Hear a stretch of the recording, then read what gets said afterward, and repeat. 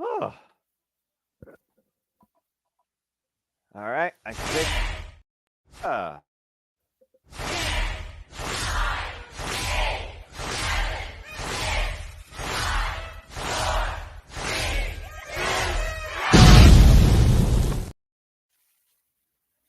It's Saturday. You know what that means. The Reliable Network is back here once again, bringing you our passion, our coverage, our reactions towards all things wrestling as we dedicate our vision and perspectives tonight to AEW All Out from the Now Arena in Chicago. Welcome to the 0 Hour, the pre-show before the actual show. Let's freaking go. Hello, everybody, and welcome once again to Reliable Network. You know what this is. I am the Superman Noah Foster. With me, as always, is the Rage of Wrestling, Walter Cruz. We are simply reliable, and we are simply reliable to give you all the passion you need across all things wrestling. And shout out to the AEW family on all social media platforms. Hope you enjoy what you hear. If you do, please support us.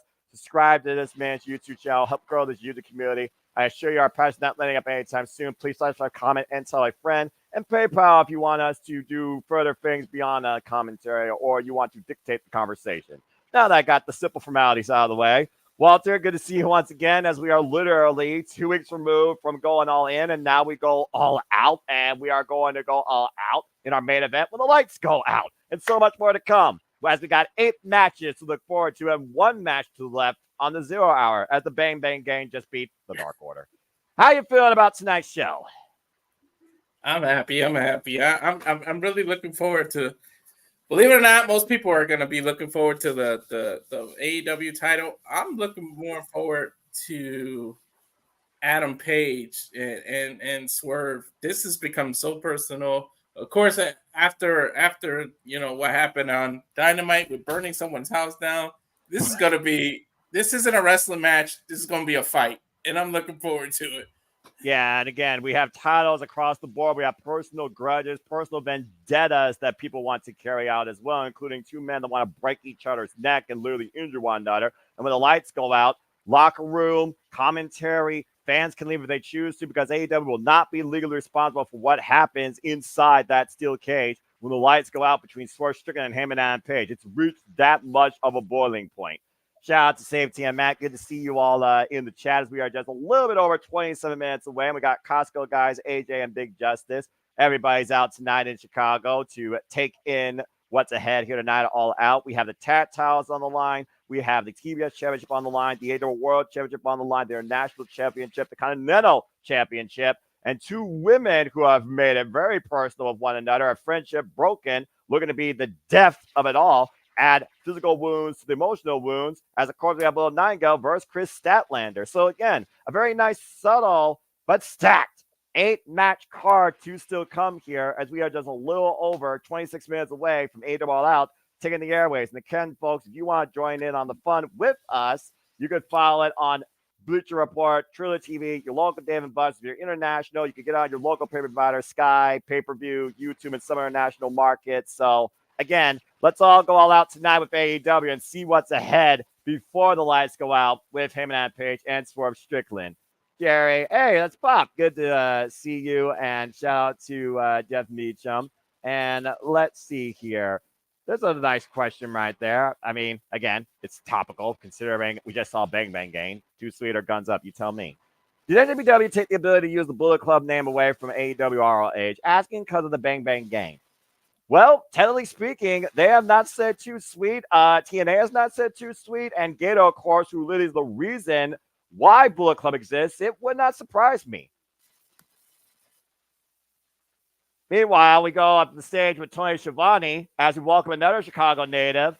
Here comes Sky Blue. Shout out to AAW, by the way, the promotion that defined the likes of Sky Blue and Chris Statlander. Sky Blue, who suffered a broken ankle in July on Collision. Good to see her here. I still What's say your Sky countdown Blue. at? I'm at 25-20. 25, 10. All right, but again, it's a 0 hour. I'm at 24-54. So I'll let you know when I'm there.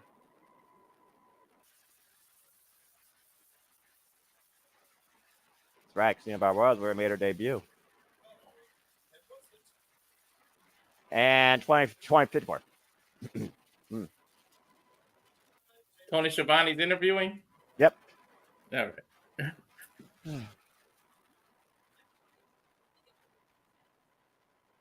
Let's see if she gives us a health update. Well, no.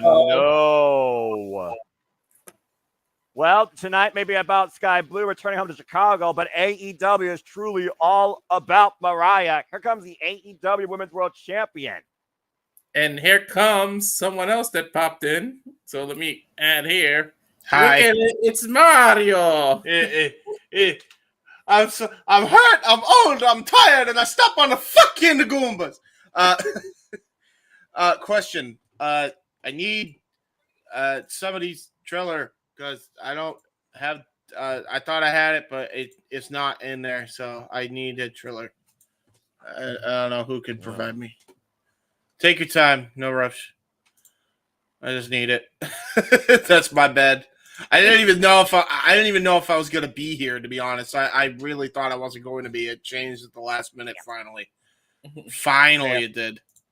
But good to see you. Good to see you guys. Oh, okay. Hang on. Sky Blue and Mariah May jaw-jacking each other. I wouldn't mind this being a title feud. There you go. All right, Walter, send me yours if you can. That'd be great. Unless no, are you using Walter's? I am. Fuck. I mean, honestly, if you guys want to, just do it yourself. I'll just watch along with you. That will make it easier because, yeah. I don't think it allows more than 2. Yeah, screw it. Then don't worry about it. All right. What have you up here for this half hour, not the 0 hour? Okay. So, what is there a match going on or no? No, Mariah May and Sky Blue right now are having a conversation. As Mariah May is reminding us, look now and witness your AEW Women's Champion. Oh, come on! Ah, That was uncalled for. Blatant disrespect. There you go. She literally kicked Sky Blue's crutch from under her and attacked her. And you know what, bro? As people behind the scenes, that means she must be real close to coming back because they wouldn't have let her touch her. Yeah, that's true. Again, Sky Blue laid out right now, unable to even stand her own 2 feet. Oh! Phenomenata! Whoa! Oh, Mariah May, they got her head taken off. Phenomenata and Sky Blue with tremendous respect for one another. There you go. Bow to the queen. I'll behave, Noah. I hope you do. He's lying. He's so lie. He big lie. Aminata, who picked up a win less than 24 hours ago on AEW Rampage against Chicago's own Missy Kate, coming to the aid of her friend Sky Blue. Again, Sky Blue, get well soon. Great homecoming, though, as always, for this AEW defined professional wrestler and all-elite superstar. I look forward to seeing Sky Blue in the ring very soon once again. Maybe choking out Mariah May after that incident. Yeah, right. Yeah, when Sky Blue returns, Mariah May better watch out. As we got Renee Paquette, Jeff Day, Jeff Jarrett, and RJ City, our 0 hour all elite pre-show panel. Here's, of course, the all elite teams here with you guys right now. Walter Cruz and James. Now that I got freedom to actually speak to James after seeing that segment. James, it's good to see you as always. We're back here from going all in. Now we're going all out. How you feeling about tonight's show and how you been, my friend? As he's figuring out his microphone again, you all can watch this. Hi. There you go.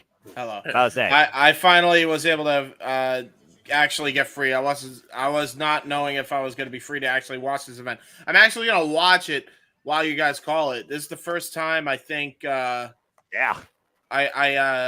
wanted to see a pay-per-view in a long time. Like the build actually made me want to see the pay-per-view, and I don't even know how long with AEW. So like, good on them. By the way, the Hangman Swerve feud was done perfectly. I mean, say whatever the hell you want about Hangman, you cannot take that away from him. I'm sorry, that was superb fucking storytelling.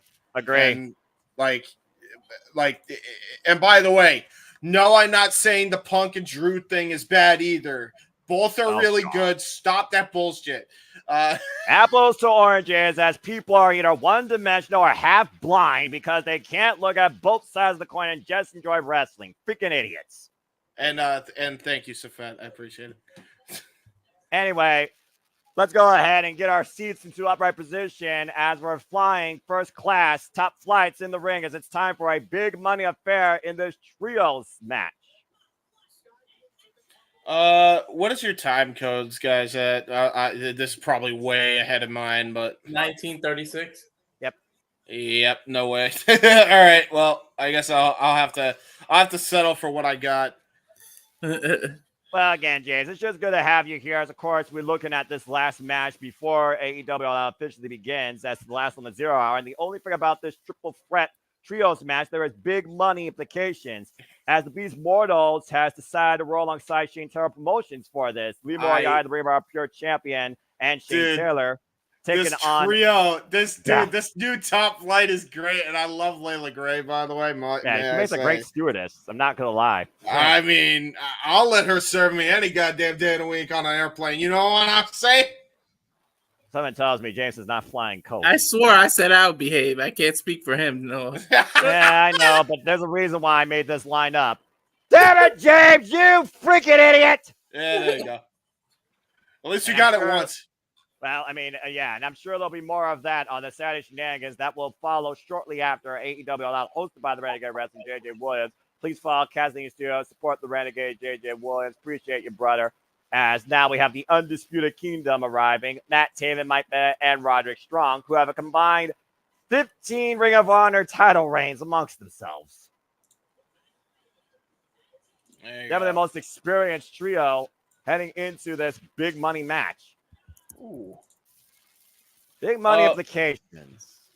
Still find that interesting. There you go.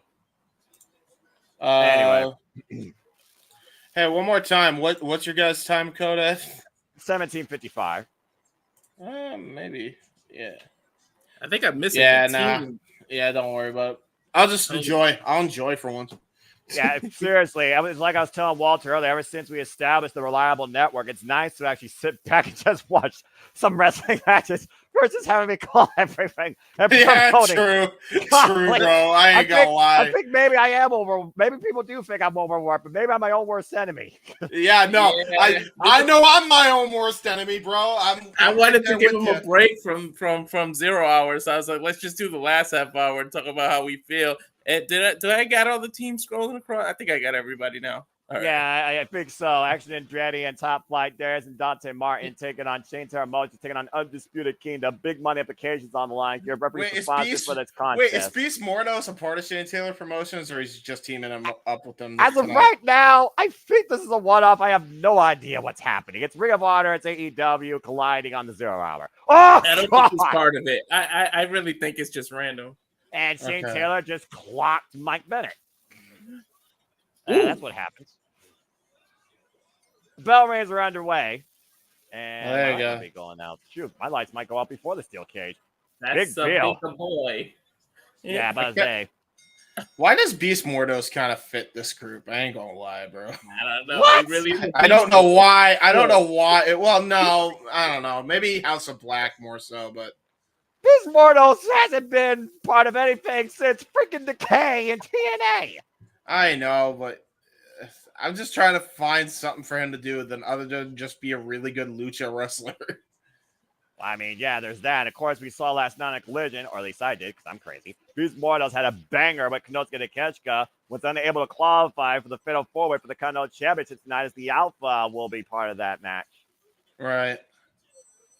But yeah, as you said, Walter and James, while you're here, we got 15 minutes before the actual show begins. You were talking about verbatim about the storytelling heading into our Lights Out Steel Cage match, where AEW will not be responsible towards what happens towards either man inside that steel cage. So again, Swerve Strickland, who has gotten the better of Heyman and Page now on 2 occasions, and of course, the last occasion they had was a 30-minute draw, and Heyman cost Swerve the World Championship back at Revolution, but Heyman got suspended. Swerve created a dynasty. Swerve became champion. Heyman couldn't stand it. Heyman said he was not going to wrestle until he literally saw Swerve's world burnt to the ground, starting with his house, quite literally, as we saw this past Wednesday. So at this point now, Heyman's trying to prove a point that he's not better than him. He's a piece of beep, and he'll never be champion again. Why Swerve's looking to prove a point that I can beat you, and it was never about you. It was about the opportunity.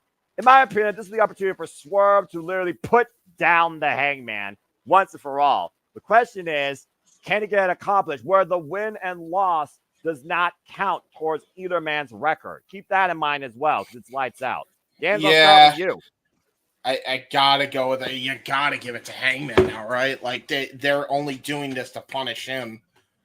Like, because they're like, we want, and like, I feel like that's what it is, and I feel like that's exactly how he's gonna word that and use that to his advantage. Like, they should have counted this win. Like, he's got to win tonight, right, to set himself up for a world title contention again. Like, and honestly, I was still hesitant a year ago after everything that happened last year, but now, man, Hangman has so far removed himself from all that shit. Like, I want to see him. I want to see crazy ass Hangman in this title picture now. Like, this is how you take a negative into a positive. Shaq Perry! All right. Yeah. Either way, to be honest, the real winners are going to be the fans. So that's going to be one hell of a bout. Yes, yeah, that's accurate. True that.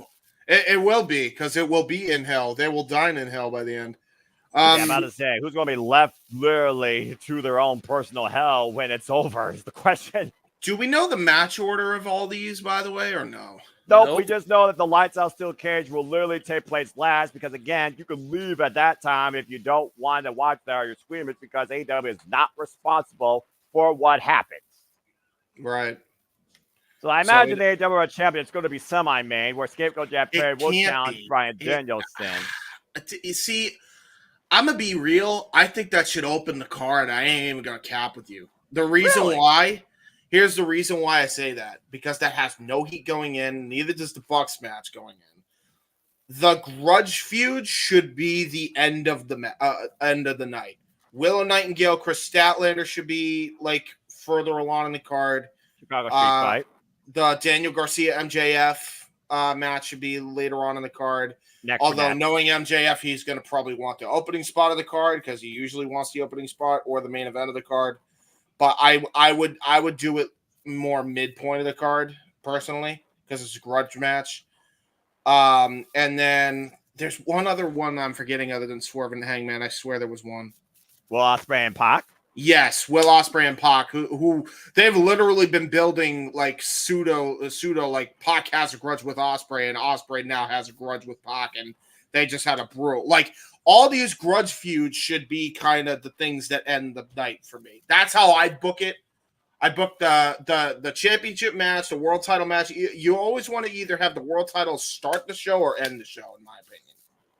So if you're not going to have it main event or semi-main, make it the first match on the card, and then kind of go from there. Like kind of go in order of who has the most personal issues, which has most heat. You know what I mean? That's how I book it, but there's me. That's my autistic brain going linear.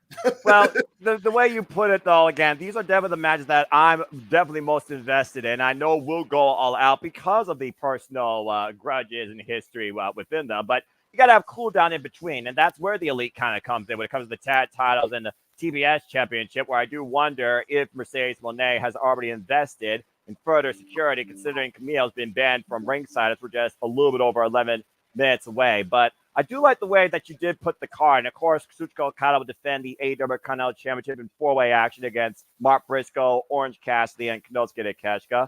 To your point, the Young Bucks will defend the AEW Tag Team Championship tonight against Blackpool Combat Club's Kyle Castagnoli and Wheeler Yuta.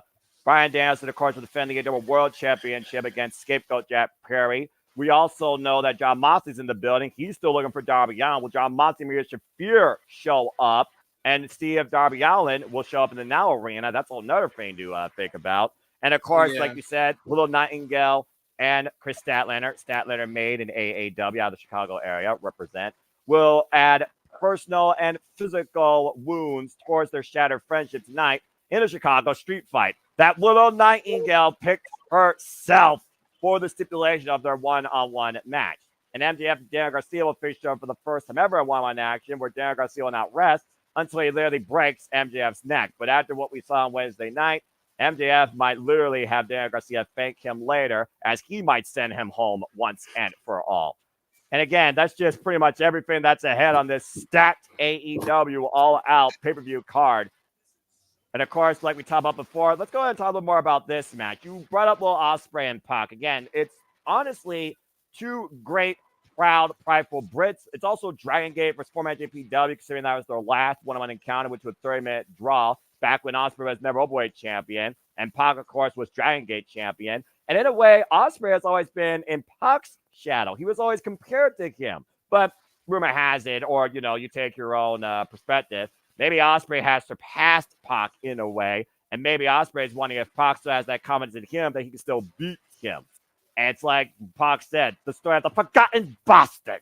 I don't think Ospreay ever forgot about Pac, but I think after tonight, no one's going to forget the name Pac. And let's not forget, Pac was in this original building on his AEW debut. He beat Kenny Omega on this very stage. He was also part of the very first All In, back when AEW was in their pre-Genesis. So I would not count Pac out of that international championship match either.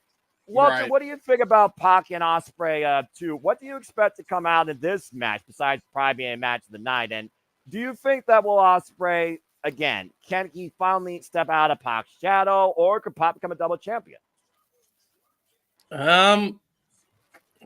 This one was hard for me to call, but then again, Ospreay just got the title. So I don't think he'll be losing it that fast. I agree with you, Walter. I agree with you. I couldn't agree with you more. Yeah, I mean, considering Ospreay might be coming in. Better not. At least he better not. Let's say it like that. Yeah, we don't know how Tony looks. Right, but JJ did make a point. Is Ospreay above the international championship? I mean, again, he's elevated the action since coming to AEW. I mean, James, honestly, some of the favorite matches you've called this year with us have literally been Will Ospreay matches. No, and I agree. However, here's the problem with that. How in the fuck are you going to get Ospreay in the mix with Hangman and Swerve tearing each other's throats away?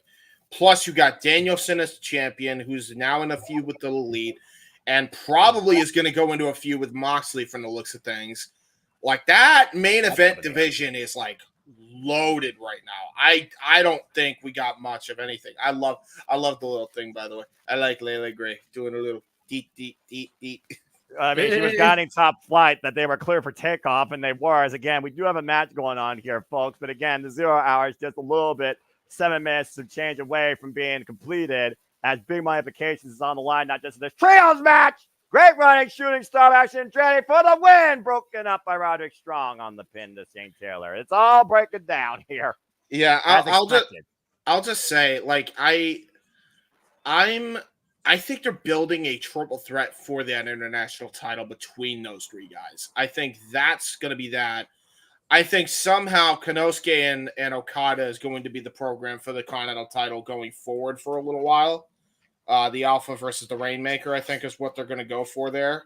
I think that's going to be your two next matches, probably for Wrestle Dream, if I had to guess. Like, I can't imagine that, like, especially on a card that is so stacked like it was last year with dream matches or, money matches as far as the work rate goes. Right. I can't imagine you don't book those matches for Wrestle Dream, and this is kind of how both matches are going to be how you kind of get to that point, I think. Well, again, James, you got to consider that Bryan Danielson, Jack Perry has vacations even this month later with Grand Slam around the corner, which of course we'll cover. And we know that Darby Allin will challenge for the World Championship there. We also know following Grand Slam, we got Title Tuesday and the 5-year anniversary of Diamond. You got to consider there'll be title applications during that point as well. Not to mention, Christian Cage is waiting in the wings with a guaranteed AEW World Championship shot after that win at All Out, as the Undisputed Kingdom just won this big money implication triple threat. Beat Mordos. What the fuck was that? Why would you help the other team get the win, bro? Why did you do a double team move? What the hell just happened? Undisputed Kingdom just won big money implications triple threat trios match. So what? They got a lot of money now? Well, considering last time we had a match with money implications was $300,000, wouldn't surprise me. And it was Top Flight that got the win there, and I thought they were going to get it here. Yeah, but that was for a charity of their choice. though, wasn't it? No, that was the last year at All Out, the casino, the Battle Royale that him and Adam Page won. Anyway, congrats to the Undisputed That's Kingdom. right. Oh, okay, that's You right. gotta get your history in order, man. But it's all good. I Fuck. forgot. It's big money thing. I forgot. That's right. My Right. apologies. Well, Well, anyway. Undisputed Kingdom now have money, and they are still jobbers. Former Ring of Honor tag team champions. You do wonder if they might go after Dustin Rhodes, Sammy Guevara. Anyway, that was the last match. We got 4.5 minutes left. We talked a little bit about the World Championship. We talked about the Lights Out Steel Cage. We talked about the International Championship. Let's go ahead and give the women some respect here because Willow Nightingale, Chris Statlander, two Long Island ladies just wanting to make it in the business. And it felt like for the longest time they wanted to do it together. Chris Statlander, of course, who first made it AEW, went on to be such a accomplished TBS champion. Willow Nightingale, of course, who literally worked her way up through the indies to get to AEW and eventually became TBS champion. Even after Chris Statlander gave Willow a chance for the title, Willow didn't necessarily when she won it. And you could honestly say when Willow won it, it felt bigger. It was more historic. It felt more important. And honestly, AEW felt like it was more about her. And that's kind of where Chris Statler is coming from here. Is there envy? Is there jealousy? As she said, suddenly put last night on that face-to-face sit-down with Renee Paquette, that tonight, the only thing that's going to limit us is our imagination, as I'm going to be able to add physical scars to the emotional ones you left on me. But I also wonder how much Stokely Hathaway has influenced that mindset of Statlander. I always say stats where it's at, and Saturday night is truly the night. And again, the fact of the matter is, Willow picked the stipulation, but both women know how to take it to the extreme together in street fights. This is the first time they're going one-on-one under this extreme circumstance. So, James, what do you think about this unique grudge match here? Honestly, with Willow Nightingale and Chris Statlander. If nothing else, pride's on the line, but I also think a statement. Yeah, I don't know. Like for me, I feel like it's gotta go to Willow to end the feud, but I feel like you need Stat to win because she's lost too much. But then again, they really have all their chips on Willow right now. So I don't know. Yeah, this one's not easy. This one's not easy. Remember Willow's motto. Remember her Titantron. Smile always. Nothing matters. But I think that something has to matter tonight when it comes to these two facing one-on-one for the first time ever in an extreme match, a Chicago street fight. We know the last time they went one-on-one, it was with a Nightingale that got the better of Chris Statlander back at World's End during the 0 hour. Prior to that, Chris Statlander beat Willow Nightingale, of course, and since defended her TBS championship. And other than that, we've only seen these two work together in street fights. But now they're facing one-on-one for the first time underneath this circumstance. And you know Stokely Hathaway has to be an influence. And the funny thing is that Willow won at All In to get to be able to call the stipulation. So that's right. Like, are you really going to give her 2 wins right in a row and make Chris Statlander look that bad? Like, I'm just going to go Chris. You know, this let's go outside Chris. maybe something. But I think it's more my heart than my brain. Chris needs a win, damn it. Like, she really does. Agree. I understand everybody being behind Willow, but damn it, she needs one. Yeah. No, I couldn't agree. Yeah, I couldn't agree more. Ever since Statlander, turned her back on her friend at Double or Nothing, really looking to prove a point that I was always better than you, Willow, and I just allowed you to be along with me for the ride.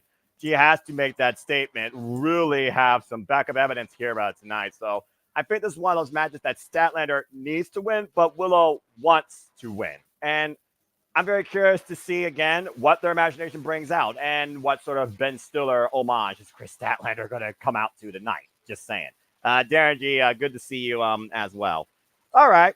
Well, that being said, again, we are just literally mere minutes away from AEW All Out, taking the airways as is officially 8 p.m. according to my actual clock. And again, folks, says 10 seconds.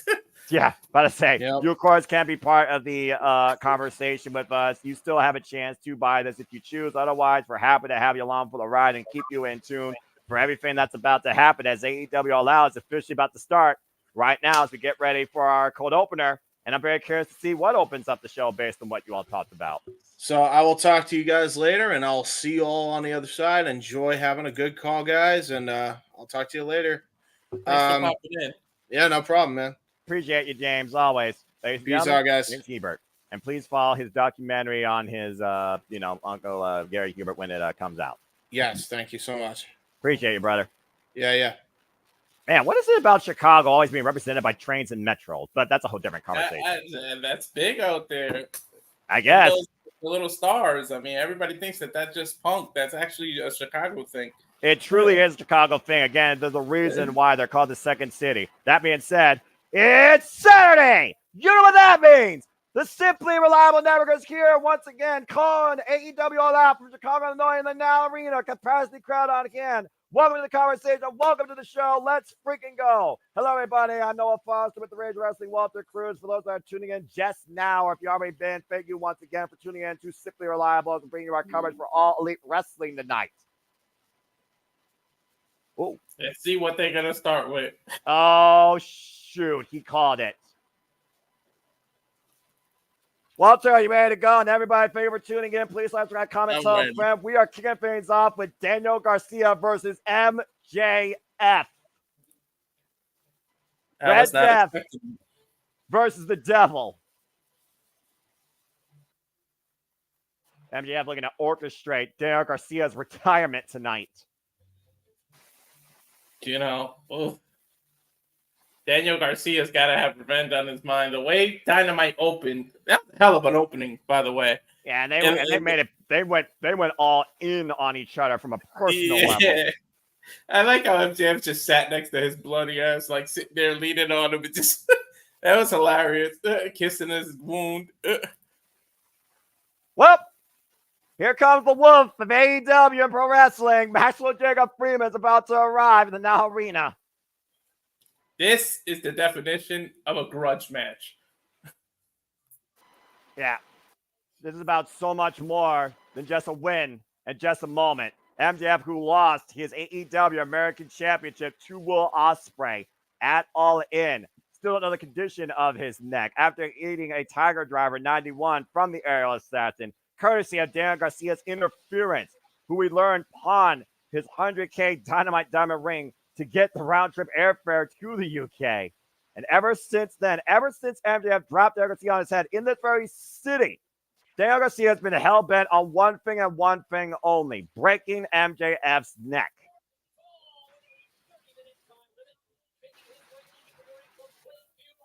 Our former AEW World Champion, Maxwell Jacob Freeman, MJF. Oh, good grief. Well, wait a minute! Thank me later. Yeah, and you can thank Daniel Garcia for that pre-match assault. Yeah. The bell hasn't rung, and damn, Garcia jumped on him. Well, Bryce, ring the bell already, because damn, Daniel Garcia can't wait to tear MJF apart. You know? Garcia can't even stand being in the corner right now. As the bell has officially rung now, and again, this match officially underway. Our first match tonight here at AEW All Out. And Kyle, great to see you as always, my friend. Matthew, good to see you as well.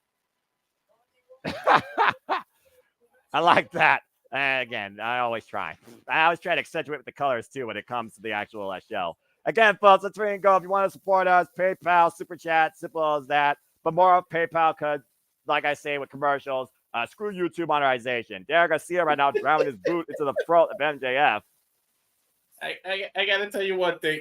Garcia's got to get his emotions in check because there are disqualifications in this match. It's not like it's the street fight or any other. It's just a regular one-on-one grudge match. He pushed the referee about twice already. It's at the referee's discretion. But if he lets his emotions get the best of him, MJF can just psychologically psych him out and win this match. But, I mean, come on. You got to look at Daniel Garcia's standpoint here. He literally was dropped onto his head, taken out on a stretcher in front of his mother and family after the biggest moment of his life, facing Will Ospreay for the International Championship. How would you feel if you literally had that moment in front of your family and thought your career was over? You would be hell-bent at getting revenge. I kind of feel for Daniel Garcia in this case. This isn't dancing Daniel Garcia. This is literally Red Death. I'll be pissed. I agree with you. It's just that if you really actually want to win the match, you got to somehow keep those emotions in check. I didn't say it would be easy. And MJF right now hooking Daniel Garcia, possibly vicious net breaker over the shoulder. You wonder how many of those that MJF is willing to bring out tonight. MJF saying that Daniel Garcia has woke up something dormant in him. The whole purpose that MJF said he also did was to prevent Daniel Garcia from facing the same betrayal that MJF has faced by the fans ever since he came back, saying the fans turned his back on him. For people like Will Ospreay, Kazuchika Okada, and Swerve Strickland. A hammer thrown into the corner. I thought he was just going to throw him in the corner. He literally just flipped him. But, I wonder if we will be thanking MJF later because he brought back another side of Daniel Garcia we haven't seen. That dancing side is completely gone. The crowd right now showing their appreciation and their hatred equally for Maxwell Jacob Friedman here. Of course, Daniel Garcia says he will literally live and die 1,000 times over. It means finally getting gold here in AEW. And knife is chopping a kick right now, creating separation. Daniel Garcia trying to fight back. MJF hooking him up though on the shoulder and stun gun across the top rope first. The fact of the matter that MJF was literally teasing the idea of facing Daniel Garcia at All In as well was just further emotional warfare that MJF was implying on Daniel Garcia. A guy that we heard last year during MJF's AEW title run, he was holding Daniel Garcia to the status of maybe being a pillar for the future of AEW. Maybe. What other implications will this match have? Because we already know Christian has a title shot looming, but you got to believe the winner of this stock rises to be able to call the title shot, right? I would think so. Also, let's not forget, we're going to be in the shadows of Buffalo and Long Island, New York, when we go to Grand Slam at Opera Stadium later this month. Again, MJF literally focusing his attack on Daniel Garcia's neck. Now, cravat being applied here, wrenching the side of the head of Red Death. Yeah, like him or hate him, you can't deny his ability and his intelligence going right after the weak point right now. Great crowd on hand here tonight. Once again, the Now Arena for the second night in a row after AEW had Collision and Rampage back-to-back here last night. And Daniel Garcia fighting back, body shots to the midsection. Irish whip again, grabbing the neck, though. MJF taking advantage. Front face lock, hooking up. MJF, Dragon power driver. Hey, God! Whoa! That's got to be it. Lackadaisical cover. 2 count by Bryce Rensburg. Man, he planted Garcia's neck, too. And I know that it's not in Long Island. I'm just saying it's in New York. You can talk about the state of New York and what's there. Again, MJF from Long Island. Daniel Garcia from Buffalo. Opera Stadium in the New York State. Also, Eddie Kingston had a moment there. Look, it's not geography lesson, okay? MetLife, and that's technically New Jersey. Well, New Jersey, New York. I mean, one's a cesspool. The other one is a questionable domain for people. I'm just saying. You can figure out which one's which. MJF once again telling the crowd how he feels about them and hoisting out Daniel Garcia, possibly for a brainbuster. Knee to the top of the head, though. MJF, oh, my word! Oh! I don't know if that was really supposed to happen, but MJF literally hit his own face in the flip of that over there. No protection. Both men out. You could literally see both men were literally risking their own necks there with that attempted stalling suplex spot. Take a look at the replay here. Yeah. That whiplash effect pulling down MJF. Let's not forget that MJF was all banged up. He just came back after a long absence, so he may not be 100% either. Again, facing a Tiger Driver literally 2 weeks ago, and MJF looking for the count out, though. Referee up to 6. And for a guy that threatened to end Daniel Garcia's career, he'll just take an easy payday and just get the win via count out. Daniel Garcia breaking the count, though, at 9.5. Wow. You talk about last second. He didn't even budge before the 9 count. Again, MJF, self-centered, selfish scumbag of the industry, only cares about himself, only cares about the money, only cares about the statement that he believes he's the best wrestler in the world at the expense of anybody. Yeah. And he's got to be careful because that wound is fresh. You know, it's only 3 days old. MJF can really open that back up easily. That's Hence right, the headband he's wearing. That is case in point, by the way. And again, literally left in a pool of his own blood. Daniel Garcia has not forgotten about that. Irish whip, front up the ropes. And you have the miss swing on this turn out hilarious. Ooh. Again, Garcia still feeling the pain in his neck from the work done by MJF so far in this opening match here. That suplex over the rope didn't help. Woo! And again, Garcia right now, he's not here, like I said, necessarily just for a win. He is here for revenge. He wants to hurt MJF, and these literal swinging net breakers here might help with that effort. Get to the midsection. Once again, front face lock, and another twist and shout. Shades of Hiroshi Tanahashi there, trios of those.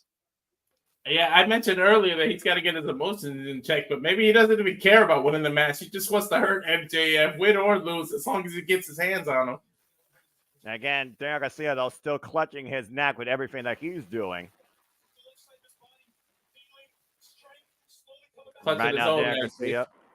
Yeah. As much pain as he's in, he's dishing out some too. And again, right now, looking for that pile driver. That body drop, though, by MJF creates separation again for the moment. Again, MJF, to your point, came back at Double or Nothing. Hasn't been seen since last year World's End after falling asleep to Samoa Joe and losing the AEW World Championship. And back elbow strike, and Garcia once again, as MJF looks for maybe a destroy out of the corner. There, Garcia scouting it, though. MJF scouting. Garcia, side headlock, throwing up the ropes, hoisted up. Uh-oh. Oh, no, he's caught. Oh, powerbomb over the knee. Garcia stacked and 2 counts. A power bomb backbreaker. That was a unique combination.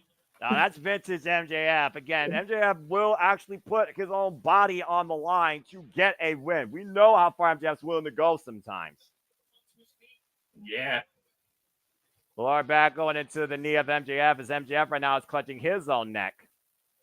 Man, he's got some, it's not kinesio tape, but he's got some tape on his neck too. He just ripped Garcia's headband off and is biting that wound. And the wolf literally taking a bite out of his prey tonight at All Out. And that was right in front of the referee, but referee's discretion again. Look at the face of evil. Maxwell Jacob Freeman, the wolf of AEW. A scumbag. The baby face of evil. We talk about, again, the amount of personal vendettas that are here tonight that people want to share and the blood that's likely to be shed in our lights out steel cage match. MJF might be looking to take the blood from Daniel Garcia rather than just his neck. Garcia's got to be bleeding by now. He bit the open wound. He's punching him. And again, focusing on that attack, assaulting him. And yep, Garcia is bleeding. I repeat, Garcia is bleeding. Oh, man. First match of the night, and we've already seen blood. What are we in store for tonight, Noah? I told you, we went all in, we're going all out. And with some of these people's agendas, they're going to go all out on their opponents. MJF right now saying the precipice. But you also know what happens when a man sees their own blood in wrestling. It fires them up. It brings them to another level. Adrenaline makes men do crazy things. Yeah. MJF right now, pointing towards that turnbuckle. Garcia might not care about the win because he just wants to get his hands on him. MJF might not care about the win either because he just wants to embarrass Garcia. Well, I think at the end of the day, MJF just wants to send a message towards anybody that tries to oppose him or make a name off of him. And at the end of the day, you can fake him later for what he does to you or what he gives you. And he might be looking to give Daniel Garcia that exact same pile driver that put him on the shelf for 2 months. He's kissing his blood. MJF right now. This pile driver in position on the second rope. Daniel Garcia hooked. Looked like he's going for an elevated tombstone. And again, Garcia, though, fighting back, though. And Garcia right now wrenching the face of MJF. Look at this. Oh, look how angry he is. Snot coming out of his nose. Garcia trying to tear the face off MJF. Out of the he's literally trying to dislocate his jaw there. And Garcia right now, front face lock with the hell's over here. Oh, implant DDT! I thought he was gonna go for a tornado DDT. Instead, he just planted. Ugh. But again, look how much Garcia's bleeding here. The Crimson Master Ward goes so far to Red Death and unable to capitalize, dropping MJF literally on his neck. Referee Bryce Rensbury starting at 10 count here as both men are down our opening contest. And Garcia crawling towards the cover just to drape an arm. Here's the cover. MJF finds the bottom rope. You knew he was way too close to the ropes at that point. But again, that innate instinct. MJF looked like he was down and out. And again, also ring awareness. That level of experience when you know you're hurt, but you still know where you are inside that ring.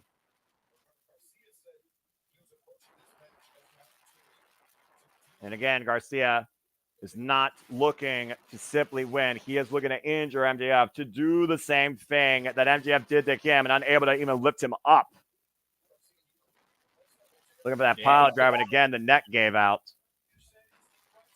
The neck, the back, everything. You need the strength to be able to lift someone up into that power driver area. His body just gave out on him.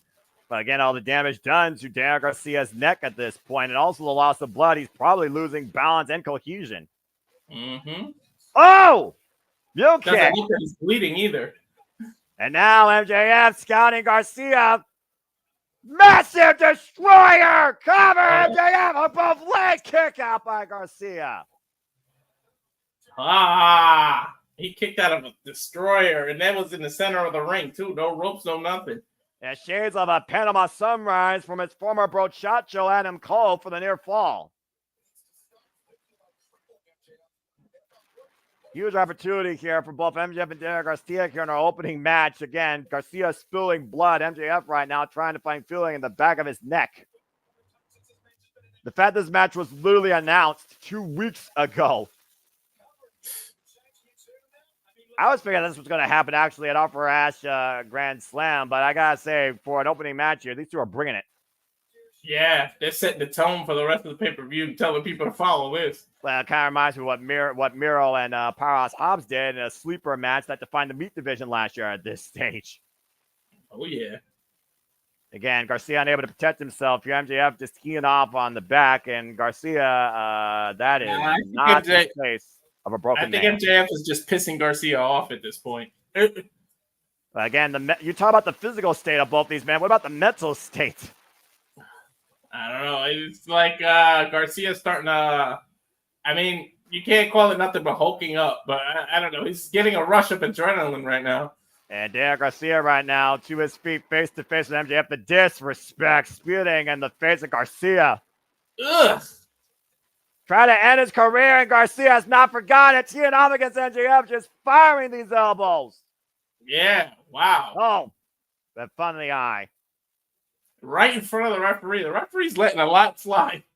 And Matt Menard, by the way, who's been the biggest supporter of Daniel Garcia on commentary, by the way, for this match. Daddy Magic, of course. MJF calling for a brainbuster here. With Daniel Garcia, inside cradle, 2 count. MJF reverse the shoulders. Both men right now locked up in the ring at 2.5. Oh, God, what a right. Ugh. Both men giving it their all. This is how you open a pay-per-view, Noah. Yeah, the vengeance, the anger, the spite of these two men right now, leaving it all out here in the ring.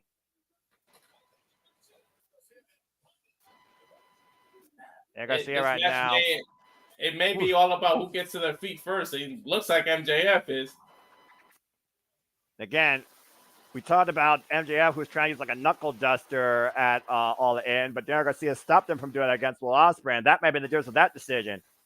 Waistlock, O'Connor roll, MJF rolled up, Daniel Garcia, 2, reverse MJF cover, then the ropes, immediately forced the break. Yeah. MJF trying to reach back for the ropes, referee in position. The German suplex by MJF to Garcia. Garcia on his feet though. But he getting right up. MJF sent for the ride. MJF back to his feet though. Right down with a clothesline. Garcia threw his entire body into that shot. Yeah, he wiped himself out. You know, technically he's got a cover right now. His foot is on MJF. I'm just saying. What a blood feud right here. What a freaking fight. Exactly. It's not a match. It's a fight at this point, Noah. Yeah, again, when you threaten another man's career, all bets are off. Sportsmanship goes out the window. You think about nothing but injuring whoever you're in the ring with. And MJF right now is top prime target tonight. Yeah, but Daniel Garcia scouting MJF really well. I mean, that's about what, the third or fourth frame buster he went for that Garcia reversed?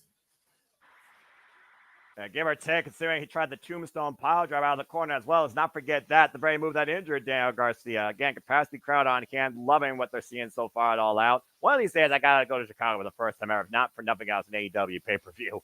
And Garcia, double leg, though, by MJF, trying to turn him over, looking for a submission, possibly a full Boston Crab.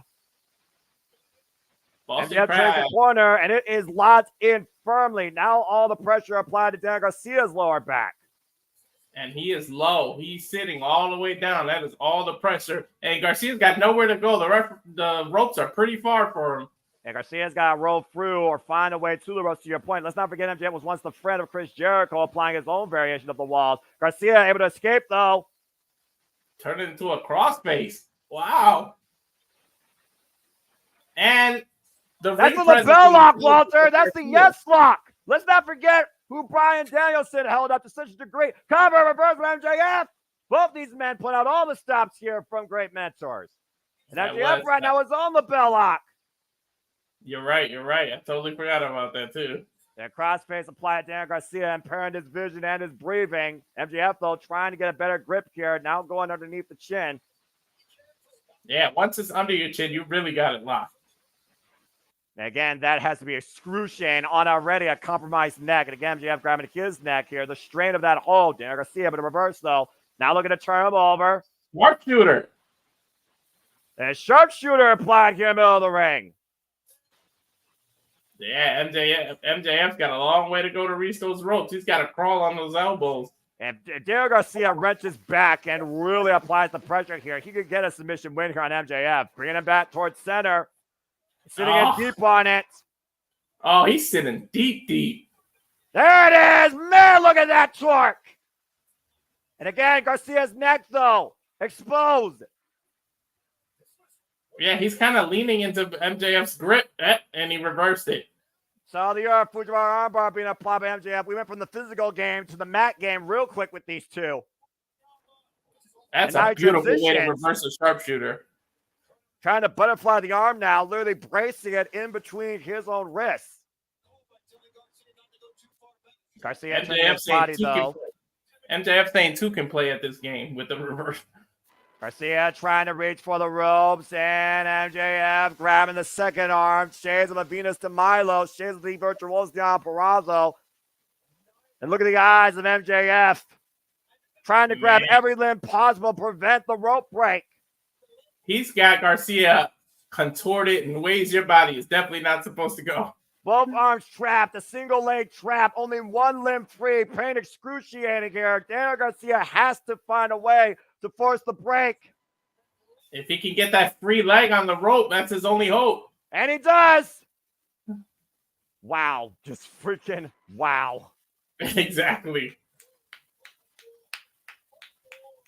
Two of the brightest stars that AEW has on its roster, setting the pace, not just for tonight, but the future of All Elite Wrestling.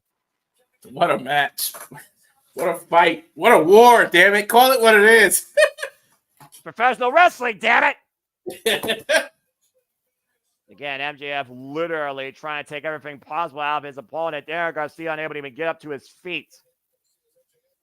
Might be thinking for that pile driver again as MJF goes up to the second rope. Oh, wait a minute. Oh. Could be going for another destroyer. Long Island Sunrise might be coming in for the second time. And Garcia falls backwards. Wow, he can't even stand up at this point. MJF's taking a little break on the rope. Go after him. What are you doing? Well, think about how much MJF took out of Garcia in that submission. The exhaustion's got to be setting in for these two men at some point. And then, wait a minute, double leg takedown. Jackknife, covered by Garcia too. No. Some of the biggest wins that Daniel Garcia's gotten in his career from a jackknife. Overhead pump strikes to the side of the head and neck of MJF. And the guillotine applied. Garcia's definitely putting a little pepper behind those punches. And again, literally trapping his arms across the front of MJF. MJF might be out here.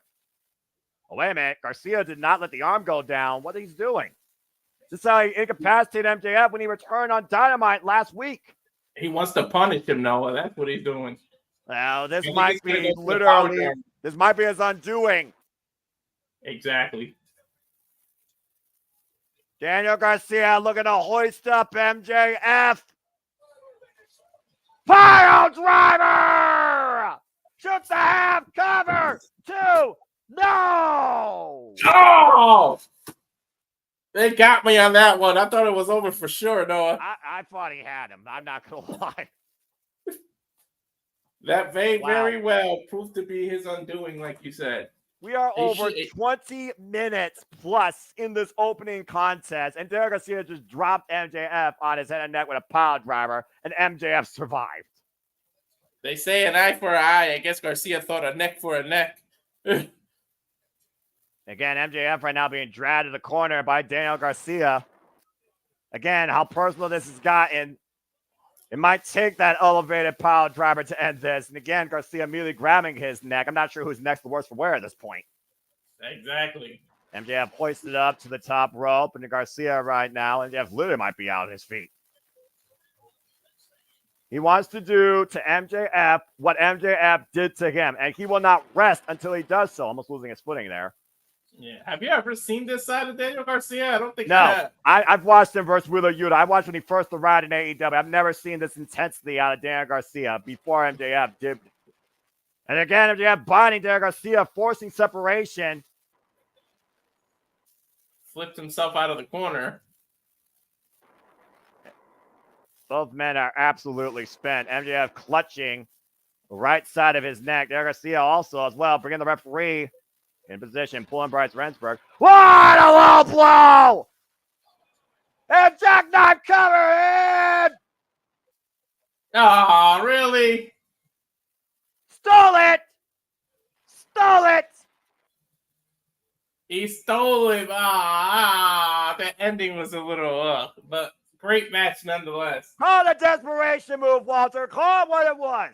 MJF couldn't beat Daniel Garcia, so he used a desperate low blow and trapped him for the win with a pin, clutching him just outside of breaking contact with the ropes. A win is a win no matter what. Either. A win is a win. And that's all that matters to MJF. Survival. Good what a match, though. I think this rivalry is far from over, though. Yeah, heartbreaking loss to Daniel Garcia, but a statement showing tonight against MJF. Again, Daniel Garcia too consumed with his own thirst for revenge, and it cost him. He had that match when he had MJF in that submission. Yeah, again, his own pride didn't let Bryce Remsburg drop the arm, and that might have cost him. MJF with the handout. Don't fall for this, Garcia. I understand respect garnered in competition, but yeah, you don't trust MJF. MJF still clutching his neck, by the way. MJF is called a scumbag for a reason. He might just stick up his middle finger at him instead of accepting his hand. We'll see.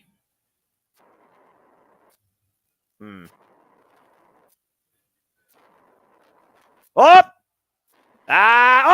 There's a receipt! A taste of his own medicine. MJF suffers his own low blow, courtesy of Daniel Garcia after that self-proclaimed triumph sportsmanship.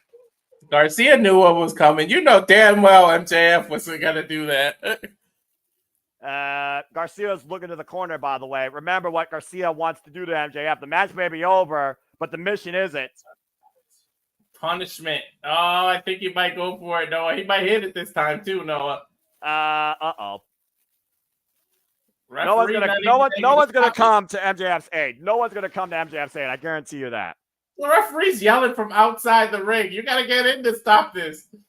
The spit in the face of MJF and hooking him up off the second rope. Garcia hooking up MJF. Pile driver!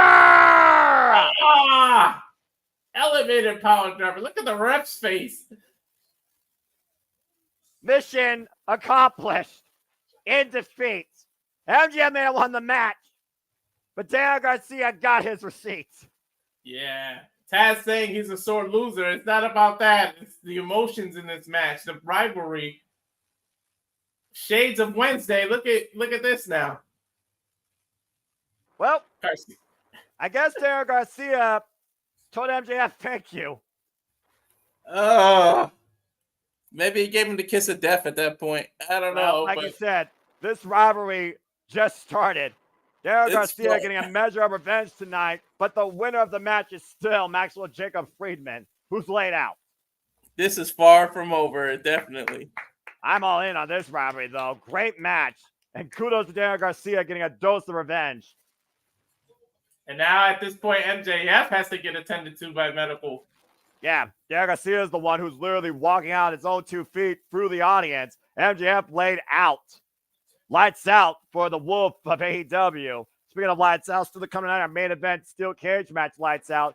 There you see Swerve Strickland. And by the way, Swerve Strickland and him and Page have literally been locked and constrained into their own respective locker rooms. They will not come out until their match tonight to make sure that no physical altercations happen backstage before they meet inside that steel cage. Well, yeah, if you let either one of them out, they'll find each other some way, somehow. So they got a long night still to wait before they can finally get their hands on each other and what has to be their end game. Coming up next, though, AEW Tag Team Championships are on the line as Matthew and Nicholas Jackson defend against Blackpool Combat Club's Claude Castagnoli and Wheeler Yuta, as the Elite said they will do anything tonight to make sure that they claim the AEW World Championship. Blackpool Combat Club looking to take the Elite down. Well, as we got a moment to breathe, let's go ahead and see some of y'all's comments here. And Javier and John, welcome to the Simply Reliable Network.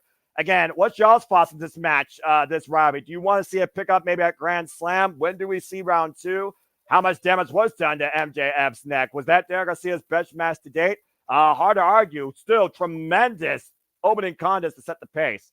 Matthew saying, I still think Garcia is the drizzling bleep, but MJF carried him to his best match. Well, again, everyone's entitled to their opinion, but again, respect one hour support each other. Please also stay on topic, and if you are found out of line, producer man will give you a warning and then drop the band hammer on you. So please be friendly. Thank you. Let's see here.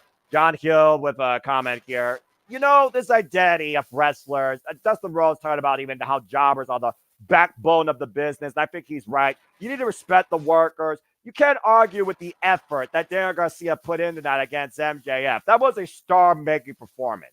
Walter, your thoughts real quick. That was a star-making performance, and it furthers the rivalry. Like we said, it's far from over. Well, speaking of rivalries, the rivalry of Blackpool Combat Club versus the Elite is as old as AEW itself. Time for our Tag Team Championship match. Wheeler Yuta and Claude Castagnoli, 2/3 of the new AEW Trios champions after claiming those titles alongside the Bastard Pac at AEW All In. Claude Castagnoli, former Ring of Honor World Champion. Wheeler Yuta, former Ring of Honor Pure Champion. And we've seen how dynamic these two have become as a duo over the last year in AEW. We're going to add another set of titles to Blackpool Combat Club.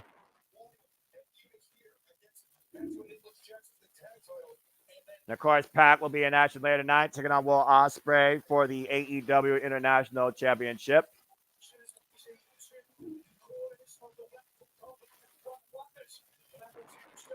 I still wonder again, though, John Moxley, is he still Blackpool Combat Club or is he against them? Have they kept up or have they lost their way? And again, we know John Moxley and Rhea Shafir are somewhere in the building. I don't know what to expect out of this, to be honest. Well, I do know what to expect when these guys enter the scene here in Chicago. Here come the EVPs, Matthew and Nicholas Jackson. Let your voices be known. This probably is the one time where your decorum in the chat will not get you banned. Right?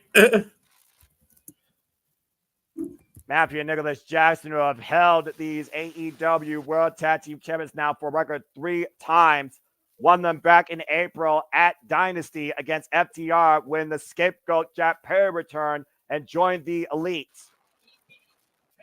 And of course, we saw at All In, the EVPs found a way to retain them against FTR and the Acclaim. Now in a brand new part-time contract, they only have to fulfill so many days and defend these titles. We talk about the physicality, by the way. If you didn't see that 8-man all-star match with nothing but champions last night, Collision that spilled in a Rampage, it was insane 40-minute bout. At the end of the day, it was Wheeler Yuta that pinned Nicholas Jackson ahead of tonight's match.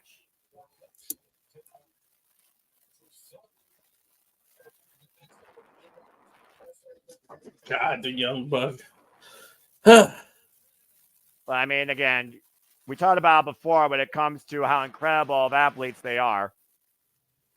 And of course, you see the heavy kinesio tape on Nicholas' left shoulder, who may have sustained an injury last night. Look how small your graphic is. And again, John, never say never. Matthew saying, now the Deuce Bucks and Claudio with his Make-A-Wish kid. Damn, people are Jeff Rossing this entire match here. Which, right? Again, what we talk about. It's just the young bucks involved. Well, I don't think it's just that. Let's be honest here. This match was literally made official Wednesday night on Dynamite. All right. So not much storytelling there. So, but again, at least these tag champions actually defended their titles. Although the ABC have been the most, I would say, true. I would say between ABC and NXT, they're the only two right now that have actually defended, presented, and shown up and not held hostage their tag team championships for their companies. Just saying. Yeah, and defended them. As much as I don't like them, I got to admit that that's true. Tell me, stop when I'm telling lies. That's somebody that watches All Things Wrestling. Shout out to the ABC, by the way, who'll be defending their TNA Tag Team Championships against the System at 50 Road. And Super Reliable will be back here literally next weekend, this coming Friday, covering 50 Road, courtesy of TNA and TNA Plus. So stay tuned for more on that, folks. Just saying. As we got, again, this literally impromptu tag team title match. I was going to say, how did we even get here? It's just like the Wednesday night, when the Elite made that mission statement and says they will do absolutely anything to make sure that they reclaim the AEW World Championship for the Elite. Bryan Danielson and his friends, the Blackpool Combat Club, says, well, we will do anything to make sure that you don't win the AEW World Championship and take everything from you. Whether you know with the cover, 2 count. Of course, Wheeler Yuta, former Ring of Honor, pure champion, went on an exhibition for a little while in New Japan Pro Wrestling, part of the Best Super Juniors earlier this year. Talk about Human Evolution, of course, after being humbled by Katsuyori Shibata, Bryan Danielson. I'm trying to catch back up now. Hold on. Now you're fine. Whoa! Taking down both Claudio and Yuta in one fell swoop. And again, notice the heavy kinesio tape there on the left bicep. And, have they split the legs? That's where I was just at.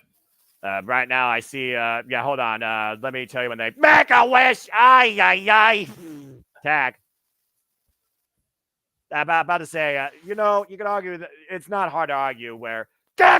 Well, there goes Matthew's uprights. Sorry, you can't argue that the Elite have had this coming tenfold, even if it only came out Wednesday night. Oh, another make a wish. I'm not sure how strong that wishbone is. Another one? A third? A fourth? Yeah, before you know it, Matthew Jackson will be able to do the splits like Johnny Mundo. Well, I hope he's done having kids, because I mean, you hyperextend the leg. Maybe you could push forward further on that super kick. I don't know. Maybe they're actually helping Matthew here. Tag made to Claudio. What the hell is going on with these? I mean, it's smart. They're wearing out the young butts. Think about this. You wear out the legs. You wear out the super kick party. And both bumps right now. Both Jackson brothers. Oh, my God. Yeah, about to say. Could happen to a bear. Wow, Matt. That was stupid. That was real stupid. For those of you not watching, he got so angry he kicked the guardrail and hurt his own foot. What a dumbass. Claudio Castagnoli with a Yuta controlling Matthew Jackson right now with the Manhattan drops or atomic drops. And Yuta mocking him. On the same area that they just focused on with all the wishbone. I've heard of a wrestler focusing on an area, but I never knew that the nether regions could be so focused with extending legs. I'm just saying. Especially in a legal way. Well, technically, it's not a low blow. And also, again, the Young Bucks love to apply super kicks. So if they can't use their legs for that forward motion, it renders their super kick even more useless. Tag. Ooh, man. Ooh, beautiful double team. Yeah, about to say, to the top rope goes Nicholas Jackson. Yuta laid on the knees. Double stop backstabber. And Yuta could do nothing but take it. And watch what happens from the top.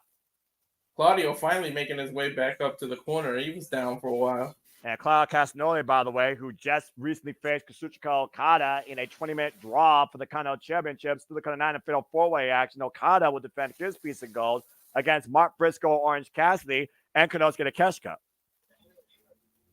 Wishbone applied by Nicholas and a kick to the shoulder blades. Knife edge chop. Oof, nice chop by Yuta. Well, Yuta at this point is just trying to stay alive because he's right now in enemy territory. He's in the Young Bucks corner. Tag team 101. Isolate your opponent to one corner. Off the ropes. Then Nicholas hooking him up. Gutbuster. Swinging the dice. Net breaker over the knee for added impact. Cover by Matthew like a days ago for a 1 count by referee Rick Knox. Shout out to PWG. You see Matthew, though, keeping his eyes on Claudio Castagnoli as he traps Wheeler Yuta here in a rest hold. Cravat being applied here to the side of the head. Yuta in desperate need of a tag right now. Again, Derek Garcia, discipline, forging combat by Blackpool Combat Club, getting the endorsement by Lord William Regal and been heavily trained by Bryan Danielson. Wheeler Yuta, who helped Bryan Danielson prepare for All Ends against Swerve Strickland. Taking apart Yuta, cover again here, face watch with the elbow and a 2 count. Personally, I'm kind of glad this match is early in the card. Maybe Mercedes Moné will be the match following the street fight because think about it. You get your grudge, you get your cooldown. You get your grudge, you get your cooldown. I'm kind of glad this is the next match too. Get it out of the way. It's the last match booked for this show on Wednesday. I'm just saying. Honestly, right? I think we're fine with 7, but that's just a personal bias. Oh! Nicholas Jackson, a rolling kick. Tag. Of course, we've watched the growth with a Yuta leaving his best friends and Orange Cassidy to join Blackpool Combat Club back in 2022. Lift the boot up. That's our knee. Standing switch. Oh, no! Or 2023, excuse me. And drop with a clothesline. An opportune moment here to tag Claudio Castagnoli into the title match. Yeah, this is the opportunity for you to get that tag he's in desperate need of. And again, Garcia right now. Excuse me, sorry. I'm still on the high for the last match. Tap to Claudio! The Young Bucks know exactly what Claudio Castagnoli brings after that giant swing last night. Left Beautiful. And right, vicious European uppercuts in the corner. No one does it as beautifully as Claudio. Yeah, about to say, Claudio Castagnoli, a premier athlete. Sorry, Tony Nese, Josh Wizard Davari. Slice spread denied. Massive uppercut again to Matthew and Nicholas Jackson. Oh, this man. Might continue all night. It's a European uppercut barrage. And this is a man on a mission versus your statement from All In against him and Adam Page, who, of course, will face Strickland in that lights out steel cage. The punishment being weighed down right now against Matthew Nicholas Jackson. And Claudio might literally go all night with these. He's a man on a mission, and we don't mean that awful 1995 WWF team. Break through the banner, double clothesline takedown to the Bucks by Claudio Castagnoli. I'll say it once, I'll say it again. Claudio Castagnoli, pound for pound, the strongest man in the business. And he's firmly in control right now. Driving uppercut to Matthew Jackson. Now circling around the ring to Nicholas and catches him. And Claudio right now looking to keep the train going. Claudio. Oh! Hey, Yuta just playing conductor there. Well, all aboard. Again, how fitting. We're in Chicago. Right? It's fine right now. Of course, Matthew Jackson still that compromised bat to this day. Claudio to the top rope. Massive crossbody hook of the leg. 2 count. Claudio doesn't go up there too often. About to say, you see that massive frame coming at you off the top rope. That's scary in itself. Yeah. And right now, everybody literally just taking in.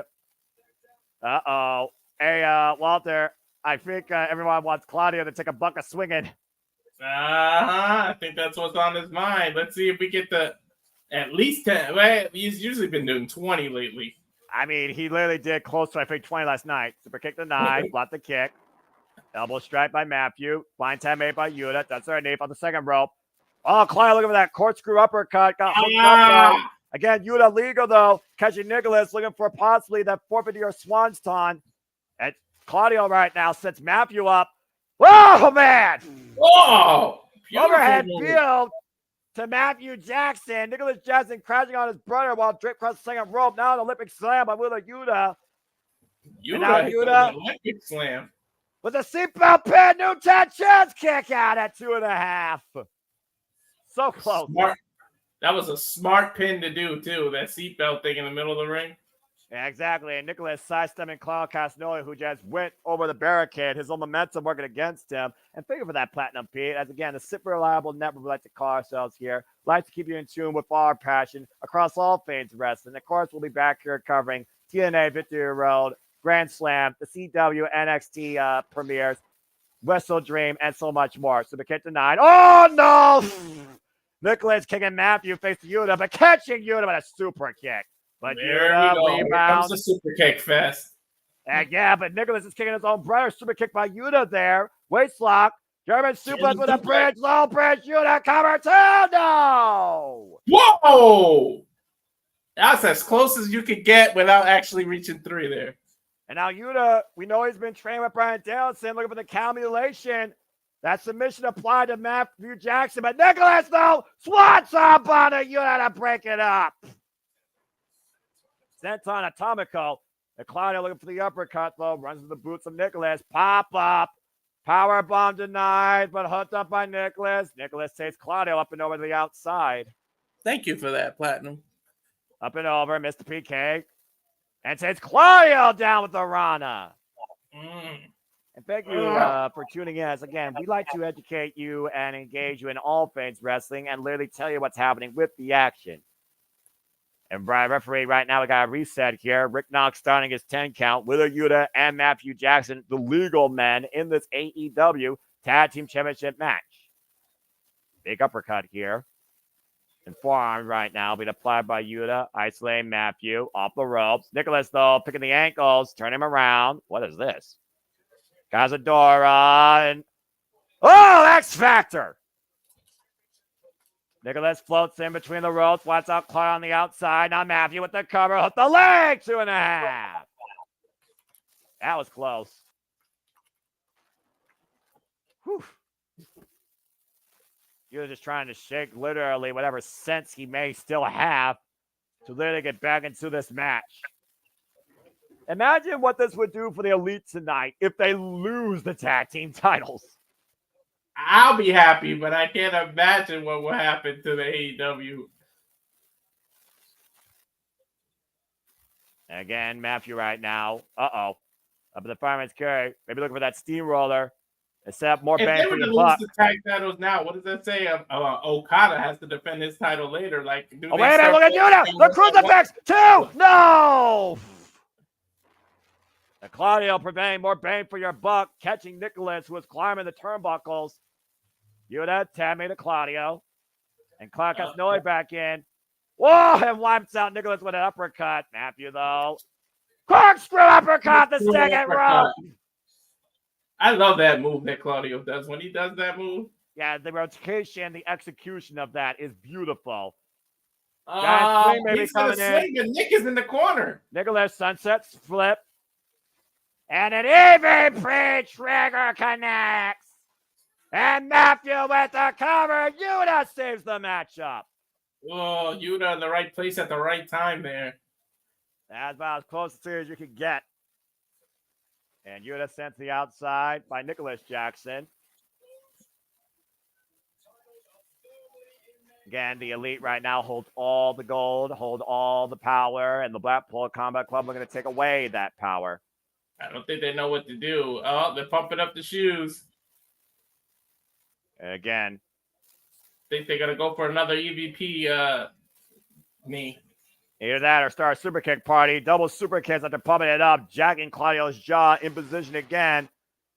Another EVP trigger, but Claudio catches both bucks.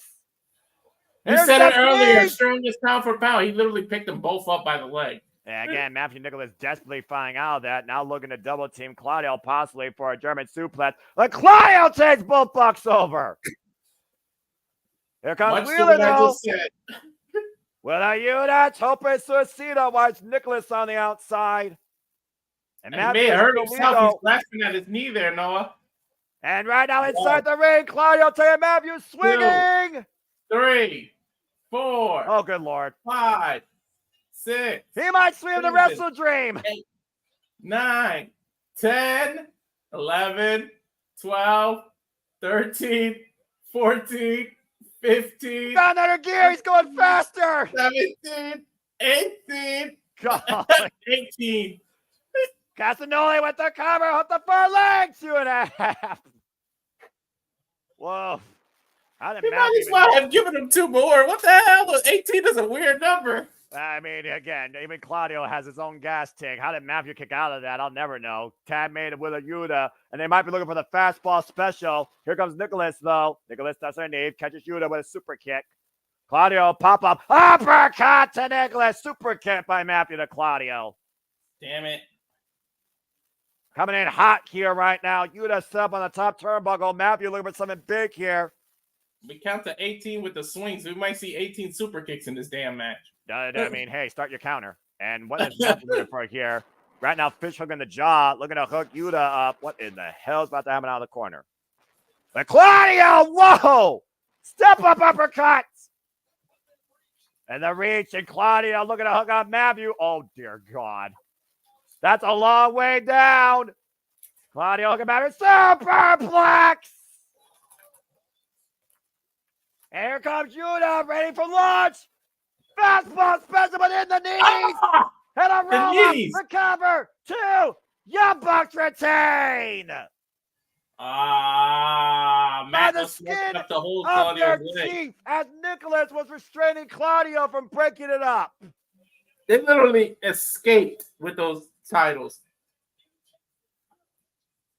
And again, the Young Bucks found a way to win once again where it mattered the most. Desperation, it felt like, was setting in there in the end. And then Nicholas with a sigh of relief. Claudio and Yuta proved that they were worthy challengers, man. They had it. They had this match won. And again, classic example of tag team wrestling. Champions always finding a way to win. And honestly, they won clean. Claudio Castagnoli caught off guard after Nicholas picked his ankle after Matthew got the knees up off the fastball special and trapped Yuta with an inside cradle. Young Bucks retain the AEW Tag Team Championship. I think someone's a little dizzy there. Can't even get up the ramp. And Matthew and Nicholas Jackson will remain the Tag Team Champions of All Elite Wrestling. The Elite still holds all the gold. Man. Well, can the other man, as we were talking about before for Blackpool Combat Club, reclaim former glory? As Will Ospreay will defend the AEW National Championship next against the bastard Pac. While they go to a little video package, why don't you tell the people how we got to this point? Well, I mean, it's literally the story as Pac demonstrated quite eloquently. The Forgotten Bastard. Pac earning this shot, pinning Kyle Fletcher, was #1 contender, but Will Ospreay usurped the line and challenged MJF when he rechristened it the American Championship at Wembley Stadium, restoring it to international glory and arguably taking Pac's Wembley moment away. As Will Ospreay did what he had to get back the international championship with the Tiger Driver 91 to MJF, Will Ospreay felt like he was already back on cloud 9, looking ahead towards maybe that dream match with Ricochet before the bastard planted him with a poison rana on the stage. Yeah, As no Pac, mat, no nothing. Just right on pure steel. yeah, I'm about to say, the fact of the matter is, though, Will Ospreay's been chasing Pac much longer than this. Pac was first defined in the UK, in Rev Pro. And the last time he and Will Ospreay went one-on-one was back when Pac was in Dragon Gate, while Ospreay was back in New Japan Pro Wrestling. It went to a 30-minute draw, and neither man has lived it down since. And now we come ahead here tonight at All Out in Chicago, the same place where Pac beat Kenny Omega in his opening match here in AEW. And Pac, by the way, was the first ever international champion, looking to reclaim that former glory at the expense of Will Ospreay. Get ready for your match of the night, arguably, folks, and don't blink. Woo. Yeah, you may miss something if you blink even. Current two-time AEW World Trios Champion, the Bastard Pac, alongside Blackpool Combat Club this time, facing Will Ospreay for the second time ever in one-on-one action. Will he face the same fate as his teammates, though? And here's another fact for you, Walter. Pac is the only man in AEW to hold two AEW championships simultaneously. When he was previously Trios champ, he was also the inaugural AEW All Atlantic champion. And he's looking to make history again and do it again.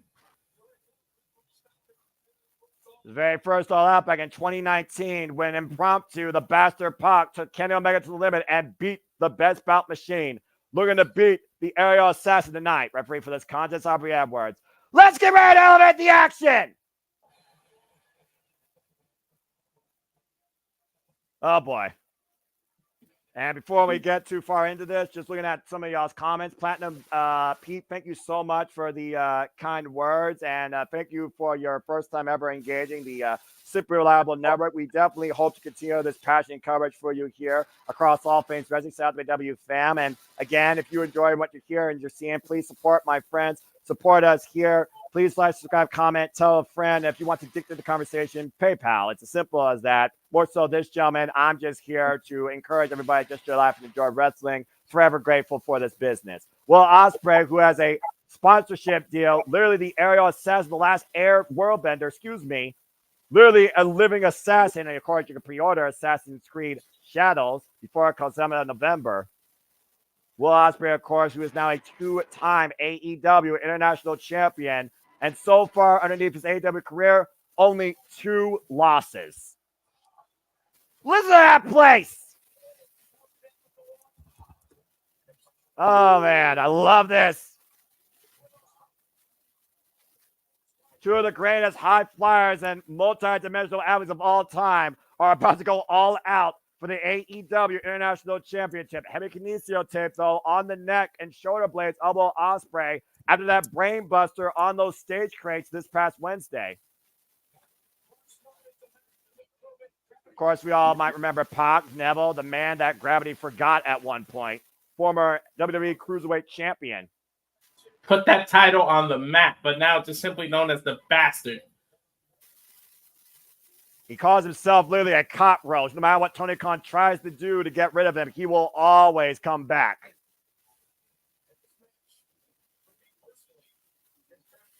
AEW National Championship on the line. Bell rings. We are underway. Ugh. Look at all the kinesio tape on Will Ospreay's neck and back. So we know what Pac is going to focus on. Well, we know that Pac loves to apply that brutalizer, and that applies that strain on your neck.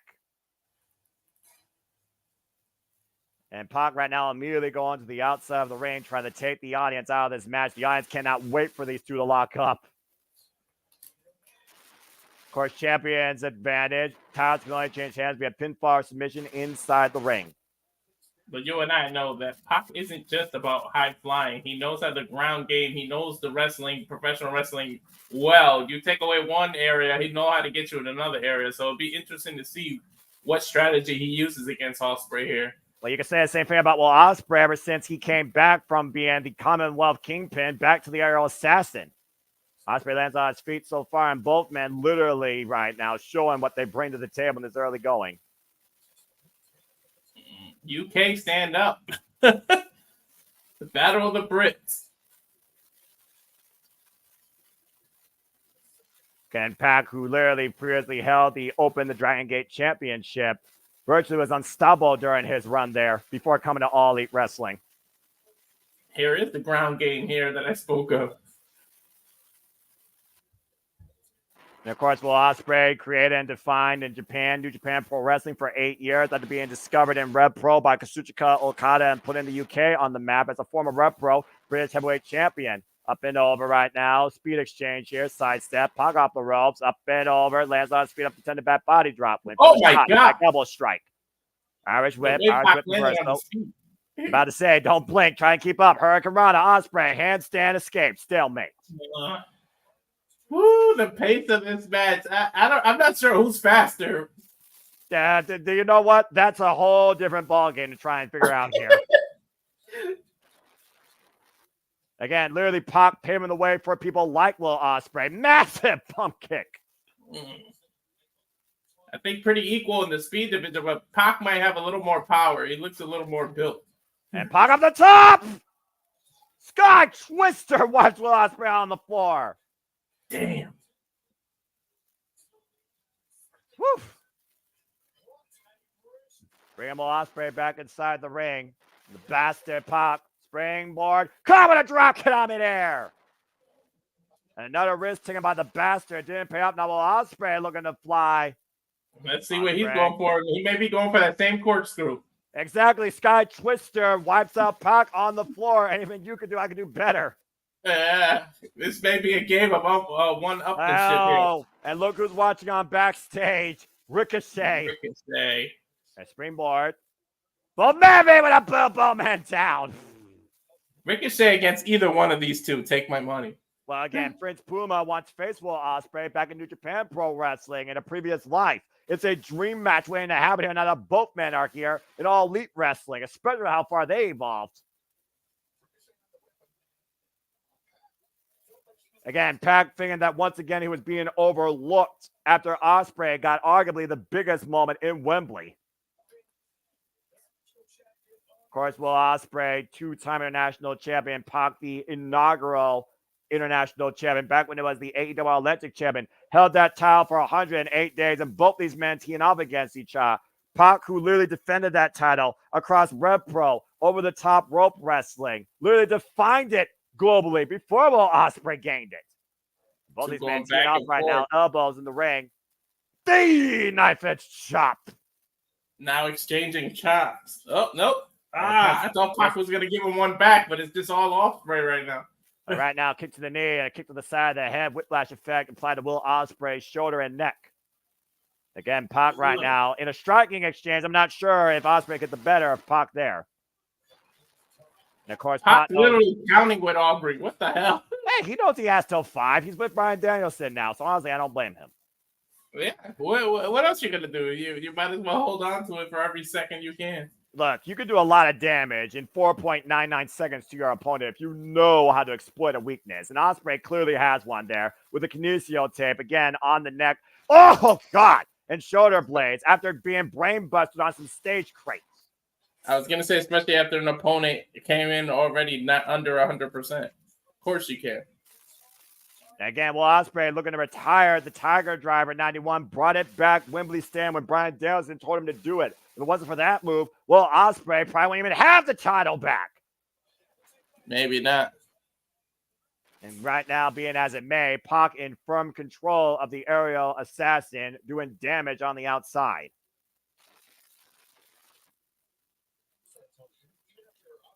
Again, Pac, who is a veteran of the game, 20 years in this business. And Pac, for all the trouble that he's been looking for and been causing, very accomplished athlete here, and a very respectable name here in AEW. Previous challenger to Kazuchika Okada's AEW Continental Championship back in Dynasty. I was gonna say I think I know what's on Pac's mind, but then it looks like he's just going for a superplex. Off the top rope, massive superplex. But again, how much did he take out of himself though? Yeah, but look at the shockwaves riding up Ospreay's body, literally pointing towards probably a stinger effect in that left shoulder. The way he landed was almost like a super brain cover? buster. He's lucky he didn't land on his head as Pac went for the cover and got a 2 count there. Yeah, but look how weakly Ospreay kicked out. Take a look at the replay. Yeah, it was almost like a super brain buster the way he landed. Again, heavy damage done to the back of the neck. That's clearly the target being exploited here by Pac. That is agony personified. Again, Pac literally previous WXW World Lightweight Champion, and of course, most notoriously known recently before AEW, the Open the Dreamgate Champion, held that title for 229 days before losing it to Ben K. And Pac right now trying to get the crowd behind him so he can rally and find his way. Again, Will Ospreay right now. We know what Will Ospreay's willing to give to this business. Nice jawbreaker there, creating separation with the bastard. Meeting him with a forearm. The jawbreaker affects your own neck. Again, Irish whip versus Irish whip. Pac in the corner. Will Ospreay trying to create separation, find opening, send up and over. It lands on the apron though. Catches Pac coming in with the elbow. Springboard, and Pac goes to the outside. Pac escapes the outside. Get to the midsection. And Pac right now, Irish with Will Ospreay. Whoa! Whoa! Ospreay landed on his feet. Yeah, again, pump kick, cut Pac running in, and now at the barricade. Pipicherio! Elbow strike connects. Again, Will Ospreay makes it look so damn easy. Doesn't he? My God. Actually, both of them do. Let's not take anything away from Pac either. Well, that's fair. I'm not going to argue that. And right now, he's waiting for Pac to get up and get in position for something big here. Again, Will Ospreay, former Best Super Juniors winner, former IWGP World Heavyweight Champion, multiple-time Best Super Juniors winner, and as I pointed out, former Never Heavyweight Champion, the last time he faced Pac, and the Sasuke special! What's out, Pac on the outside? Back spring moonsault over the rope. Yeah, great shout out to one of many of Ospreay's mentors, the great Sasuke there. Pac may be hurt. Aubrey checked on him while he was outside. Now she keeps checking on him over and over again. Pac trying to regain his senses. Irish with Ospreay, handstand, springboard, corkscrew kick. Oh my God! Hook on the leg, middle of the ring. Barely a 2 count, only a 1 count by Aubrey. Look at the way he connects with this corkscrew kick, but watch the way he lands off this Sasuke special. He almost landed fully on his feet.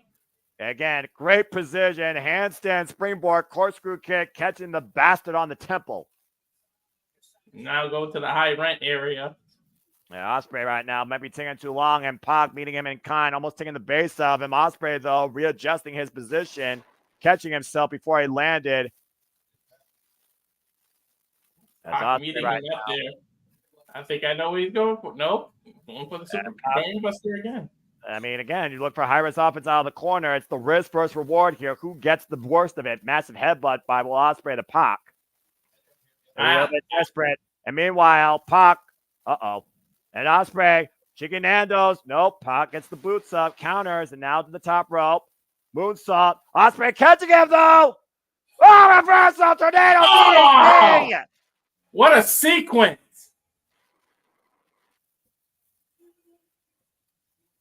Fans are standing up for that reversal, Pac.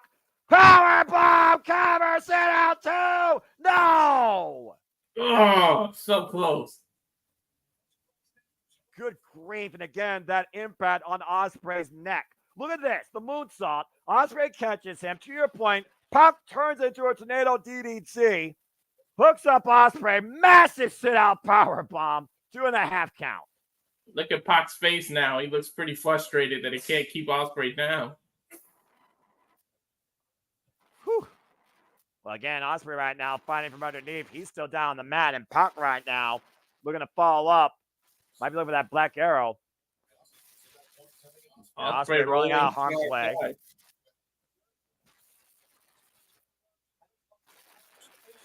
And of course, Ospreay knows the danger of that black arrow. Shoulder block there by Pac. Looking to go up and over.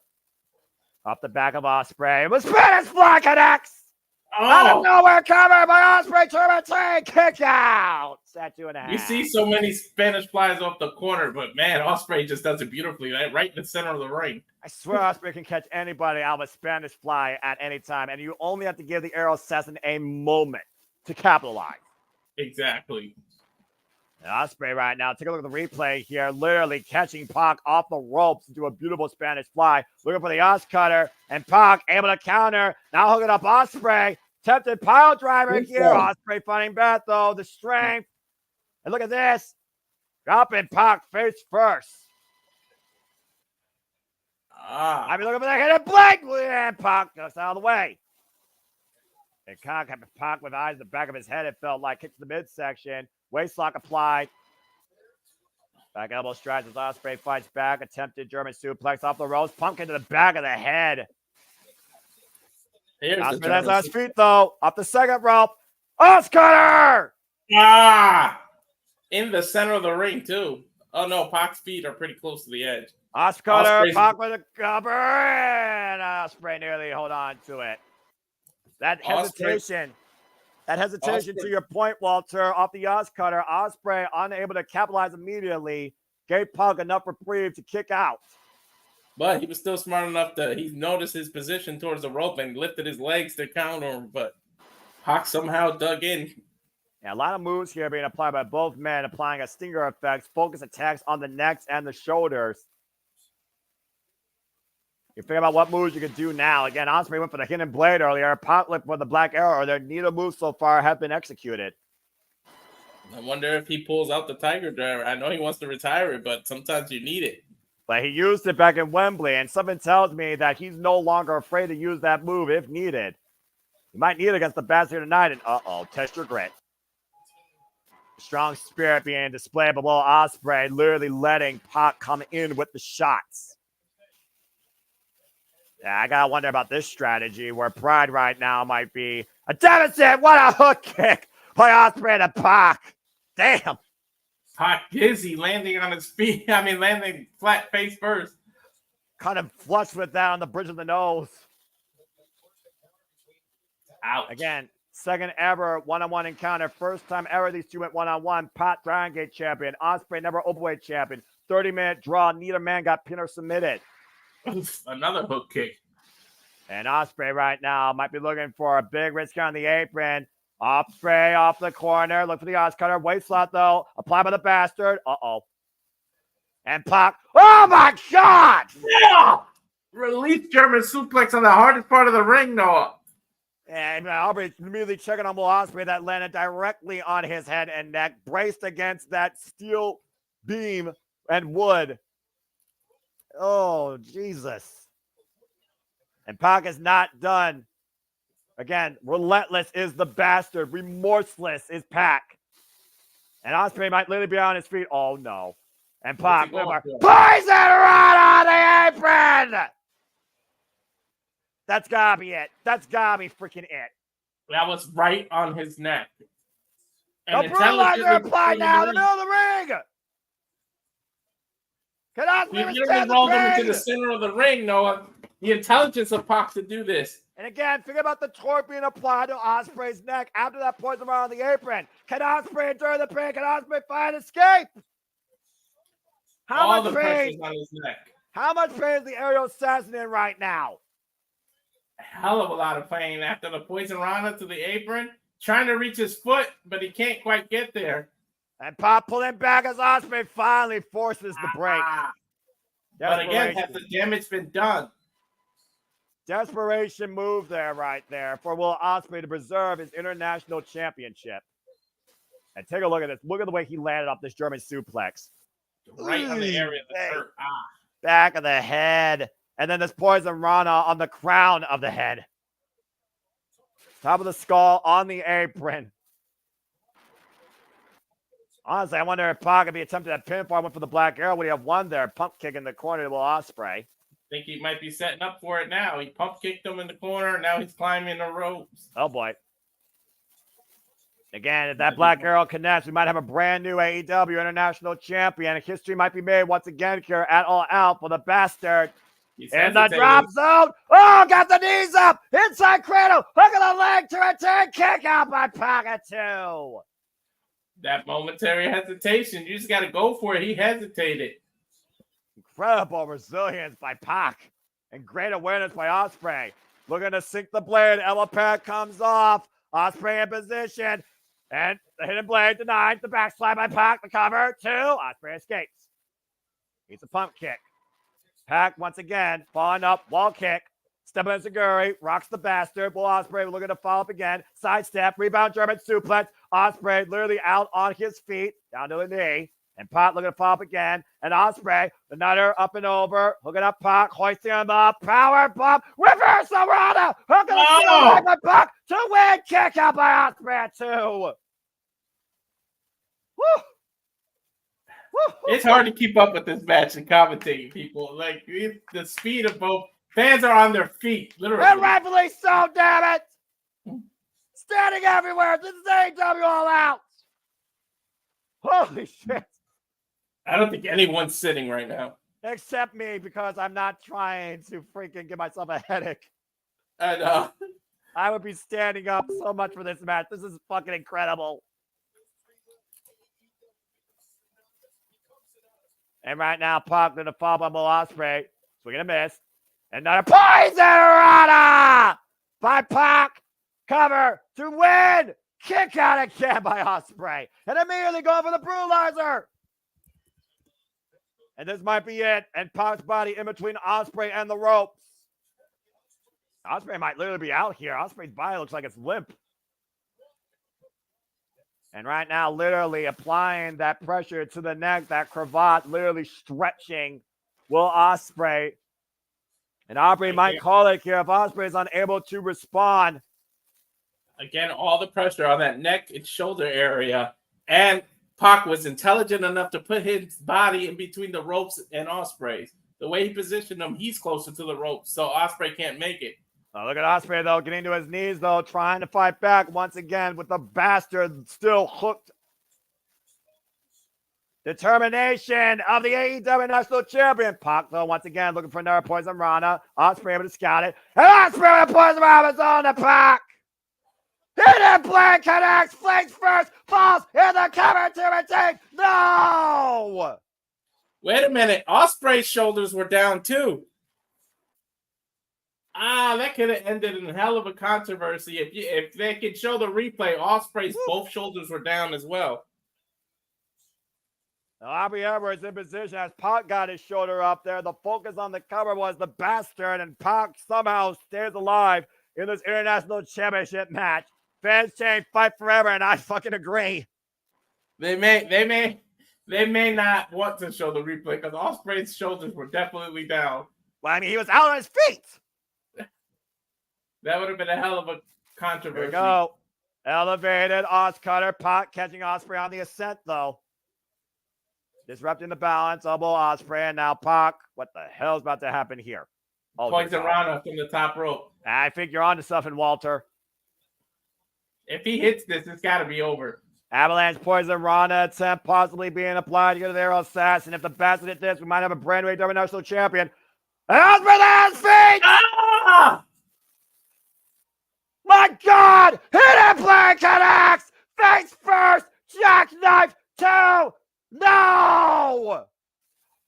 What the fuck? Oh. No, I think he's going to have to pull it out. He's going to have to. How do you beat a bastard? You got to give him the Tiger Driver. Top rope boss cutter!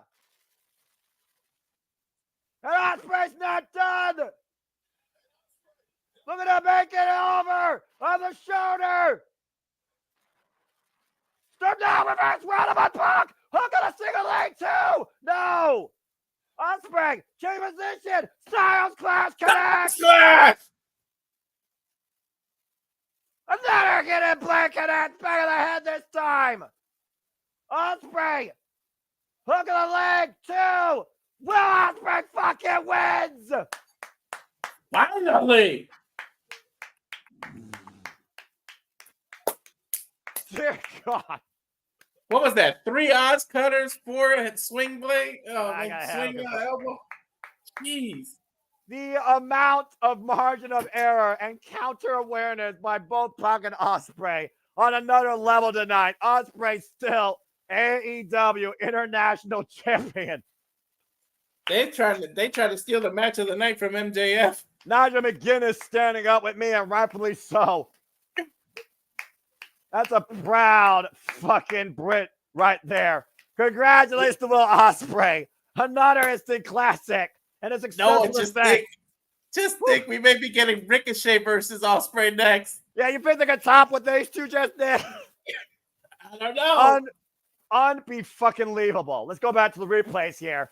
That top rope Oscutter by Will Ospreay, who the bastard. And look at this instinct reversal here. Up on the shoulders, went for the Stormbreaker. And look at what Pac did. Reverse Rana, hook him a single leg, not both legs. Ospreay able to kick out barely. Rolling through, Styles Clash connects. Phenomenal exchange, rolls off, and a kid blade the back of the head of the bastard Pac. Lights out as he caught him with a Stormbreaker for the win.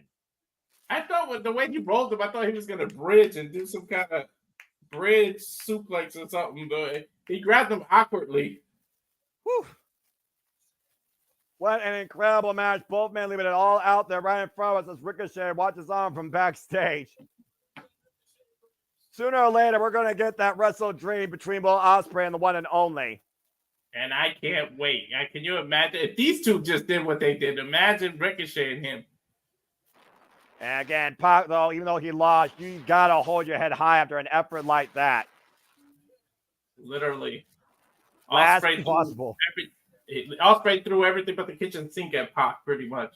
Yeah, last possible moment awareness there by Will Ospreay.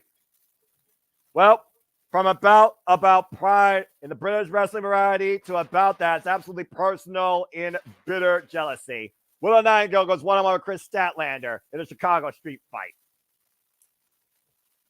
That was fucking insane, bruv. Well, anyway. I got a little bit too excited there in the end there. Sometimes I lose myself over this shit.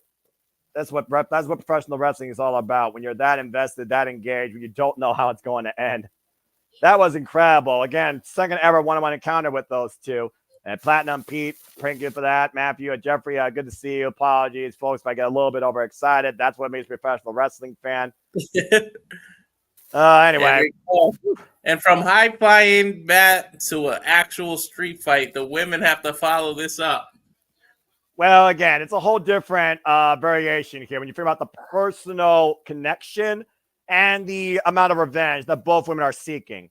Chris Statlander, Willow Nightingale have always done everything together up to this point, including street fights. It was Chris Statlander that first came into AEW, won the TBS Championship, lost it without being pinned last year at Full Gear. Willow Nightingale, who was along for the entire ride, the entire time, even faced her for that title because Chris wanted to see Willow succeed. When Willow finally won the TBS Championship, though, and Chris never got a rematch, after Willow lost that title, Chris finally snapped on her friend. And Stokely Hathaway has been definitely the influencer in this entire rivalry. Yeah, this is about as personal can get. And the whole entire arena is their playground. Literally, a street fight takes place anywhere. Chris Statlander and Stokely Hathaway making their way, to your point, to ringside in the now arena. The Chicago street fight, the only way it ends via pinfall submission. Statlander focused on applying as many physical wounds as possible to the emotional wounds. Everything legal. She can use anything she wants against Willow and vice versa. We may be in for a hell of a match here. The only thing that limits these two women is their imagination. Of course, Willow Nightingale lost to Chris Statlander on Dynamite July 31st. But it was back at All In that Willow Nightingale and Tomoshi E won that tag match, and Willow got to pick the stipulation for the one-on-one here, and she chose Chicago street fight. So this might be Willow's undoing, and Chris Statlander's uprising. Chris already has a freaking equalizer. I mean, again, see, her and Willow were like the best of friends. We saw these two go to war with the likes of Diamante, Mercedes Martinez, Julia Hart, and Sky Blue. We saw Chris Statlander literally roll alongside her best friends in Orange Cassidy, Trent Beretta, and Chuck Taylor. And now she's all about herself because, again, every night is Saturday night. And on Saturday night, Stat might truly be where it's at. Here we go. There's a whole different attitude now in the building as Willow Nightingale is out here. Nothing matters. Smile anyways. We'll see who's smiling at the end of this. She's definitely dressed for a street fight. Both these women from Long Island, New York. The current CMLL World Women's Champion, might I add, Willow Nightingale. Honestly, the history maker of this last year. Former NWW Strong Women's Champion, former TBS Champion, former main eventer with Athena at the Ring of Honor preview last year, a depth before Dishonor. You could argue to say that Willow Nightingale has had a bigger career uprise this last year alone than Chris Statler has had since she's been part of AEW. Yeah, that argument definitely could be made. She's been on the up and up. So Statler is looking to prove a point here tonight. Paul Turner rings for the bell, and the Chicago Street Fight is officially underway. Here we go. Former friends, now the most bitter of rivals. And Stokely literally igniting the fires of jealousy here, handing Chris Statlander a weapon. 2 seconds in, and we got a weapon already. We're going to miss, and Willow Nightingale off the rope. And whoop! Big pounce. It's my Willow, pretty much. More pounds to the ounce. Nightingale already might be looking for the power bomb. Buckle bomb. Ooh. Ooh. And Willow Nightingale's fired up here tonight. She may be going for a cannonball here or hip attack. Look at the cannonball in the corner. Cannonball. Your point. It might be early into this one. Hook of the leg, two. No. And last time Willow Nightingale and Chris Statlander faced 1-on-1 prior to Chris actually beating Willow was during the Owen, and Willow Nightingale got the better of Statlander. Prior to that, these two faced each other 1-on-1 during the 0 hour last year at World's End, where Willow, for the first time ever, beat Chris Statlander in 1-on-1 action. Well, what's she going for? I thought she was going to go for a Death Valley driver off the apron. And right now, looking for a German suplex off the apron, possibly sending Willow crashing to the floor. Again, putting her own body in harm's way. Oh, the massive back. Chair to the back. And now Chris hooking up Willow. Oh, no. And Willow, uh-oh. Power bomb. Through the table. There goes the Spanish announce table. Damn it. Always the Spanish one, man. Sorry, Walter. It had to happen at some point. Good grief. And look at she may be out already, but it looks like Chris is going for some more wood. Yeah, about to say, get the tables here. We're not in Dudley country. Look at this, by the way. Willow crashed and burned for that announce table. And Statlander foot caught underneath that piece of the announce table that fell front first. Nice stomp by her. And Statlander, who came back from a leg injury, by the way, last year at Double or Nothing, beating that bitch, Jade Cargill, for the TBS Championship, only to hold it to full gear last year. Never got a one-on-one rematch. Chris launched Willow into the freaking guardrail there. Again, you talked about before, you saw that sit-down interview with Nate Paquette last night with these two. Again, Chris Statlander felt betrayed, felt that Willow literally forgot about her. They wanted to do everything together, but Willow, maybe she got too big for her. Stokely's influence probably driving more of that mindset. And Chris Statlander looked at as many physical wounds as possible to the emotional wounds that she's had. Yeah, but Chris may have a point. And right now, peeling off the protective padding off that turnbuckle, now going to the top rope. Uh-oh. Fox got that table! But Willow gets the hell away! She went for a swanton. Willow intelligently lifted away. But I think those legs still clipped Nightingale in the back of the head. She didn't get fully out of the way, though, but damage clearly done. So, I think the heel of her boot still hit her. Oh, yeah, it did. Jesus. Oh, yeah. Ooh, right in the back of the head. That's a attempted concussion right there. Also driving Willow face first into the floor, but still, I think heavier damage was done to Statlander there. Referee definitely was checking on Willow after that. Oh, man! Oh, another pounce! Through the barricade! Damn! Willow is not playing around. Again, we talked about before, the only thing that limits these two women is their imagination. Nothing but space and opportunity here in this match. All the emotions coming out tonight here at All Out. Go figure. Go figure. This match is personal as personal can get. Just imagine these two were once best friends and they're just putting through each other through hell now. Yeah, I'm about to say, remember the freaking Pulp Friction cosplay they had against Diamante and Mercedes Martinez the last time these two were involved in Chicago in a street fight. Excuse me. Mm-hmm. Oh, man. Rolling discus on the entranceway. Shared what Chris Statler did to Willow in the first place back at Double or Nothing. They were good friends, better enemies. That shared their friendship to begin with here. Mm-hmm. And right now, Willow driving Chris Statlander up. Ooh, open palm strike. And both these women up by the entranceway, by the tunnels. And Willow's what the emotions hell? might get the best of her. She keeps yelling at Chris before every Oh, ooh. Tremendous strength by arguably the strongest woman in AEW with the German suplex on the entranceway. And Statlander telling Stokely to go get something. I don't know. Yeah, she was calling for Stokely to get something. I don't know what's on. Oh, boy.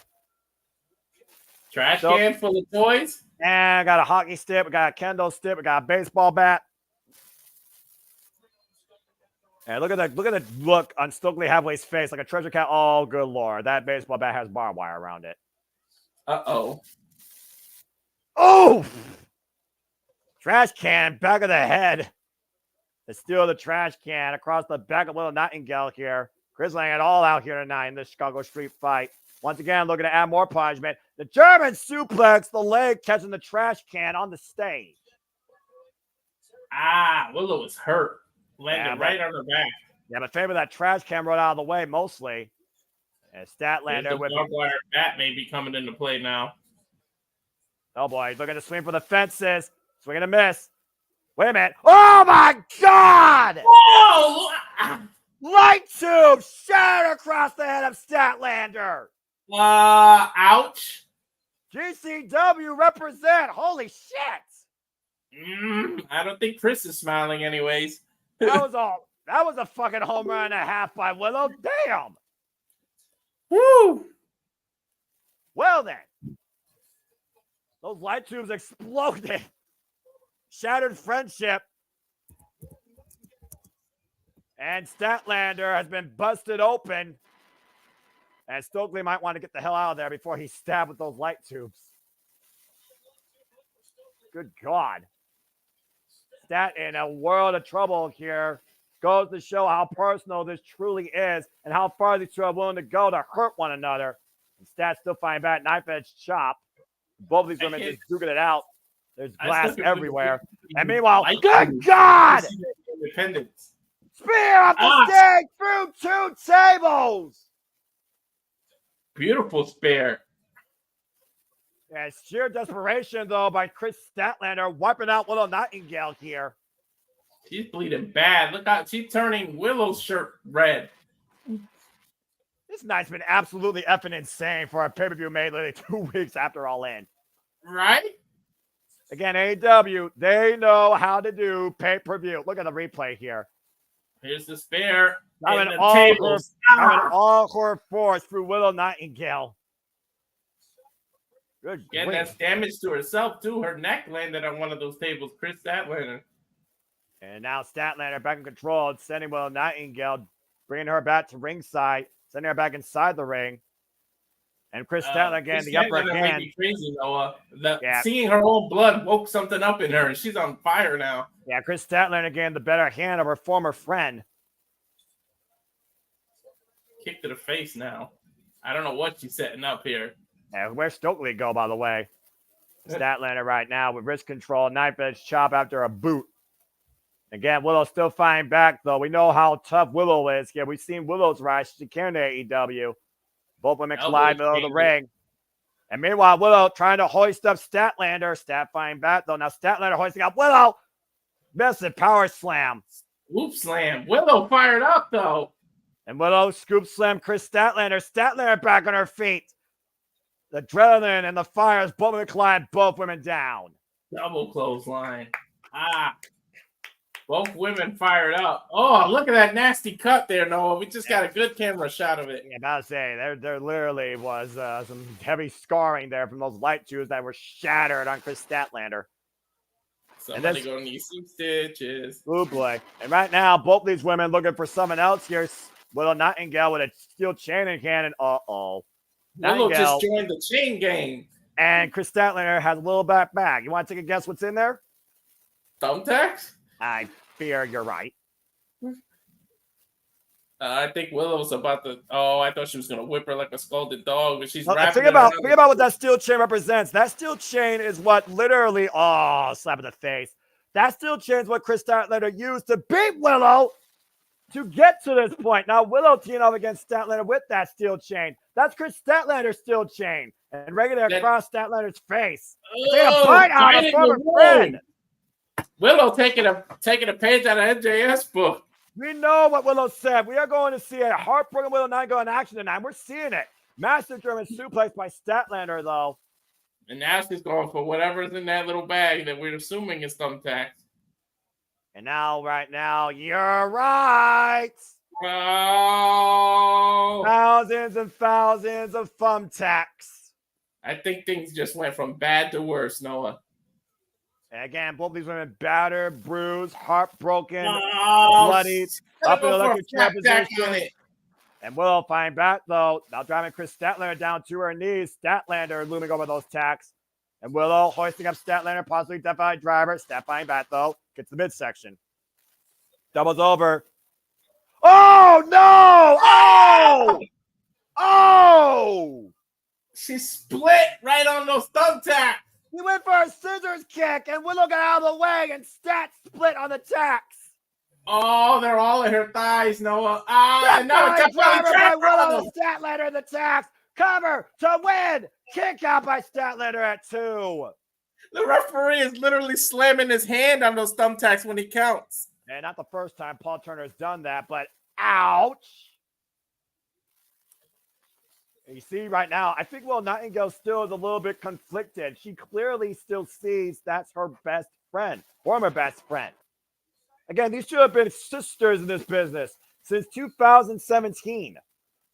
If this is her conflicted, I would hate to see when she hates her opponent. And right now, Willow Nightingale hoisting up Chris Statlander. Second 12. Stat fine back. Knife edge chop here.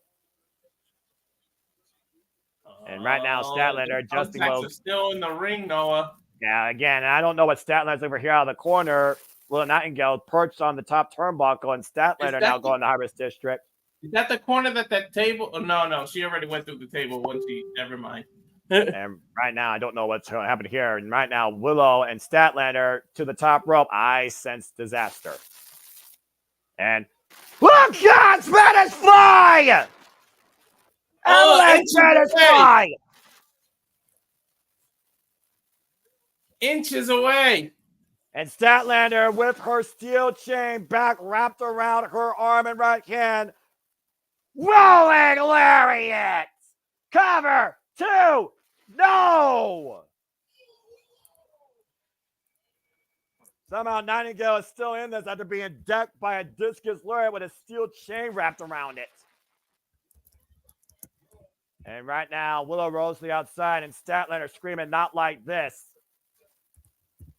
Fans chanting, "This is awesome, I agree." And what is Statlander looking for now? Another chip. Wait a minute. That's a dog collar. Oh, what the hell? Is that going to be the next match, a dog collar match? I mean, hell, these women can definitely do that. And look at this. These thumbtacks have still not been cleared out of the ring. And Statlander is literally wrapping a dog collar on Willow's left wrist. What the hell is she going to do? Ooh, headbutt to her jaw. What the hell is this about here? The bonds that tied their friendship might be the depth of their friendship tonight, and Chris Statlander making sure that's the case. Both women are now braced by a steel chain. What is on Chris Statlander's mind? Why do that? She wants to make sure this is the death of a friendship and more than that. She could have chained her to by herself. She didn't have to chain herself. One last time, Willow Nightingale and Chris Statlander stand in the ring, eye to eye. This has to be it. Come with a spy buster! Onto the thumbtacks! All that time, Willow Nightingale able to recuperate back in the driver's seat, teeing up against her former best friend. Oh, nasty elbows. Just swinging. Nasty elbows. And both these women just swinging freely, viciously, making contact here.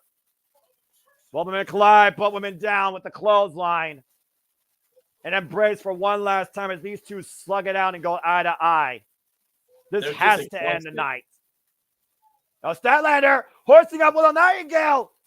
Oh, tombstone driver. And she's not done. She's choking her. No, she's choking her with the chain. Yep. Literally grabbing that chain around the face of Willow Nightingale, braced on the jaw. Willow nowhere to go. And that is it. Stat wins. I called it. I knew Chris Statlander had to win this one. Yeah, with how personal this got and Statlander looking for a finish, she made sure that Willow Nightingale was truly down for the count. No, poetic justice too. I know it's a dog collar, but it's still a chain. It ended with a chain. It ended the way it started. An all-out war with these two women ends a friendship tonight with Chris Statlander victorious. And Stokely Hathaway right now, literally extremely happy. Again, Stokely Hathaway, truly the guy that executed this all in the first place. The death of a friendship ends tonight with Chris Statlander victorious in the Chicago street fight. There's no coming back from this. Where does Willow go from here? She's still the CMLL champion, mind you. Yeah, but at the end of the day, Statlander proved that she was better than Willow here in her own way. And right now we got medical personnel checking on Willow Nightingale. That steel chain was braced in the jaw and around the throat. She literally choked her out. She had no choice but to tap. And now she's wrapping the chain around her own neck to symbolize something. Like I said, it ended the way it started. Yeah, statement made. Finale found. Well, I got a moment to breathe here again. These women went all out, and we're still going all out here tonight as we just got through half of this card. There's only 4 matches left in this phenomenal pay-per-view, folks. I hope that you're enjoying our coverage, conversation, reactions, and commentary. If you are, please like, subscribe, comment, tell a friend, let your opinions, let your voices be known in the chat as we will be looking over them. If you are enjoying this, you want to support us further, please PayPal, Walter Cruz. You see the banner going down below. We will continue to bring our passion, our commentary here at the Super Reliable Network for all things wrestling. Again, we'll be back here for TNA Victory Road, Grand Slam, NXT CW Premiere, AEW Wrestle Dream, WWE Bad Blood, and so much more to come. And please stay tuned tonight for Super Reliable to take part in the Saturday Shenanigans with the Renegade Wrestling JJ Williams, courtesy of Castle 18 Studios across the Super Reliable Network. As we go backstage with victorious Will Ospreay. I wonder if he's going to call out Ricochet. Well, let's go ahead and get some words from the All Elite Bruv. Hey, about to say, that's his first defense, by the way, since winning the International Championship back. Whew. If that's just his first defense, imagine. It's a second run.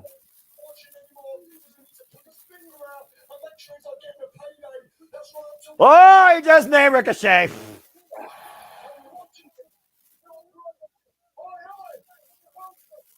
Look at this. Finally face to face.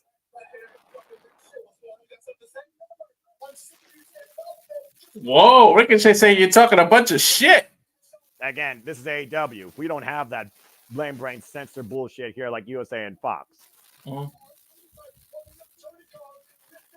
Zay, wins and losses matter. Get those wins lined up. Ricochet saying, I'll see you real soon. Well then. Ricochet and Ospreay clearly on the collision course at some point for the International Championship. And speaking of collisions, time for 4 men to collide for the AEW Continental Championship. It's time for our fatal 4-way match. Kazuchika Okada defends against Mark Briscoe, Orange Cassidy, and the Alpha, Konosuke Takeshita. Kazuchika Okada, who won the AEW Continental Championship from Eddie Kingston earlier this year, remains undefeated in AEW with successful defenses against the Bastard Pac, Dax Harwood, and most recently, Kyle Fletcher on Dynamite, making a statement to the Don Callis family, truly the elite of the elite, as everyone else is a bitch. As Kazuchika Okada will now defend his AEW Continental Championship against 3 men very primed for this task. The Alpha, Konosuke Takeshita, former 5-time KOD champion from DDT Pro, former participant in the G1 Climax. The Ring of Honor World Champion, Mark Briscoe. And, of course, our former most notorious AEW International Champion and the man right now with the most wins in AEW history, freshly squeezed Orange Cassidy. All 3 of these men qualified to face Okada tonight last night on Collision in Continental Contenders match. It's time for some fair 4-way championship action. All due respect to Kyle, but he didn't deserve that title shot. Like, after 1 win, you just came off a loss. You get 1 win and you got a title shot. Yeah, I don't understand what that happened there. He must have jaw-jacked the elite, I guess. Or maybe he impeded Okada's pride. Who knows? This man, however, definitely deserves it, considering last year he may have ended All Out as the international champion. A 2-time AEW national champion, might I add. And he beat Bounty Hunter Brian Keith last night to lock his spot here tonight for this title shot. Freshly squeezed Orange Cassidy. It looks like Taz has joined commentary here as well. It's a single pyro. Orange Cassidy looking to regain some gold around his waist. Maybe he can do with this title what he did to the other one. Well, I mean, again, Orange Cassidy, who held the International Championship for nearly a year, literally had over 30 defenses in his inaugural run and 11 more in his second run. Arguably the biggest workhorse in AEW. Can he go from international champ to just continental champ? And that very well might be the case with this member of the Don Callis family, the Alpha, Konosuke Takeshita, who many people have said should have been a champion already here in AEW, who's been on a 5-match winning streak since coming back from Japan. And last year, Konosuke Takeshita got one of the biggest wins of his career, beating Kenny Omega on this stage. Definitely getting the biggest win of his career then. And, of course, coming off the most incredible run of his life inaugurated in New Japan Pro Wrestling this year in the summer during the G1 Climax, only to lose in the semifinals to Yota Tsuji. Of course, Konosuke Takeshita qualified for this match, beating the Beast Mortals last night in one hell of a heavyweight fight. What the hell was that about? With the Orange Cassidy giving a bracelet to Tony Schiavone? I think they're friends. Speaking of friends, there's somebody that's everybody's friend. Arguably the biggest motivational speaker in wrestling and arguably the face of the conglomeration, the Ring of Honor World Champion, them boy, Mark Briscoe, who qualified for this, beating Lance Archer last night on Collision. That is the underdog of underdogs. And, like, he just makes you want to root for him. Really? I mean, arguably, Mark Briscoe brings the best out of anybody he's in the ring with or anybody he has around with him on the mic. I don't know what the word of the day is, by the way. Don't ask me. Of course, Mark Briscoe won the Ring of Honor World Champion for the first time in his career, honoring his brother, Jay Briscoe, God rest his soul, earlier this year during WrestleMania weekend at Supercard of Honor. Successful defenses against the likes of Roderick Strong and the Beast Mortals. This is a fatal 4-way. First person to win, pin or submit wins, which is at a disadvantage for the Rainmaker. Say it right, dude. Rainmaker! And to your point, our current AEW Continental Champion, undefeated in AEW, the former multiple-time IWGP World and IWGP Heavyweight Champion, a legend in his mid-30s, the Rainmaker, Kazuchika Okada. Making it rain in the arena with the money. Wherever this man goes, he brings the draw. He brings the money. He is the experience. He is one of the best of all time. Arguably the best worker since Ric Flair, even daunting this dirty persona and silly character. There's no denying when bell to bell, you're in the ring with Kazuchika Okada, you are dealing with one of the best and most mentally focused individuals in the business. The problem is usually on a one-on-one, you have 50% chance of winning. Now you drop down to 25%. There's 4 men involved, and you don't even have to be involved in the 4. He can lose the title without being pinned.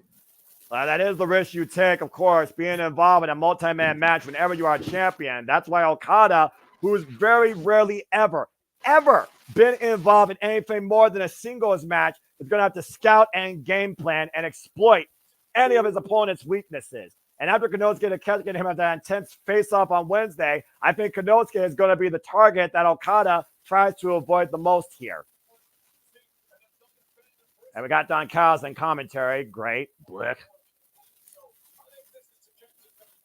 Bell rings were underway. Referee for this contest, Rick Knox. First pinfall submission inside the ring. You are the AEW Continental Champion. Kazuchika Okada has held this title now for 172 days. This will be his 5th defense. And here we go. These 4 men got a lot to live up to. There hasn't been a bad match on the card yet. Again, we've gone all out being a sleeper pay-per-view for AEW's calendar year. Every match with a very personal struggle and professional. Oh, wait a minute. Proving statement. Speaking of proving ground, give me this. Konosuke Takeshita and Kazuchika Okada, yes, please. And let's not forget about Orange Cassidy. I was gonna say 2 Japanese legends face to face. Wait. Oh, well, never mind. Try to put the pens in the pockets. That's underneath. And now Cassidy hoists it up, takes both Takeshita and Okada over. Nice. Cassidy doesn't need the clothesline. Drives forward. Tope Suicida, Takeshita in the barricade. Up and around with Okada. Catch him with a DDT. Cassidy covered. One count. 1 count. The only other time Okada and Orange Cassidy have been in the ring together, as we know, was at All In during that Casino Gauntlet match where they both men start as Orange Cassidy got turned sideways with big boots.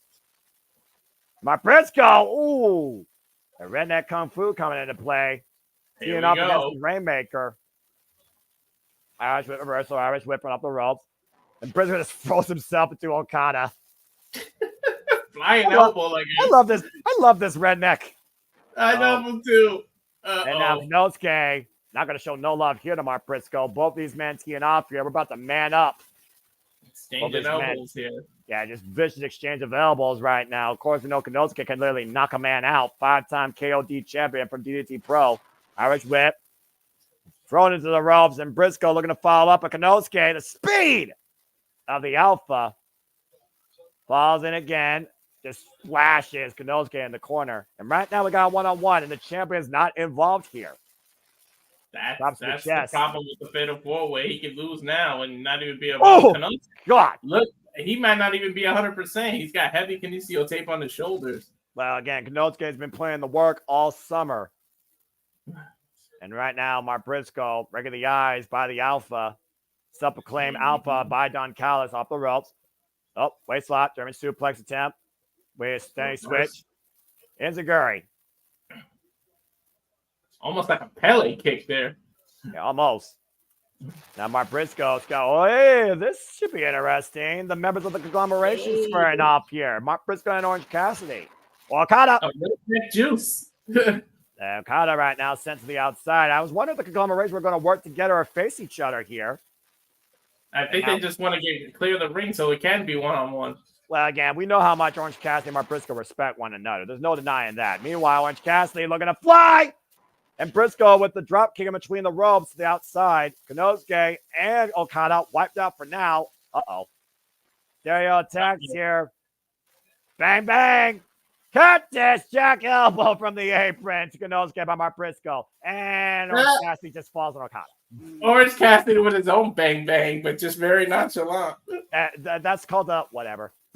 Yeah. The whatever elbow drop.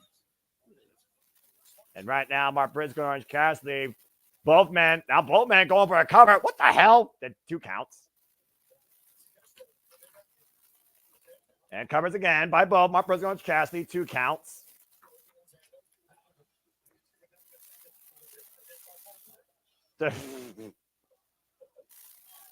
Well, these fans are letting people know how they feel about Don Callis, and I think the chat will agree with me here with what they're saying. F you. And right now, Mark Briscoe has to stay with Okada. Kenosuke, oh! Takes Orange Cassidy up and over with the suplex. Get to the midsection. Hoisted up. Big German suplex. Get to the midsection again. And Okada now hoisting up the Ring of Honor World Champion. Of course, Okada, no stranger to the Ring of Honor, have wars with the likes of Roderick Strong. Front face lock. You cannot. You can't turn your back in this match. Oh, there's Okada. And Mark Briscoe scouting Okada. Get to the midsection here. This is one of those matches where you don't get any breathing room. Well, you can't get any breathing. You got to have eyes in the back of your head. Again, first pinfall submission in the ring. You're the new AEW Continental Champion. And being the Continental Champion means by December, you are first candidate and prime target for the Continental Classic. I think we just visited Suplex City, and it wasn't just by one person. Yeah, how many different boroughs are there in Chicago? You tell me. Oh! Or different areas. I think everybody has hit a suplex now. I've lost count, by the way. Everyone suplexed each other to your point. Now, Okada hooking up Mark Briscoe. And another German suplex, the Ring of Honor World Champion by Okada. Cassidy up to his feet. Get to the midsection. I think it's the Juice's turn to suplex Okada. Literally, everybody has taken a suplex from everyone else. Well, except for Okada for Orange Cassidy. He just took Orange Cassidy up and over. Briscoe person ready, though. And get to the midsection. Okada sent up and over again. What the hell is going on? I don't know. And Kenosuke, front face lock here. Test your back. Test your strength. Test your suplex. Kenosuke just suplex Mark Briscoe. Someone get a count for me. Nice shot, by the way, of this capacity crowd on hand. Hey, look, there's people on the other side. Where's Stat Boy when you need him? The Stat Boy, follow. He's Tuesday nights on the Sports Bar. Follow him and Dory Lou for all your sports takes on Stat Boy Sports Bar with Dory Lou. But it's still not millionaire by Orange Cassidy to Kenosuke to Keshka. Up and over with the jawbreaker. Front face lock, and now Kenosuke sent for the Rob Orange Cassidy. Jeez. Great counter wrestling by Orange Cassidy here. I think he's going to go for the pockets. Kenosuke's back up to his feet, though. Turn around, Orange. Whoop, went for the big shot, roll through. To the Keshka. But wound up and missed. Orange Cassidy now to the second rope. Kenosuke followed in, though. Ran into a boot or sneaker. Okada. Drop kick! Oh! Wipes Orange Cassidy out. So watch Briscoe's in now. And Redneck Kung Fu shot to the throat. So Okada. Oh, man, taken down by Mark Briscoe.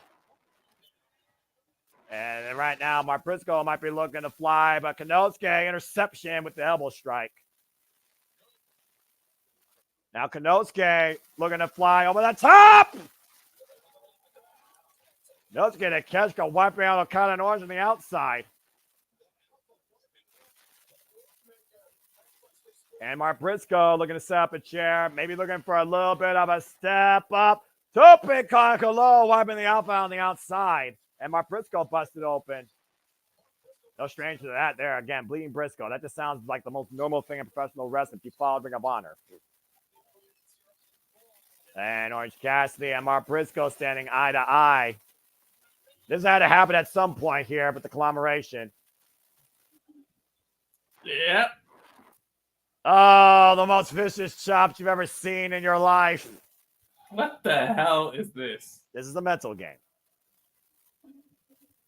And the wind up, and there's a high five. There you go. Here we go. Now we're getting it all. Yeah, there we go. Exchanging vicious elbows.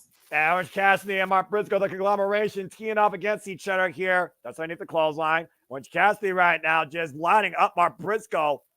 Furious elbow strikes here. Both men collide in the middle. Friendships get thrown out of the window when there's a title on the line. Yeah, about to say, uh-oh. Whoa, God! Release German suplexes by the Alpha and Okada. Look at the two that are left. That means we get what we want there, Noah. I mean, you know, they're not best friends, but you got to get the people what they want. Two of the best to come out of Japan here in AEW. Okada and Takeshita face to face for the first time ever. Both men right now just teeing off against one another here. These elbow strikes, vicious exchange. Not the first time Okada's faced somebody from a different company. I think there's been an elbow exchange in every match so far. Yeah, but you know Japanese strong style like I do. This is how you test your fortitude. Mm-hmm. And Okada, drop kick! Ugh. And again, And he caught. wrist control, right? Nope, wait a minute. Blue Thunder Bomb! Cover! 2, JJ's not here! Damn it! We know the Blue Thunder Bomb never wins anything in any company. Oh, stop it! So at least JJ wasn't here to say it. Damn it. And Konosuke, one of the best Blue Thunder Bombs in the business, gets a near fall on Okada. Nice to have a bit of a reprieve here. I love the fact it's been grudge wrestling. Great balance card here tonight. Right now, Konosuke, went for the knee strike. The counters, hammers down on the leg. Elbow the knee. I thought he was going to do a corkscrew leg drop. Yeah, just dropped him with a big boot. Now Orange Cassidy, though, caught by Takeshita. Trying to do a guillotine, I guess? Right now, he's getting hoisted up and laid across the top rope and top turnbuckle pad here. Orange Cassidy right now, again, notorious AEW national champion 2 times over. Beat, of course, Ray Phoenix, and might I add for his first run, the Bastard Pac. And Konosuke right what now. are we getting here? A Hurricane run out the rope or a superplex? No. He also might be going for an Avalanche Blue Thunder Bomb. I've seen Konosuke do a lot of feints here out of the corner. Massive superplex! Watch it. Briscoe's in the corner, too. Froggy Boo! Oh! This is it. Do we have a new champion? Okada saves his title. I didn't even see when Briscoe got busted open. It must have been one of those elbow strikes. Exactly. It was literally the point of the elbow to the face. Scoop slam, and now Okada putting Mark Briscoe in the drop. So I'm looking for that top rope elbow drop. Watch it. Cassidy's making his way to his feet out in the corner. Oof! Elbow drop connects to the heart of Briscoe. Okada seems to be in charge now. Oh, I know what Okada's looking for here. Wait for it. Fuck you. Cheeky bastard. Oh, wait a minute. Right. Oh, my Briscoe. Counter. Gets to the midsection. And now double underhook. Might be looking for the J Driller. Okada fine bat, though. Whoa! And Mark Briscoe with a rainmaker of his own. Ripcord lariat by Mark Briscoe. And the Alpha counting Okada with a massive running boot to the face. You literally have to have a swivel, your head on a swivel in these matches. Orange punch connects. Wipes out Okada, the champion, in serious trouble here. And Mark Briscoe, driven in by Orange Cassidy. Takeshita slaying Orange Cassidy. Orange Cassidy, though, going up and around. Catches Takeshita. Look for the DDT. Takeshita too strong, though. And it's stunned on Millionaire. Cutter. Takeshita countered. Oh, boy. Oh, no. Cassidy, Hitokanashi, bastard driver. Cazadora, wheelbarrow suplex released by Takeshita follow-up. Cover him! And Takeshita in the driver's seat. And now Takeshita nowhere to be found. No. Cassidy for that knee strike. Mark Briscoe coming in, though. Kick to the midsection. Double underhook. J Driller! Do we have a new Continental champion? Mark Briscoe pulled up by Okada. Yeah, Okada saving his championship. Yeah, but coming to explode on the outside for his troubles. Mark Briscoe in control now. Briscoe saving himself up. Champion once again on the outside of the ring, and Mark Briscoe looking to finish things here with a froggy ball, but he eats Konosuke's knees. But that still hurt his knees. Yeah, that's a great way to literally destroy a man's arm, by the way. Mm-hmm. And Takeshita, bang! The knee strike! Lights out! New champ! Konosuke! Orange saves the matchup. He came out of nowhere, too. I didn't even see him in the corner of the TV there. This is the risk you have when you're dealing with more than one opponent and you can't neutralize all of them. To your point, there are literally, when you're in the ring of 100 man, 2 other men that can stop you. Wait. Orange Cassidy. And mind games, like, hands in the pockets, Orange Cassidy. Never mind. And meanwhile, big break. Orange Cassidy not going for the cover. And it's just down to these two now. Briscoe on the outside, Okada on the outside. And Orange Cassidy going to deliver an orange punch from Extra Pulp to the Alpha. Oh, my God. Got caught coming in. Wow, man. That's a keep of him. And watch him out with a clothesline follow. Great call, Walter. And now, looking to hook him up. Takeshita looking for a raging fire. Okada sends Takeshita to the outside, though. Mark Briscoe back in. When Rainmaker! Drop kick. And Okada back in firm control. Orange Cassidy coming in, though. Cazadora roll through. There goes trap cover, too. No. Damn, that was so close, though. Orange punch denied. Meanwhile, wrist control. Rainmaker! Cover! 2. Okada retains. On Orange Cassidy, just like that. Woo. I tell you what, that was a furious frenzy 4-way for the Continental Championship as Okada found his spot with the Rainmaker, wiping out Orange Cassidy for the win to retain his title. You had everything in that. You had a little bit of silliness, a little game playing, some hard hitting. But at the end, Okada retaining his championship. And again, overcoming the disadvantage of not being a one-on-one. Let's go back to the highlights here. Again, nearly caught with that cross-leg pin. Hooking Orange Cassidy. Wham! Driving all his force forward. Look at the shot. Underneath the jaw to the throat. Driving that arm that's broke baseball bats. Rainmaker to Orange Cassidy. Lights out for freshly squeezed. Again, that orange punch connected, though. We very well could have had a new champion. Don Kyle's disappointed as the Alpha didn't get the win, but also he wasn't pinned. And I don't think Konosuke is done pursuing Okada yet.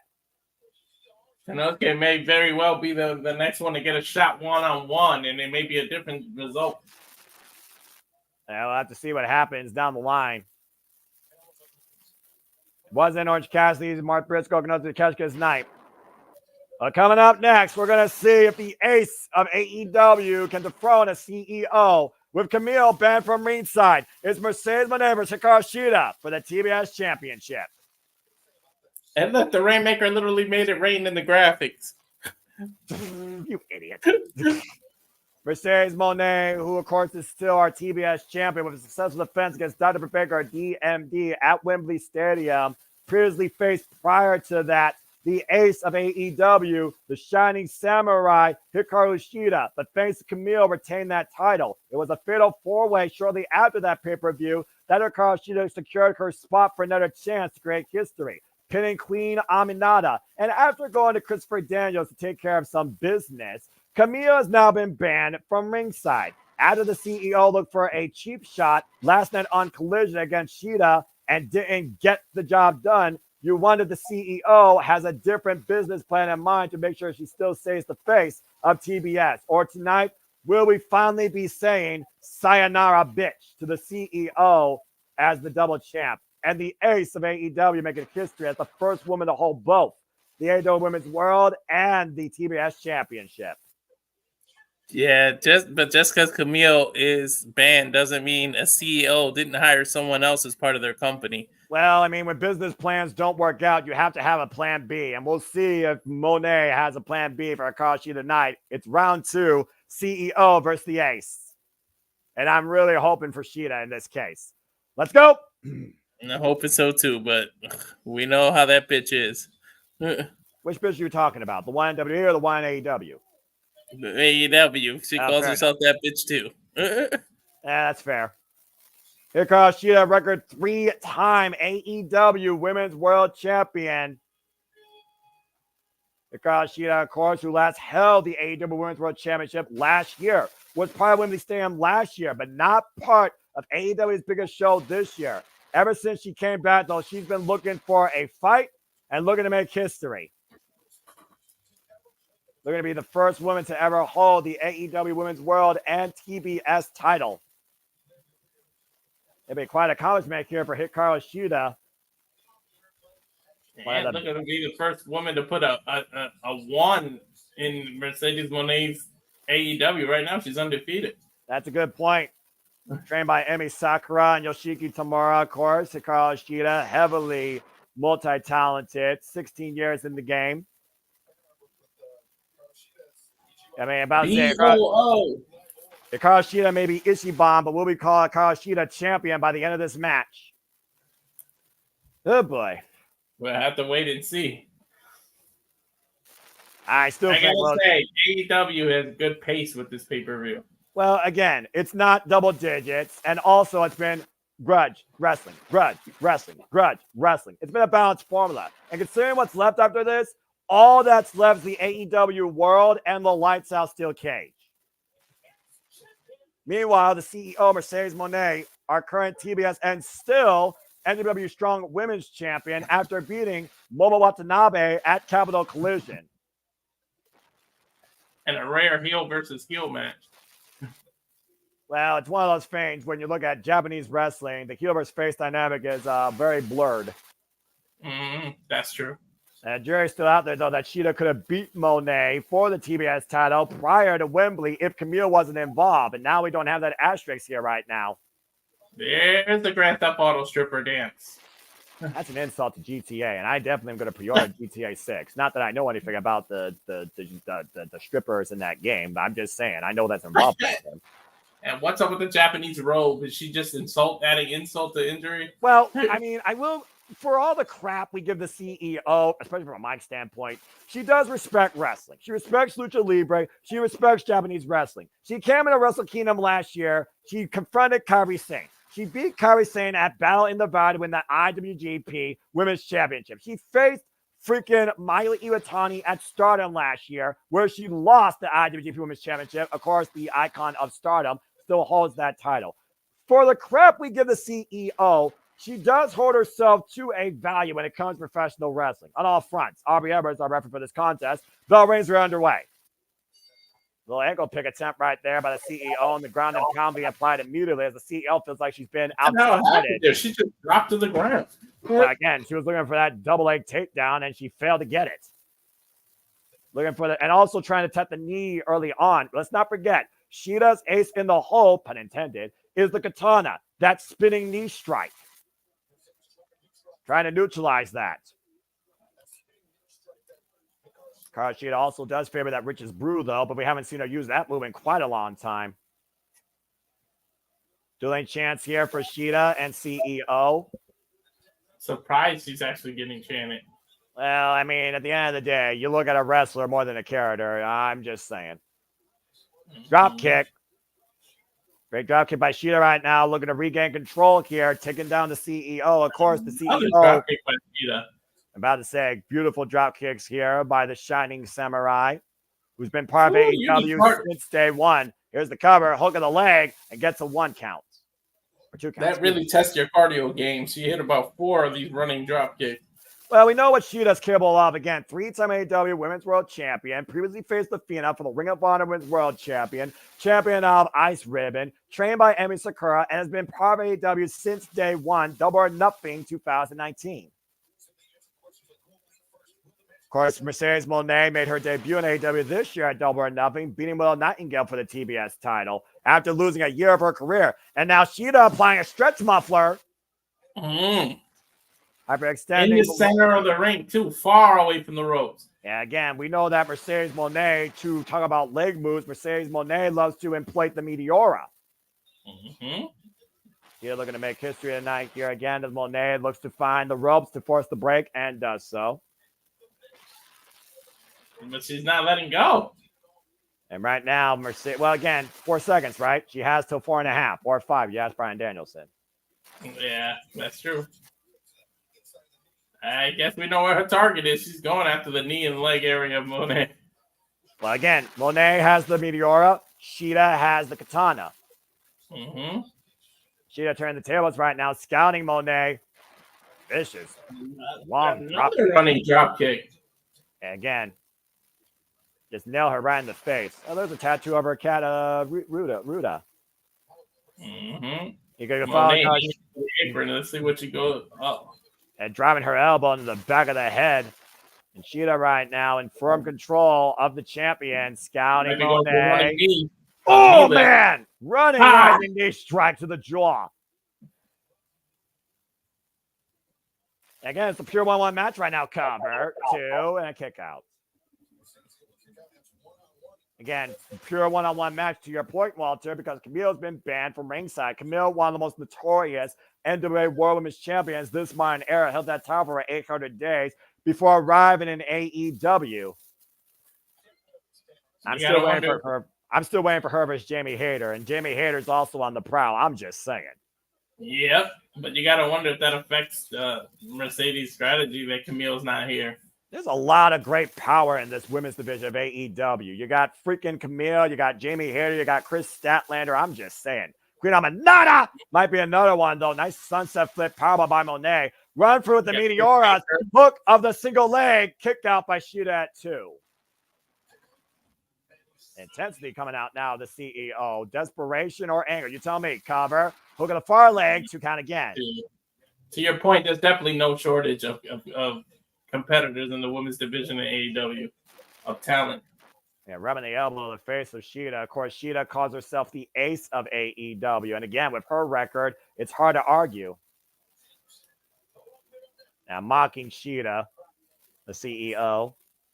You better stop mocking and get the fighting, because you give Sheeta one iota of a chance, it'll all turn on you in a second. Exactly. Athena almost went out the hard way. Athena nearly losing her Ring of Honor Women's World Championship at Supercard of Honor.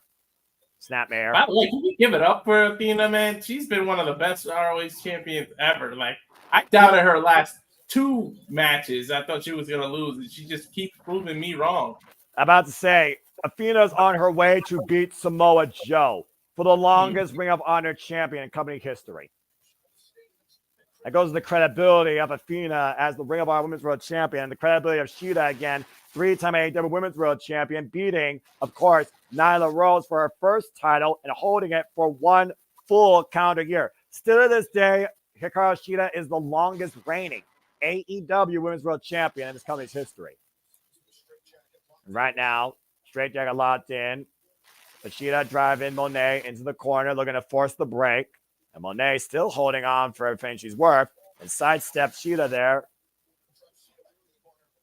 Composing herself, ran to the leg, scouting it though. And now Shida hung up. Oh! What you looking for here? The double knees out of the corner. Cover. 2. No. Got to say that was smart of Monet to roll her out of the corner to make sure she's in the center of the ring before attempting that cover. Again, Monet, she is heavily accomplished for what she's done in this business. So obviously, she's got great in-ring awareness. Take a look at the replay here. Off the bottom rope, springing up, double knees to the torso of Shida, hung across the second Chicago skyline of sorts.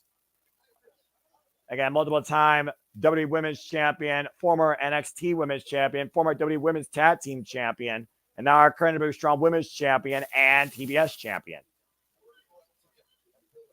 And again, right now, looking to wear Shida down. Sleeper hold applied here. Point of the elbow. Yeah, point of the elbow underneath the jawline. Trying to cut off the oxygen to the Shining Samurai.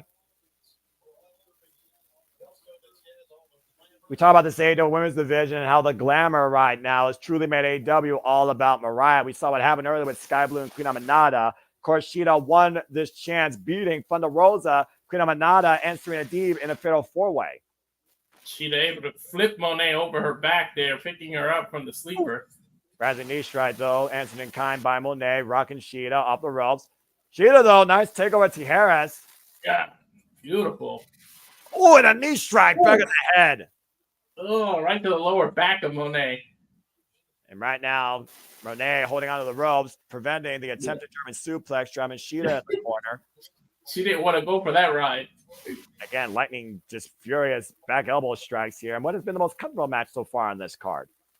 I gotta say, I love Sheeta's boots, the ninja boots. Yeah, the split leg toe boots, customary for Joshis and Japanese professional wrestlers. I've seen by the likes of Miya Yamashita, for example, and also those traditionalists like Micah.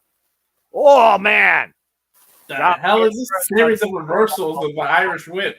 And Sheeta up the second rope, looking to fly. Missile drop kick, wipes the CEO out. Man, Sheeta really loves the drop kick, huh? Well, she needed that personally, if you ask me. Had to create separation between her and Mercedes Moné. The champ right now on the back burner. Mercedes trying to pull herself up. But Sheeta right now mounting the CEO in the corner. Might be looking for 10 shots to her bank book. Ianov against Mercedes Moné. And right now, Moné trying to shrink. Now hooking up Sheeta. Counter, trying to look for the powerbomb. Sheeta scouting it, though. Oh, what an elbow. Up the ropes. And, Connor coming in. Looking for the bank statement. Possible submission. Got it. She's got it. And where is it, though? Right in the middle of the ring. Far away from ropes. Using Sheeta's aggression and momentum against her right now. Does she still call it the bank statement, or she changed the name? I thought it was Moné's statement, if I remember correctly. Yeah, money. Yeah, I think so. And right now, Sheeta, though, both legs free, trying to crawl her way back towards the ropes. Moné's got to be aware of this, though. Moné's grip is slipping. Great mat sense by Sheeta. We talked about mat sense earlier tonight with the likes of MJF and Daniel Garcia. Everybody here has been demonstrating what they bring to the table. Mm-hmm. Two of the most experienced individuals here in the AEW locker room right now. AEW definitely can bring it when it comes to pay-per-views. Well, I mean, again, that just goes without question. Nice, great agility, counterbalance there by Sheeta, wiping out Moné with a clothesline. That's true, Matthew. Very true. And literally, right now, take a look at the replay here. Sheeta able to literally find her footing and wipe Moné out with a clothesline. Yeah, but they're both exhausted at this point. I'm exhausted. Exactly. But Sheeta, with those drop kicks, then tested her cardio. She's wearing herself out. Yeah, Aubrey Everett starting her standing 10 count here. She's up to 5 right now. Great capacity crowd on hand. Letting their voices be heard. Here's some elbow exchanges. Again, both these women right now just emptying the gas tank here. Just vicious elbow strikes here right now. And I'm not sure if Moné can get the better of this exchange with Sheeta. Oh, jeez. I don't think you want to strike with anyone that comes from the Japanese area. Yeah, that's probably accurate. Yeah. You don't want to go blow for blow, especially with Hikaru Shida, especially when she's fired up like this. Boom. She is hammering Mercedes right now. Like a railroad spike. Really to the back. Beautiful knee strike. Yeah, bending back Mercedes Moné. That knee caught Moné flush on the jawline. What's she going for here? Another drop kick from the top rope? Moné right now is stunned. But I don't know if this is wise. If she can quickly follow up. Moné out of the corner. Roll through Sheeta, though. And Moné. Lung blower. And now Sunset Flip. Power bomb in the corner. And Sheeta's head. Corner. Beautiful move. And Moné runs in with the double knees. The knees. Pulling her out of the corner now. Recover now to hold on to the title. Kick out by Sheeta again. Hate to admit it, but that's great ring awareness by Mercedes. I'm about to say a very unique pinfall there. It didn't trap both legs underneath her body. But this is the point where Mercedes needs to calm down and take a breather. She looks a bit frustrated. You can see it, her emotions in her face. Well, she knows that in her mind, she knows she can beat Sheeta. She's done it before. But again, she doesn't have Camille here to aid her, to encourage her, to preserve her titles. And right now, Moné just literally trying to insult Sheeta. And I don't know how wise this is to insult the Shining Samurai. Look like someone out of a Yakuza video game on Wednesday nights. Shout out to my Sega players. Team Sega for life. Sorry, Nintendo. And man. And right now, Mercedes Moné in firm control of the challenger. Front face up. Might be looking to send her for the ride. Three Amigos possibly. Shout out to her all-time hero, Eddie Guerrero. Bring a little bit of Latino heat to Chicago. The Three Amigos. There's one German suplex. Pops the hips and swings her over. There's the second. And Mercedes Moné able to pull off the three. Mm-hmm. Usually Eddie would follow that with the frog splash. Let's see what Mercedes does. I mean, again, at this point, what do you do to put Cheetah down? That's what Moné's thinking, to your point. It looks like she's looking for maybe that big frog splash out of the corner. Moné up to the top rope, scouting Cheetah in the drop zone. Oh, and with a frog splash, but got the knee up. There was a log in that water before she tried to do that splash. She a Falcon Arrow. Maintains control. Hoist her up again. Another Falcon elbow. This is different. I think she's going for her own version of the Three Amigos. Trios of Falcon Arrows. Has it done that deal? CEO goes bankrupt. No. I don't think that's the first time ever I've ever seen Cheetah use 3 Falcon Arrows in succession. Yeah, Mercedes barely got that right elbow up. And Cheetah, prime target. Katana blocked by Moné. One step ahead. And a knee breaker. And a dragon screw leg whip. Smart wrestling by Moné. God, backstabber. Doing more damage right there. The torque. Cheetah's up and over. But Cheetah catching Moné. German suplex sends the CEO up and over. And Cheetah. Oh! The knee to the face to cover. Hook the far leg. Kick out by Moné at 2. Barely. These kickouts she's doing is less and less oomph in them. This has been a very game competitive match here by both women. Respect. Both women matches. What a match here right now. And Cheetah once again back up to her feet. And Moné. Behind her. Katana. Can she connect? I don't think she got it. I think Moné just fell over. Got all of it. And I think Moné just fell over to preserve herself. And once again, Cheetah scouting Moné. Katana! There it is. She got all of it. What happened now? Why didn't she go for the cover? Another Katana, but Moné able to block it, I think. Cover by Cheetah. And 1 count. Mercedes immediately going to the outside of the ring. Preserving her title. Again, it's smart wrestling. She's preserving her title. And the shot look of Cheetah right now as Moné goes for her precious kendo stick. And both these women had tug of war here for Cheetah's kendo stick.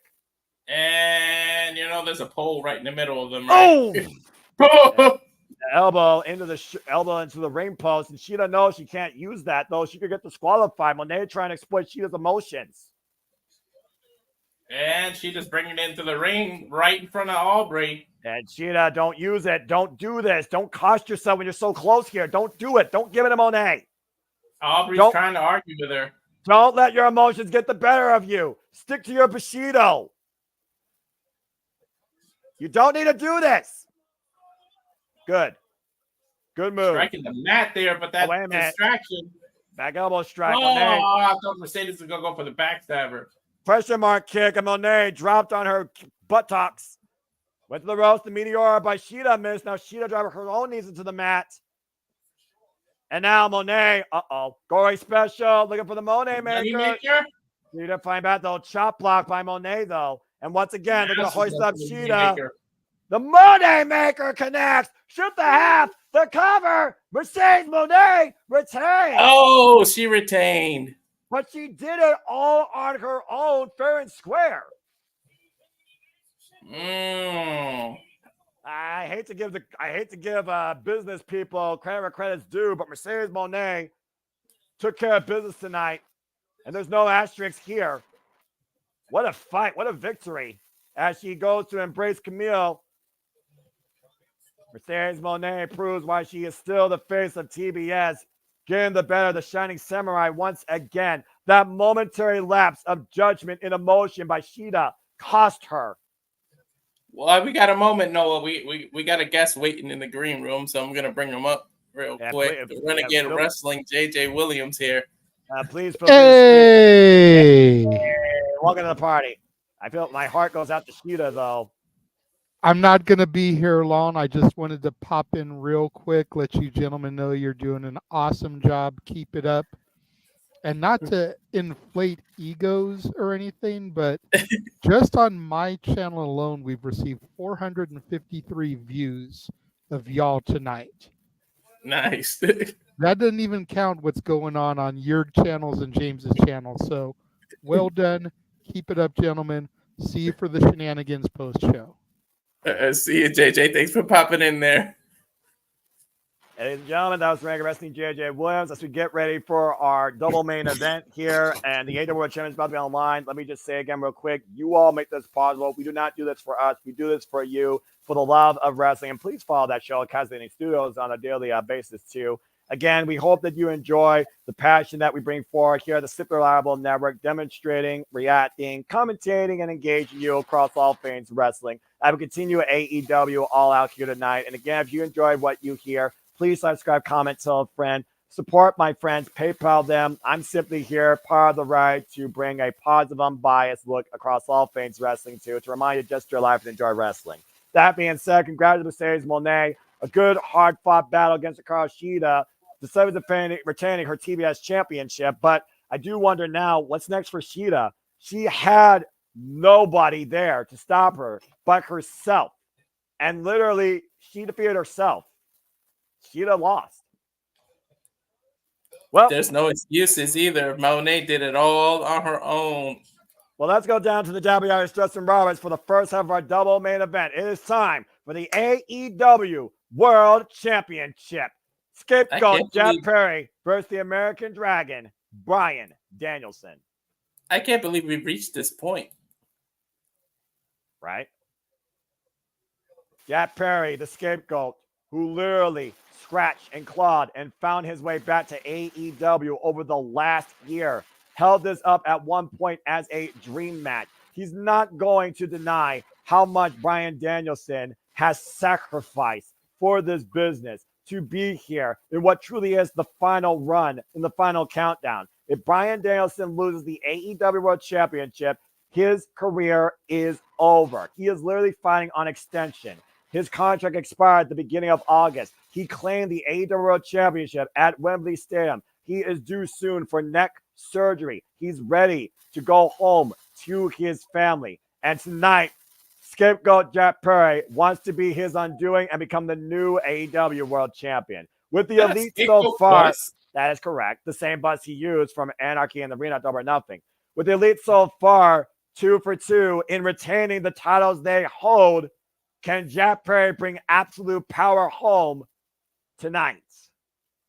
Not only will he bring power home, he'll at the same time he'll end one of the best wrestlers ever's career just by getting a 3-second count. And of course, Jack Perry is also still our TNT champion after, wow, look at the Riot Squad protection for this guy, the most hated man in Chicago history, probably since I don't know when. Mm-hmm. Let's also keep in mind, Jack Perry also defeated Darby Allin in his specialty, a coffin match at All In, to hold on to the TNT championship. Well, get ready for the loudest boos of the night. Here comes scapegoat Jack Perry in Chicago. And they got to use the final countdown, right? Because I think they've been using it ever since Bryan's on this last run. Well, I mean, to your point, they did lose it last year at AEW All Out when Bryan Danielson did compete against Absolute Stocks in a strap match with Bigger the Dragon Steamboat. So they might. They used it off TV the other day after Dynamite. There was a little something, I don't know if you heard, and they actually used it for Daniel Bryan. But I guess he didn't have to pay as much when it wasn't on TV. Jack Perry, who literally interrupted Bryan Danielson's championship celebration, saying that he will not retire as champion. He will fight as champion until he loses this title, given the opportunity wide open to anybody. And it was scapegoat Jack Perry that took the first shot from behind. And about to say, good old JR Jim Ross in this contest on commentary as well. The voice of professional wrestling, the guy that literally signed Bryan Danielson's first contract on the dotted line. A lot of history. Damn right.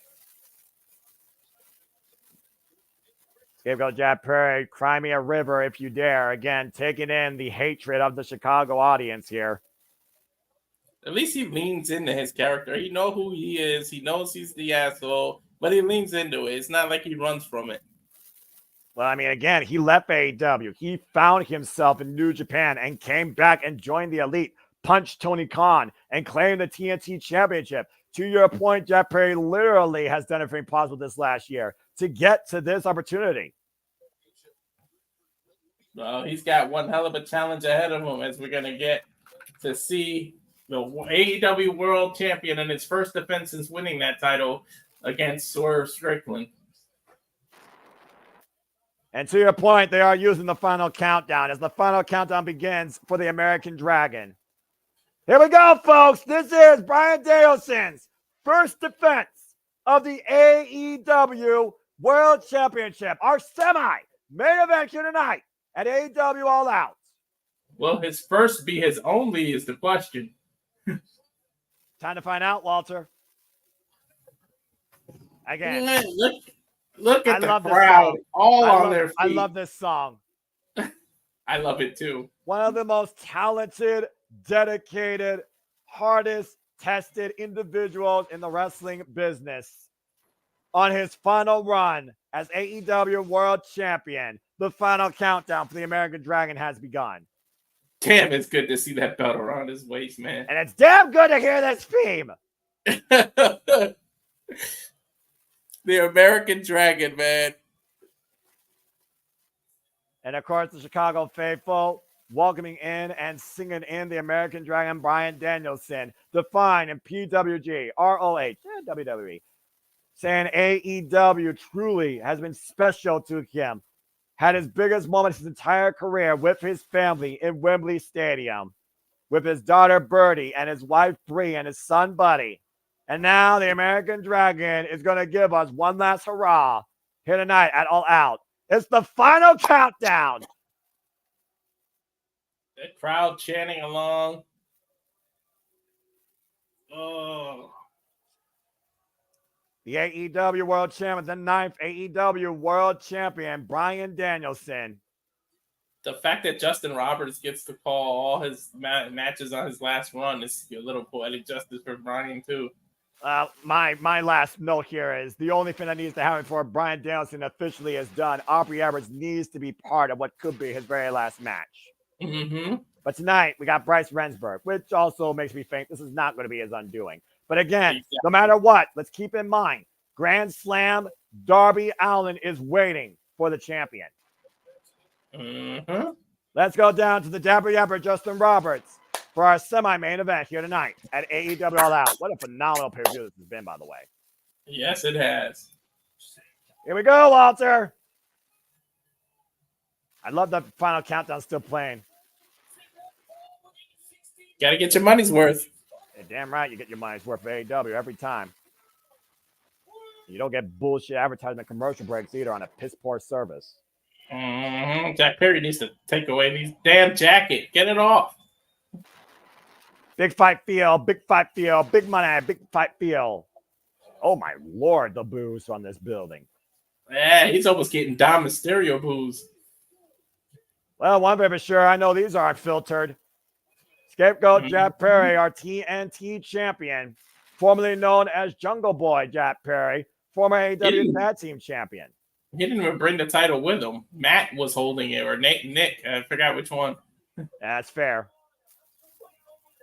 Bryan Danielson, 43 years of age, 24 years in the game, the ninth AEW World Champion.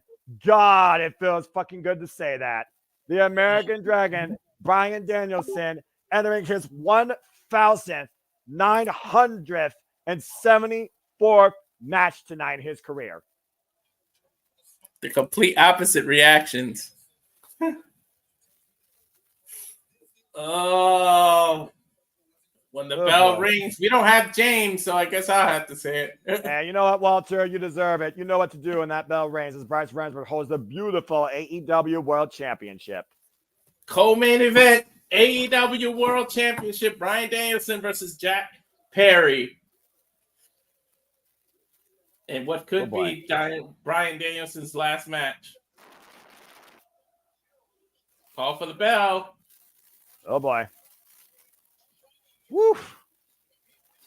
Bell sounds, and here we go. First time ever one-on-one matchup. At one point for Jack Perry, this was a dream match. It's taking a whole different meaning, though, for the scapegoat. And listen to the fans. Benicio taped heavy tapes on Daniel Bryan's shoulder and neck. Again, Bryan Danielson is due soon for neck surgery, but how soon will it be? Man, listen to the crowd. They haven't even touched, and the crowd is on it. Again, two men, opposite reactions, opposite levels of respect amongst the wrestling audiences. An all-time great versus somebody wanting to be his own all-time great. Carnival tie-up as we finally get things underway. It's the elite as in a group versus an elite professional wrestler. I wouldn't say an elite. I would say the elite. Next to Kenny Omega, there's very few men I hold up to the name elite besides Bryan Danielson. Jack Perry again, current TNT champion, former AEW World Tag Team champion. Scapegoat Jack Perry, of course, comes in here with youth and hunger to be what Bryan Danielson has become. Jack Perry, 27 years of age, 9 years in the game. Nice takedown there by Jack Perry, the front face off. Bryan Danielson, though, again, named by William Regal, the perfect wrestler.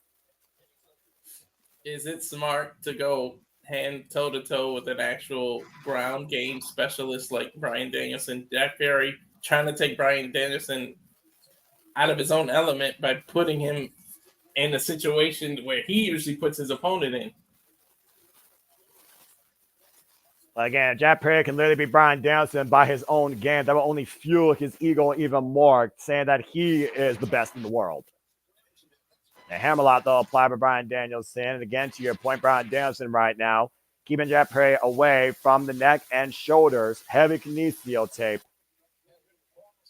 We know Jack Perry is not afraid to pull on heartstrings and pull on other people's heartstrings if need be. Yeah, and drop down. Nice hip toss there by Jack Perry. Great quickness by Jack Perry. Jack Perry might come in here the faster of the two. The quicker the retreats away from Bryan Danielson. Showing off, but he may be playing mind games with Bryan Danielson, trying to take him off his game, going in and out of the ring here. Taking his time. Yeah, so Jack Perry, of course, Bryan Danielson said that he is going to kick his fucking head in. Mm-hmm. Again, it's been a great night for the Elite so far. Momentum does favor them, but arguably in AEW across the wrestling roster, outside Will Ospreay, momentum has favored Bryan Danielson ever since the Owen. Of course, the scapegoat Jack Perry wins. It'll be 3 for 3 for the Elite as Kazuchika Okada and the Young Bucks retain. Again, Young Bucks by the skin of their teeth. Right now, a little bit of a reset here. Again, Jack Perry has to scalp Bryan Danielson here if he's going to get the better of the American Dragon. He cannot take Bryan lightly, even in this last run, beyond his wrestling career. Greco-Roman knuckle lock. Has a strength being applied here right now. These two goats butting heads, the scapegoat and the arguably greatest of all time. Wrist control, though, by Jack Perry. And again, Bryan also might be very tedious here. Trying to fill out Jack Perry. Northern Light suplex. Hip toss. Again, getting wrist control on the left arm. Side headlock applied. And Jack Perry throws Bryan into the ropes. Forces the break. Drop down. Bryan with speed. Caught Jack Perry. Ankle pick. Caught him out of the air. Think he might be going for a surfboard. And again, focus the legs of Jack Perry. You stop that impact of that knee strike that he used to knock Darby Allin out to win that coffin match. Again. Pulling at Jack Perry's nose. He's got till 5, Walter. He's got till 5. Take every second of it, champ. We also got to forget about we also got to think about this. The toll that Bryan Danielson has put on his body. Now he's putting a heavier toll on that he is the AEW World Champion. He's not going to take this lightly, but it also means he has to adapt in how he wrestles and how he trains because anything could be detrimental to him. Danielson resting back on Jack Perry here in the Romero special. Eye to eye. Oh, my God. And again, keeps going. Back after the nostrils, raking the face and wrenching the eyes and the nose and mouth of Jack Perry, just skiing up these elbow strikes to the side of the head. Well, if he doesn't kick his head and he's going to cave it in with these damn elbows. I wonder how Bryan Danielson has changed the way he's trained for this AEW title run, considering, again, he's due for neck surgery soon. Again, we talk about Bryan Danielson being one of the most adaptable wrestlers ever. He probably called up Adam Copeland and asked him his training regimen about his neck. Adam Copeland, of course, who's still recovering, by the way. Get well soon to the Radar Superstar. And speaking of Radar Superstar, of course, his former friend, Christian Cage, also can await any time. The winner! Springboard just worked out Jack Perry on the floor. Hey, look, there's Randy Orange shirt guy. Respect.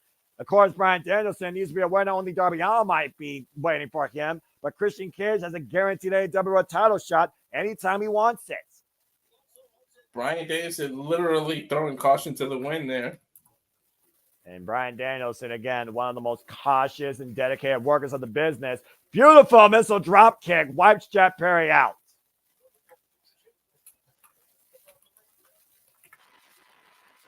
Jack Perry almost literally landing out of Chicago here, being thrown into the Now Arena audience. At this stage, though, Bryan Danielson skying Jack Perry from the apron, running the caught with a kick. The super kick connect on the jaw. The elite kick at this point because that does it so much. Driven TNT of Bryan Danielson to the floor. Jack Perry. Knowing the history of his neck, is just every move is just so cringe right now. Well, I mean, every move makes every fan wonder how much can Bryan Danielson take. That draping DDT from the apron to the floor, the turning point of this match so far. Scapegoat Jack Perry in firm control.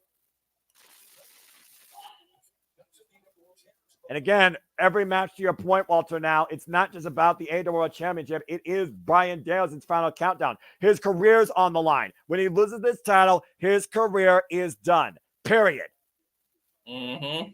Danielson hurt right now, and you can tell in Jack Perry right now looking to... what is Jack Perry looking for here? Scouting Bryan Danielson with the run-up. Big full-speed drop kick. And Bryan Danielson's head bouncing back against the barricade. Yeah, I think his back hit the back of the steel chair, and then his neck hit the barricade.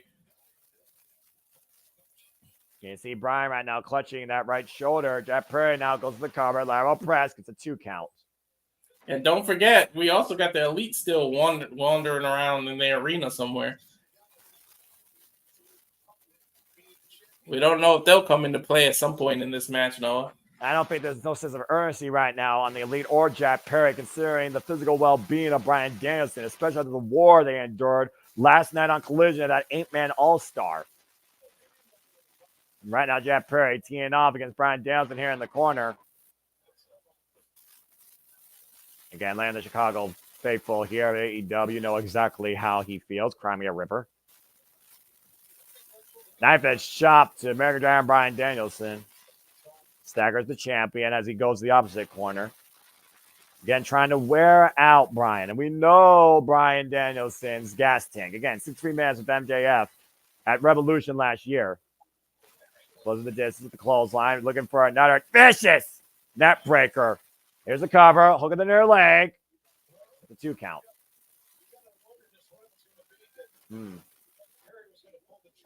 I mean, obviously, Jack Perry knew what he wanted to do coming in here. He wanted to literally work on that neck of Bryan Danielson. With Bryan Danielson literally talking about how he's due for neck surgery soon, everybody is going to or should target that. Whether you like him or not, it's sound strategy.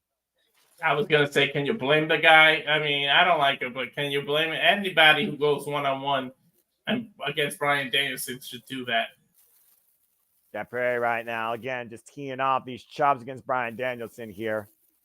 These chops seem to be motivating Bryan Danielson, though. We know what chops do to the American Dragon.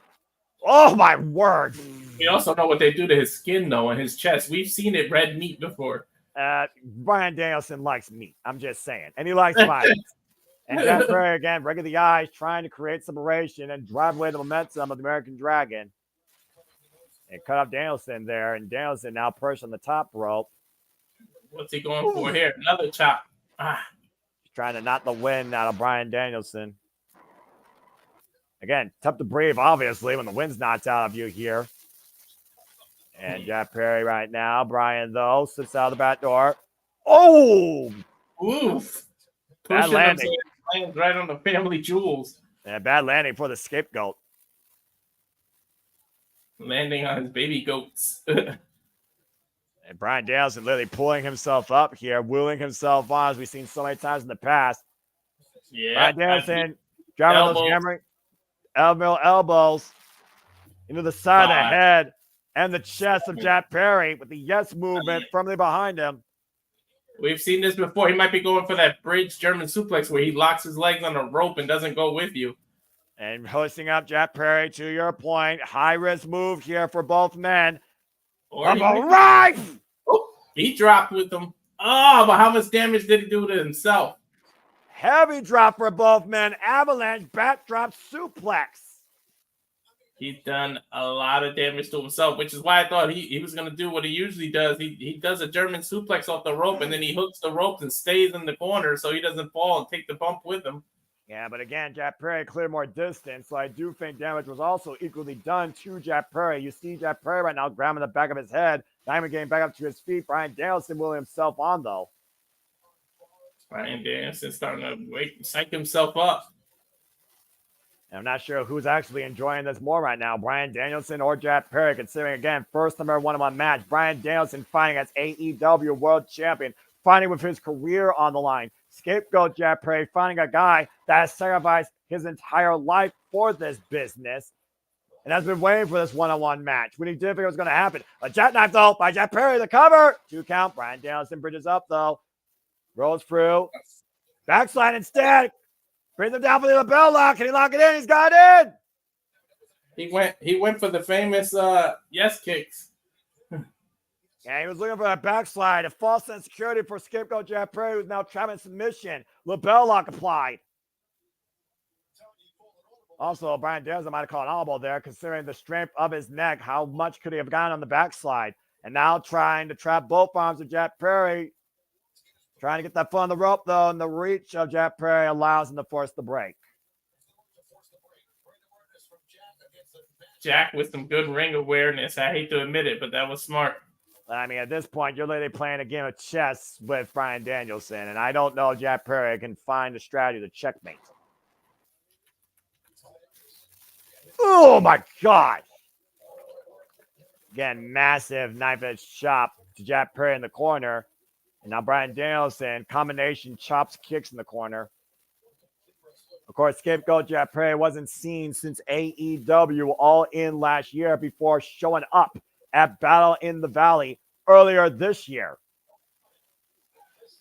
Ripping his AEW contract live for the world to see, and then going into Japan Pro Wrestling, joining the House of Torture, only to come back home and join the Elite. Bryan Danielson up over out of the corner. Bryan Danielson picking up speed.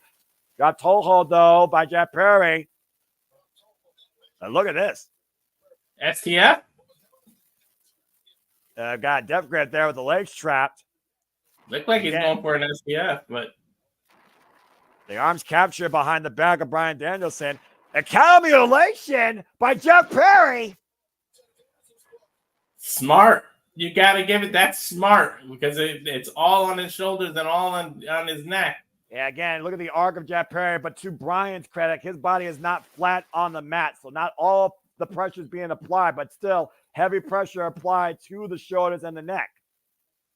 Jack Perry pulling all the stops to try to win the AEW title right now. Raising the shoulder blades together with the full Nelson, reverse full Nelson. But again, Bryan Danielson knows how to skip out of this move. Now the back elbow strikes and the waist lock applied by Jack Perry. Look at half and half, possibly. A full Nelson. Oh, Dragon suplex. Dragon suplex. Ah. Ironically, I'm the American Dragon. And that snap impact again on the head and neck of the AEW World Champion. That is not good. Stay on the offense, though. And brilliant offensive maneuver, though, again by the challenger. Now looking once again for another Snapdragon. Again, turning Bryan Danielson up and over on his head and neck. Got it. He got it twice in a row. May go for a third. Oh, don't tell me he's going to try to do the same thing on the outside on the apron. Oh, boy. Exactly. Add extra insult to injury and damage. Bryan Danielson fighting back, though, bracing his arm on the ropes and charming his leg on the bottom rope. These Snapdragons, by the way, shades of former True Elite member, the Elite of the Elite, Kenny by God Omega. Kenny Omega and Bryan Danielson went to a 30-minute draw a couple of years ago at Grand Slam. And Bryan Danielson now teeing off against Jeff Perry, both men on the apron. Dangerous territory here for champion and challenger. These knife-edge chops and these kicks. Yeah, literally banging. Something's got to give here. You know that, no? That is besides somebody's heart giving out. Not going to win out of each other here. And Bryan Danielson kicking the hell out of Jeff Perry. Jeff Perry, though, trying to hook Bryan Danielson up. Possibly an exploder. Bryan fighting back, though, clubbing elbows back of the head and neck to Jeff Perry. And now Bryan, what the hell is this? Oh, double underhook. Oh, dear Lord. Off the Oh, God! But again, how much impact did that have on Bryan's own neck? That double underhook overhead suplex from the apron to the floor. You think about how long Bryan held on to that, by the way. God! As we go to a replay, all the impact was on Ferry's neck, but the fact of the matter, the that he was clutching his body so much, Bryan was, when Jeff Perry landed, was even worse. Yeah. You're literally tying up the muscle. He's bringing in Jack Perry back into the ring now. Bryan now going to the top rope. Champion back in control here of our semi-main event here. Our first half of double main for the AEW World Championship. Bryan now scouting Jack Perry. Oh, man, and the knee to the back of the head. And also the knee, I think, to the shoulder as well. Double knee. I think he hit his shoulder elbow area with a flying knee from the top rope. PK now to the left arm. And we know what that does. When he goes for the lapel lock, he locks that same arm in between his legs to put all the pressure on it. And Bryan Danielson now again teeing up against Jack Perry, asking Jack Perry, you want to be tough? Bryan Danielson, fueled by emotion. Again, just teeing off against Jack Perry here with these kicks to the back and the front, left and right respectfully. And looking for that last big one. Jack Perry does the name. Oh, caught on the rebound. Went for the right, miss, and went and forgot about the left. Whew. Bryan Danielson right now. What a night and what a match. And perhaps the Psycho knee might be in Jack Perry's future. It might be lights out for the scapegoat here. And we've seen him win plenty of matches with this flying knee. Look at him run in. Jack Perry scouting it, though, again. Picks the ankle. And Jack Perry now. Now, FTF. Yeah, step over, totally a face lock here. But again, notice the way that he's got it applied underneath the jaw. The legs locked. And the rear naked choke being applied here by scapegoat Jack Perry as Bryan Danielson is trying to crawl his way to the bottom rope. He's still got a long way to go, though.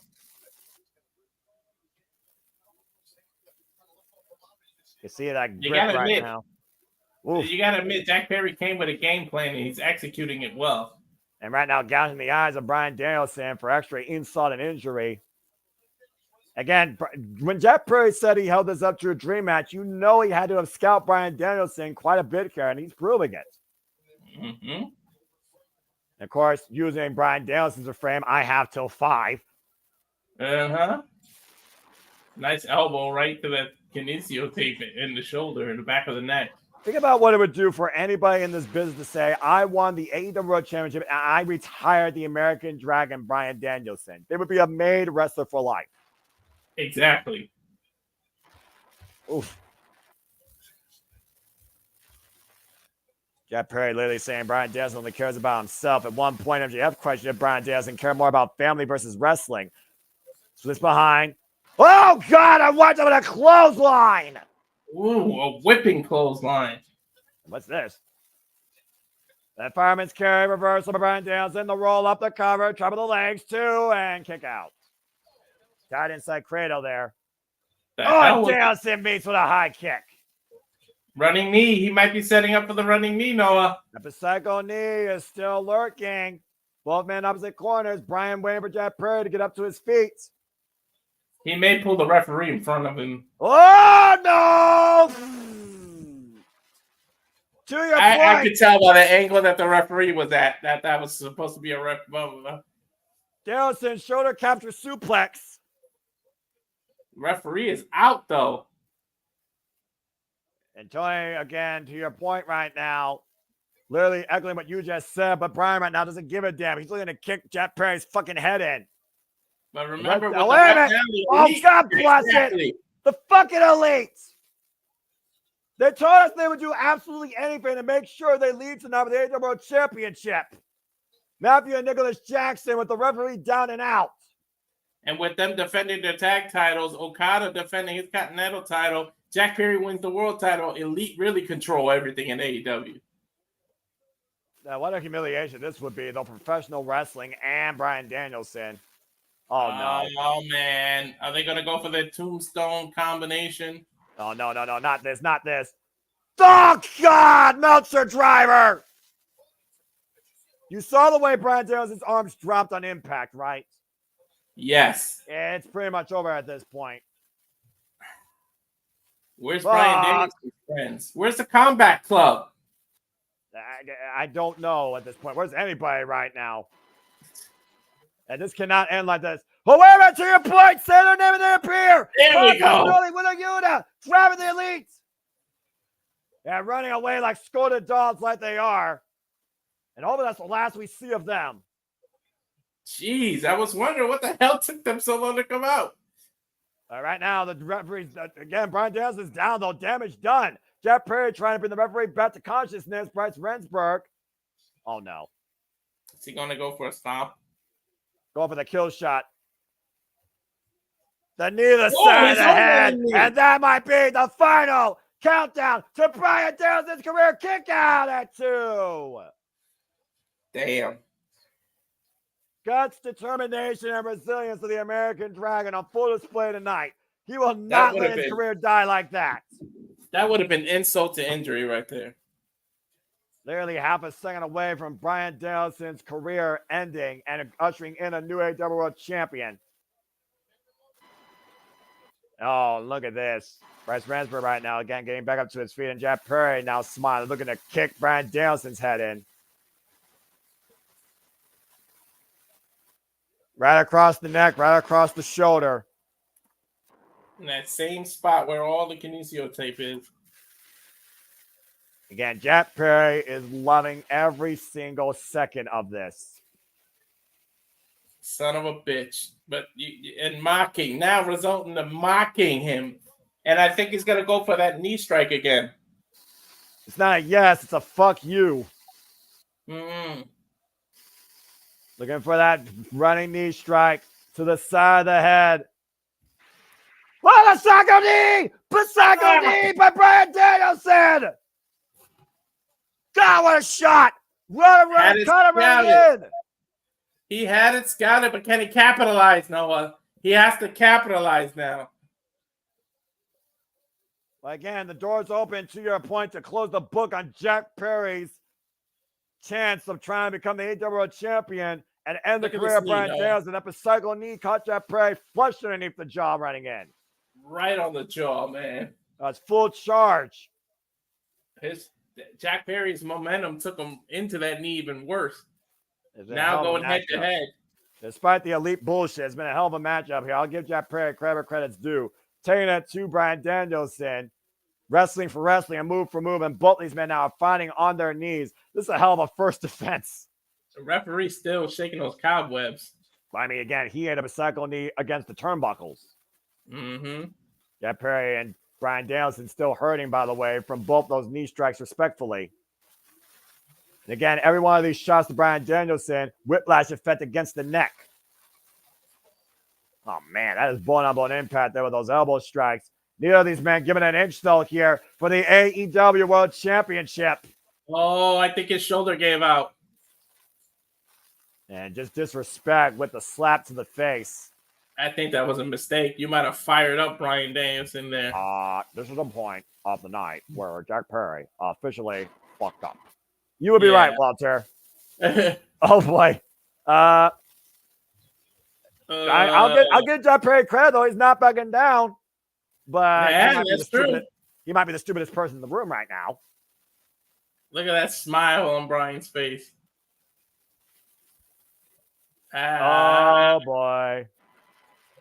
Bryan Danielson taking every one of Jack Perry's shots and walking in as well. Oh, my gosh. Oh! And Jack Perry right now literally getting a receipt for all that. Slap fest in and out, kick fest. Oh, and a super kick of Bryan Danielson. Rolling elbow by Bryan Danielson. And he crumbles. Jack Perry's up with a suplex on his feet, though. Looking for that running knee strike. Bryan Danielson sidesteps, though. Pick up speed. Pasaco knee! Turns Jack Perry inside out. Upside down. For the cover. For the win. No! Oh, damn. He got all the knee, too, Noah. What the hell is Jack Perry knee made of? I don't know. Damn it. I hate to admit it. You got to respect the effort he's putting in here. Raw, unbridled passion being exhibited by both men here tonight at All Out for the AEW World Championship. One man fueled by family, the other man fueled by self, hunger, and envy. That's what this championship means. You got to go, pun intended, all out for it. And Jack Perry might literally be out, as Bryan Danielson might be looking to finally fucking kick Jack Perry's head in. Dragging up his dead carcass. The bell lock at this point. Just lock it in and let's go home. I mean, at this point, everyone's been waiting for Bryan Danielson to literally stomp Jack Perry's face deeper than below the freaking arena the Chicago Cubs play in. 5, 6, 7. Good grief. One more. This match both emotional. I mean, again, how much is enough is the question here. How much is enough? Come on, 7's such an odd number. Don't stop there. Got to get the people what they want. 8, 9, 10. You might 11, stop them all night. 13, 14, 15, 16. Good God, Bryan Danielson's fired up. We may see the final knee here. I don't know about you, but I'm enjoying the hell out of this match, and I think all Chicago is too. I think it's lights out for scapegoat Jack Perry. I'm enjoying the hell out of the entire pay-per-view while we're at it. Damn fucking right. Pay-per-view of the year candidate for me. And right now, Jack Perry, you may have sacrificed a lot to be here, but you're about to be sacrificed by Bryan Danielson. The final knee. And Jack Perry is willing to take it. Psycho knee! Cover 2! Bryan Danielson retains!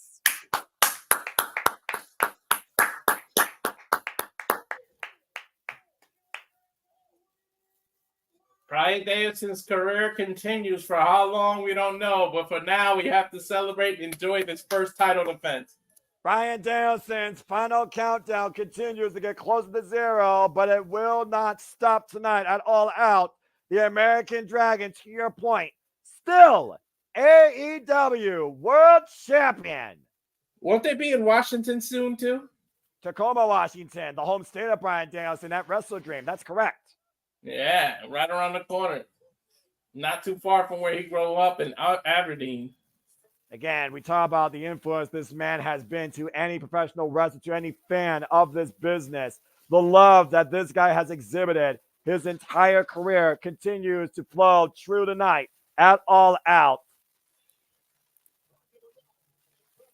And one more time, again, folks, we are on. That is so beautiful. I just got goosebumps. We are on the final countdown on Bryan Danielson's career. One defense in the books. Great main event match. And you got to give credit where credit's due. A hell of an effort put forward by Jack Perry. Wait a minute! Kill switch! Oh, no! What the hell? Kill switch and Jack Perry in the ring. The former AEW Tag Team Champions. Jurassic Hell, Express. Remember I said long ago that may this be some kind of weird reunion. Everybody's saying no. I said they're both heels at this point. Oh, no. No way. No fucking way. No fucking way. You can't be serious. He can. The stipulation of the match, he can call it whenever he wants. He can have that title match. Oh, It's similar no. to the Money in the Bank there, Noah. The man that won the Casino Gauntlet, to your point, with something richer than Money in the Bank has been the last several years. Christian Cage, patriarchy in tow, AEW World Championship contract in hand. Christian Cage might call his shots. Wait a minute, John Moxley. Moxley! What the hell's happening here? John Moxley drawing the line between the patriarchy and Bryan Danielson. We don't know this side of Moxley, though. Moxley's been a little different since returning. Well, who's going to flinch first here? And Claudio Castagnoli and There's Pac the and Wrestling Willa Yuta. Combat Club. Blackpool Combat Club. Playing border control against the patriarchy here tonight. This is storytelling, baby. Christian Cage Christian, smiling like a little. Knows he's outnumbered even with that Jezebel, that skank in his corner. Christian doing the smart thing, backing up. You know, you have that. You can do it whenever you want. Yeah, Christian Cage looked to pick his spot tonight, and thankfully, Bryan Danielson's friends preventing that from happening. We almost saw a tragedy. Mm-hmm. Time is not on Bryan Danielson's side, though, clearly. No, it's not. But I think you got your answer to your question as far as where Blackpool Combat Club stands with John Moxley. They still are a united front. What a night. What a pay-per-view. At BCC, celebrating and embracing Bryan Danielson in the ring, and rightfully so. This is what professional wrestling is all about, folks. Firmly embraced here. That's a good picture to see, man. That is freaking awesome. I was wondering where John Moxley's loyalties lie and his mind. Since he came back, he's been a little different. And that's an understatement. Well, clearly, Bryan Danielson and John Moxley still have the utmost right. What the fuck? Oh! Claudio Castagnoli just decked Bryan Danielson with an uppercut. What the fuck does this mean? And John Moxley is suffocating Bryan with a plastic bag on his head. What the fuck is happening here? And Pac is holding Yuta back. Marina Shafir. What the hell? Take it down. What the fuck? This is insane.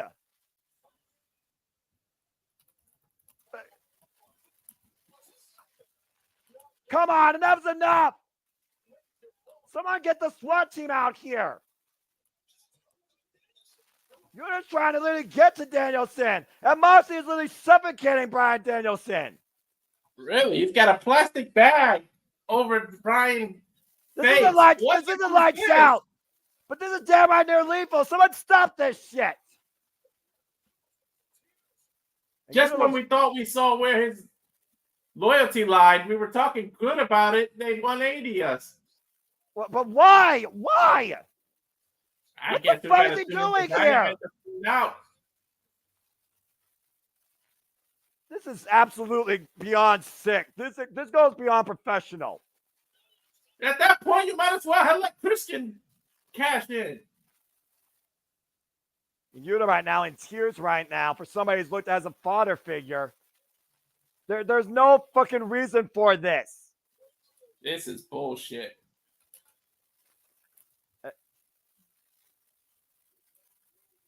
This is pathetic. This is beyond fucking pathetic. This has got to be pure jealousy, Noah. Well, now Moxley and Marina Shafir and Claudio and Pac are all leaving. We need to get some help for Bryan Danielson. Get some oxygen to him immediately. That's damn near lethal right there. Yeah, they're putting oxygen on him. But what is the point of this? I guess we'll find out on Dynamite, but damn it. Sons of bitches. Well, look now who's leaving together. John Moxley, Maria Shafir, Claudio Castagnoli, and Pac are all leaving. I wonder who orchestrated this, Noah. What the fuck just happened? This doesn't even make sense. There's a hush over the crowd right now. Well, I mean, Bryan Danielson's been incapacitated by a plastic bag. You know they could suffocate a man to death with that. And Claudio Castagnoli just turned his back on Bryan Danielson. And John Moxley right now is leaving the arena with Shafir, Claudio, and Pac. Just like that. They stopped the patriarchy, and then John Moxley. Was it frustration over not winning the tag titles? But I don't get what's going on here. I've been a wrestling fan for 30 years, and I've seen some damn shit across the world of wrestling, but nothing like that, where you literally could kill a man with a plastic bag. I mean, I've seen lethal weapons, but plastic bags are no joke. You literally could kill a man with that. This is a serious moment right now with the oxygen to Bryan Danielson. Everybody was chanting. Was this pre-calculated? Was this planned before the night even started? Was this after Pac laws? And to your point, I mean, literally, you think about what happens with suffocation. You don't get that oxygen, that blood flow to your brain. It shuts you down from the inside out. If you don't get communicated enough, you literally could die. How about you pre-calculate? How would you know Christian and Killswitch would have came out? What's the motivation behind this? I have no idea. Why did they let Christian Cage cash in? That's what I don't get. You might as well have let Christian do it. I think John Moxley wants to be AEW champion again, and he wants to end Bryan Danielson's career himself. Well, it's fucking sick is what it is. It's damn right disrespectful, and it's deplorable. And if I'm Tony Khan, I would fucking fine and suspend him. Well, anyways, we get ready for our main event here of main events, as this has been a phenomenal night with very emotional distress upon that. It's time for shit to hit the fan and the lights to go out. AEW is not responsible for what happens next. Swerve Strickland, Heyman, and Page, lights out, steel cage match. At least Yuta didn't join them. He got kicked out, so I guess. I'm assuming, right? I don't know. Well, we got to try and regroup here as the lights are about to go out here, folks. And let me just go ahead. We're looking forward to there, Noah. Yeah. All out. Yeah. Well, as I once again thank everybody for tuning in to what is a Paper of the Year candidate, just with storytelling, match quality, quantity, and overall what the fuck moments and suspension disbelief and cliffhanging. We have seen Mercedes Moné, Kazuchika Okada, the Young Bucks, and Will Ospreay all retain their championships. We also saw Daniel Garcia lose to MJF, but drop him on his head with a tombstone pile driver out of the corner off the second rope. We saw Chris Statlander make a statement against Willow Nightingale, choking her out with a steel chain and beating her in that Chicago street fight. And we just saw Bryan Danielson's final countdown, not hit 0, but his heart rate may have been close to that, as not only he beat Jack Perry, very game effort, but John Moxley and Claudio Castagnoli have turned their back on Bryan Danielson, and Pac is along with them, along with the primary Shafir, after nearly incapacitating the man to death. But believe it or not, we are not done yet. It is going to get a whole nother level of personal, violent, and questionable, because this is not with any legal responsibilities attached to it. It is the 4th time these two men are going one-on-one. Since last year, Wrestle Dream, where Heyman lost to Swerve thanks to Prince Nana's Jewels. Since last year, Full Gear, Texas Deathmatch, where Heyman was incapacitated with a steel chain and got a cinder block to the head, courtesy of Swerve Strickland. Since he got suspended at Revolution, and Swerve created a dynasty, becoming an AEW World Champion. And all this began when a man invaded another man's house. And Heyman has been hell-bent on redemption and death of Swerve Strickland, to the point he has literally burnt Swerve's house. Now these two that are literally going to fight forever might be finished in hell in this lights out steel cage match. I'm still at a loss for words of what we just saw. I mean, I know we got to switch gears here, but damn it, it makes no sense. Well, let's go ahead and try and regroup as Justin Roberts explained the rules. And again, whatever happens here, AEW is not responsible. The following is a lights out steel cage match. Pretty much an unsanctioned match.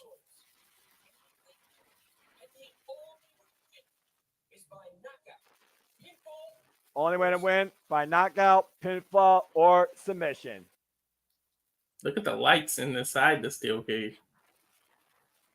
Oh boy. This is about as personal can get, Noah. Well, we talk about what drives a man to insanity when you bring in his family. We saw what Hangman Page has become when he burnt Swerve Strickland's house to the ground. The house that Swerve grew up in as a child. Looking to pass that on to his children and his children's children. And there you see it on the Titantron. Again, we also have to point out, Walter, the entire night, Swerve and Heyman have been restrained from each other and the entire AEW locker room in their respective dressing rooms. I know they call it a steel cage match, but this isn't a match. This is going to be a fight. This is going to be a brawl between two men who hate each other. And again, this is for the safety of everybody backstage. There will be no safety given to either man inside this steel cage.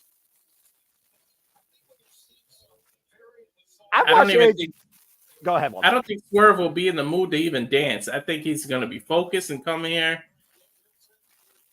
Well, we've seen what Swerve has been willing to do to get the AEW World Championship. He calls himself the most dangerous man in all of AEW. Now what the fuck is Swerve willing to do to Hangman after he literally burnt down his house? Maybe he needs to maybe he wants to steal one from us as the game we play and hang Hangman. Well, we are still swerving here in the Now Arena, but that's a whole different attitude by Prince Nana and Swerve Strickland. Yeah, that's Nana dancing. You see Swerve, he is focused. His face has not changed. No. This has been one of the most bitter personal rivalries I can remember in recent professional wrestling history. To become this violent, this evil, this vengeful, this spiteful, to the point anything to do to each other, is 110% legal. And there's no repercussions from it. AEW literally wiped their hands of this match. They're like, we got nothing to do with the results. And Swerve motivating himself with a Harlem Heat style jacket and pants with the Hangman Adam Page in front of his burning house on the back. Swerve reminding himself, as if he need motivation enough, he puts it on his own gear. I'll say, to your point, literally Swerve having the very symbol on his attire, inspiring his revenge against him and Adam Page tonight inside the steel cage. I don't see many wrestling holds being applied in this match. I think it's just going to be an all-out brawl. You know, brawl might be a kinder word considering what these two men might do to each other. The fact that it truly has no restraint. This is a lights-out steel cage match. Again, only way to win via pinfall, submission, or knockout, and literally anything goes. And there is no legal obligations against AEW for whatever happens. You can literally win by knockout in this match. Well, we damn near saw John Moxley kill a man, almost. Well, Cage hasn't even come down yet and Swerve immediately on the attack. Now Swerve kicked in the face to Heyman, driving Heyman in the barricade. These two wasting no time touching each other. Swerve has literally been stewing since Wednesday. And Swerve knows that cage is falling. The cage hasn't come down yet. Well, Swerve knows that cage is coming down. And he's having Prince Nana bring in the artillery. Again, all these implements are allowed in the ring as long as that cage isn't down. Once that cage is down, there's no escape. Oh, my God. Swerve is trying to make him get crushed under the cage. Look. Yeah, I think you're absolutely right. He could decapitate him. And a match right here again of lethal proportions right now. Somehow a freaking action movie. And Prince Nana pushing both men in there for their own freaking self-preserve. Swerve more than anything. Not the smartest man, I guess. Yeah, thank God Prince Nana did that. Bell rings, and this lights out match officially underway. And both men now trapped in their own hell to unleash anything they want to each other. They're trying to set the cage. They got a lot. Yeah, they got set in place. To your point, it's not fully right now down across the ring. And far away throw and Swerve kip up immediately though. Big boot to Hangman. That was a massive shot. Paul Turner there, just literally there to answer the decision, count out, pinfall, submission, or knockout as the cage now is firmly in place. And the beauty of this steel cage, no outside ring area. It's all in ring. And right now, again, the steel cage, of course, can be used as a weapon. 15 tons of steel surrounding both these men. Literally, the ref is just there to see if somebody gets knocked out, pinned, or submitted. He has nothing. There's no rules. No, pretty much just there to witness the fall. Heyman right now hoisting up Swerve, trying to fight his way out, and Swerve preventing collision with the steel cage face first. And Heyman preventing collision face first now with the steel cage. Both men trying to literally take the hide off each other. Roll through. Flatliner! I think he was trying to grind his face across the cage. That's what both men was trying to do, clearly. Oh, house call. Yeah, you know that's not going to be it. In the cage? Well, you got to consider, again, how you literally build that, Walter. Maybe it's for the camera to peek through, exactly. That's what that's for. It's for the camera angles. Mm-hmm. And also in case somebody needs to go up there and reinforce that top roof. And keep in mind, this is a topless steel cage, just like most steel cages have been in their career. Stands 15 feet tall, but escape means nothing. Personally, I think escape shouldn't be an obligation in a steel cage. If you're going to finish something, rolling elbow, finish it inside the steel cage, truly make sure it's a definitive result, unleash hell, unleash your anger, and call it a night. That's what a steel cage should be about. Not some lame brain idea of, oh, I won because I walked out the damn door. Why you have a freaking steel cage in the first place? And you see a pile of weapons that Nana threw in there. We don't know what's in that box, but Adam Hangman's about to find out. And the Hangman, to your point right now, grabbing a staple gun. What the hell is this? Well, I mean, you remember what happened the last time we saw one of those in the Texas Death Match, right? Mm-hmm. And Heyman just stapled Swerve, and Swerve is laughing. When you're pissed off, you don't feel pain. Mm-hmm. You unleash a demon inside you. And Heyman now. Uh-oh. Oh, no. Oh, no. Oh! Ow! God! Ah! And Swerve literally unleashing staples into Heyman's lower back while breaking a chokehold. What the hell is this? And a backbreaker over the knee. This is Swerve Strickland at his most evil. The evil within being unleashed. Oh, dear God. Ah!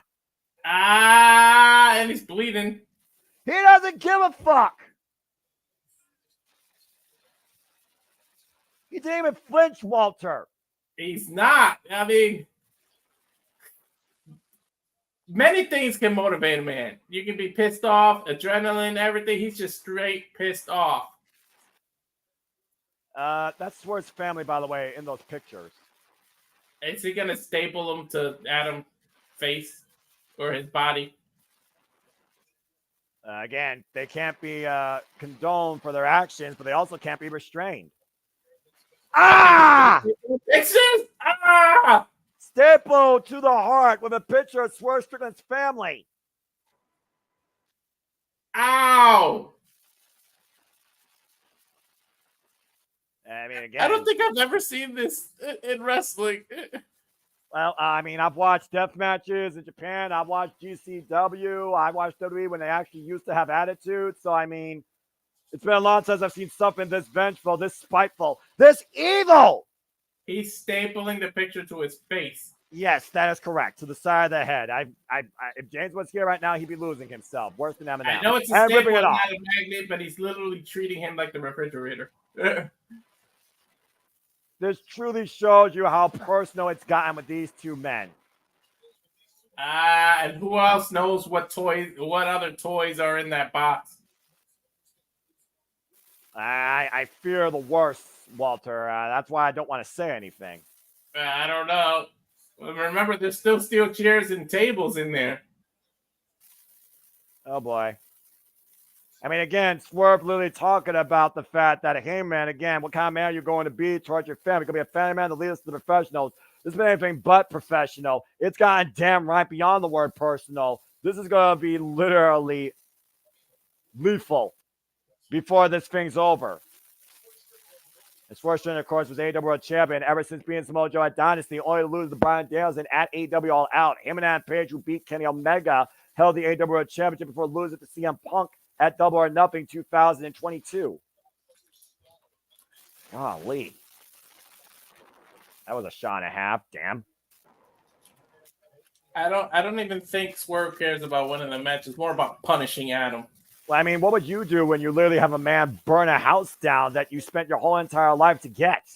That had so much sentimental family value. And now hoisted up on the shoulders and driven into that steel cage. Again, using the cage as a weapon, and it is all legal. And Ben, sometimes you wish you could leave memories alone, but there are some memories you just can't forget. Heyman never forgot what Swerve Strickland did to him and his family. Now Swerve will never forget what Heyman did to his house. How can you forget something like that? Hope he had insurance. Yeah, I just fear to what extent these two men are willing to hurt each other. Exactly. And again, I fear what else is in the box. And again, it is all legal. There is no freaking responsibility on AEW what happened to these two men. Oh man, I just thought there might be somebody might have lighter fluid and some matches. Don't say that out loud. All right, we already saw freaking arson this week. I don't need to see any more of it. And Heyman right now and Swerve on the top rope here. I'm still a little bit flabbergasted by what happened prior to this, so apologies, folks. And I'm just trying to wrap my head around what the fuck's happening at AEW. I can't wait for Wednesday. I lost my focus because of that. I can't wait for Wednesday. That's for damn sure. Oh! And right now, Heyman dropping the rope out from underneath Swerve Strickland. Swerve hung up across the top rope. And it's Heyman up the corner. Corner clothesline. I don't know if he got all of it, though. He kind of knocked Swerve into the cage. Yeah, but look at the way Swerve's holding on to that steel cage. And again, Heyman right now using the cage as a weapon for his own right, driving Swerve side of the head first in the steel cage. Ramming the side of the skull. After these two just literally stapled each other. Yeah, this match is not brought to you by Office Match, but might as well have been. And look at the barbed wire that Heyman has in the hand that he brought with him. Uh-oh. Oh, dear God. And now Heyman, barbed wire lariat! Wrecking ball barbed wire lariat, might I add, out of the corner, wiping out Swerve Strickland. You said it earlier with the street fight that they were only limited by their imagination. Imagine this fight. Yeah, where again, you're not limited by anything, not even lawyers. Mm-hmm. The show All Out is demonstrating why it's called All Out. Because if you're truly going to make sure nothing's left to chance, this is the stage to do it. We've seen a hell of a lot of opening match. We've seen blood since our opening match. Well, again, we've seen how personal things have gotten. MJF, Daniel Garcia, Willow Nightingale, Chris Statlander, Heyman, Adam Page, Swerve Strickland, Bryan Danielson, Jack Perry, and apparently Jon Moxley. Exactly. Again, although we don't know why. I guess we'll find out Wednesday. Well, again, Jon Moxley said this isn't your company anymore, and he just wants to talk to Darby Allin. And Claudio Castagnoli, Jon Moxley, Maria Shafir, and Pac are now a unit. Now, I almost wondered if face first. Yeah, again, literally less than a month away from AEW Dynamite's 5-year anniversary. A whole different paradigm shift is underway. AEW is never going to be the same after tonight, but I almost wonder how either of these men are going to be the same after tonight.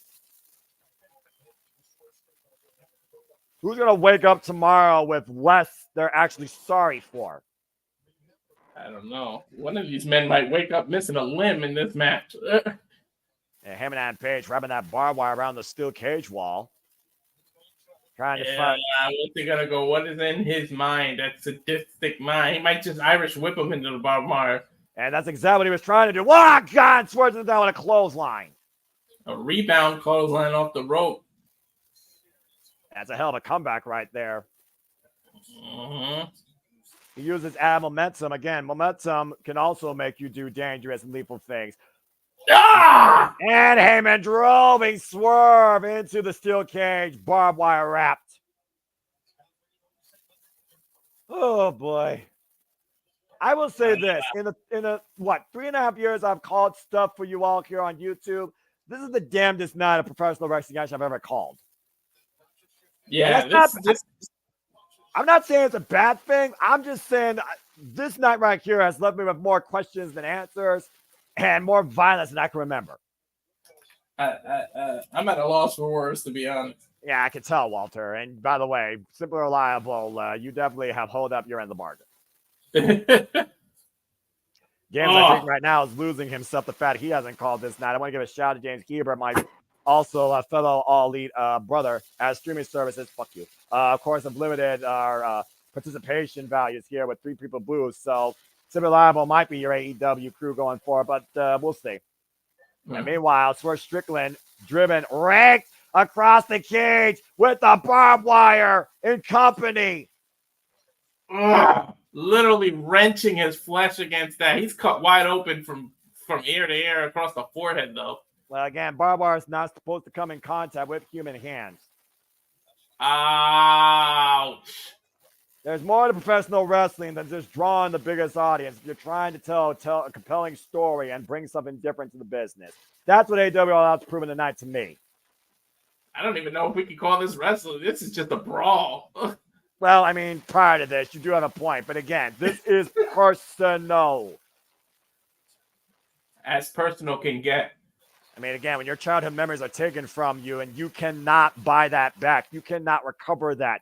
You cannot regain that. All bets are off, especially when you're Swerve Strickland. Time is something you can never get back. Yeah, the amount of stuff these two men are already done is just damn right disgusting. Screw Simon Spain's in the courtroom. Big cowboy boot takes Swerve Strickland down. Catching Swerve flush in the face. And again, you can tell that Heyman is just wanting to take his time. I think both men do. They're not looking for necessarily a win. They're looking for a finale. Yeah, to hell with the record, to hell with the win. I don't think they care about anything. They just want to punish each other. I don't think he has the room to do his clothesline, the buckshot lariat. I think Heyman realized that. He can't pull off a buckshot lariat inside this steel cage here. Thankfully, the steel cage won't allow that. And Swerve right now fighting back here as both men in the middle of the ring, off the ropes. Just throws his body to Heyman. Heyman off the ropes again. Swerve off the ropes again. And, oh, no! Launched up in the steel cage. And remember that barbed wire is still wrapped around that damn cage. And thankfully, the other wall. I think Swerve's head went, once again, vertically face first. Just that chain mesh. The chain mesh is lethal enough. Imagine adding barbed wire to it. I can't imagine what is going on through their minds right now with all the toys around there and all the most crazy thing you can think of is allowed in this match. And again, it's lights out, and anything here AEW is not responsible for. It is two men just literally going through their own hell, one trying to get to heaven, if that's possible. Share the back of the really, just a chance for two men to release all their frustration, and I think they'll still won't get enough after this match. And Paul Turner right now trying to get the chair out of play. I think Paul Turner even wants to see it end of this. Man, there's no rules. I don't know why he's interfering. Well, Paul Turner right now is the most innocent party in this. Oh, a house call! Look at the height on Swerve. He literally jumped over the referee's body. And to your point, Oh! The lariat off the referee's back. Swerve with his own buckshot lariat. Yeah, I think he slipped a little, though. Well, again, losing blood definitely probably doesn't help. And also, Swerve doesn't usually do that move. Still got a hell of a lariat off of Paul Turner's back. Capacity crowd on hand and what is a resourceful, if you want to call it that, end game to Swerve, Strowman, Heyman, and Page in our main event at All Out in this lights out steel cage match. And the chair in the back of the Hangman. Yeah, here's a chair. Huh? Again, these two don't give a shit. Oh my God!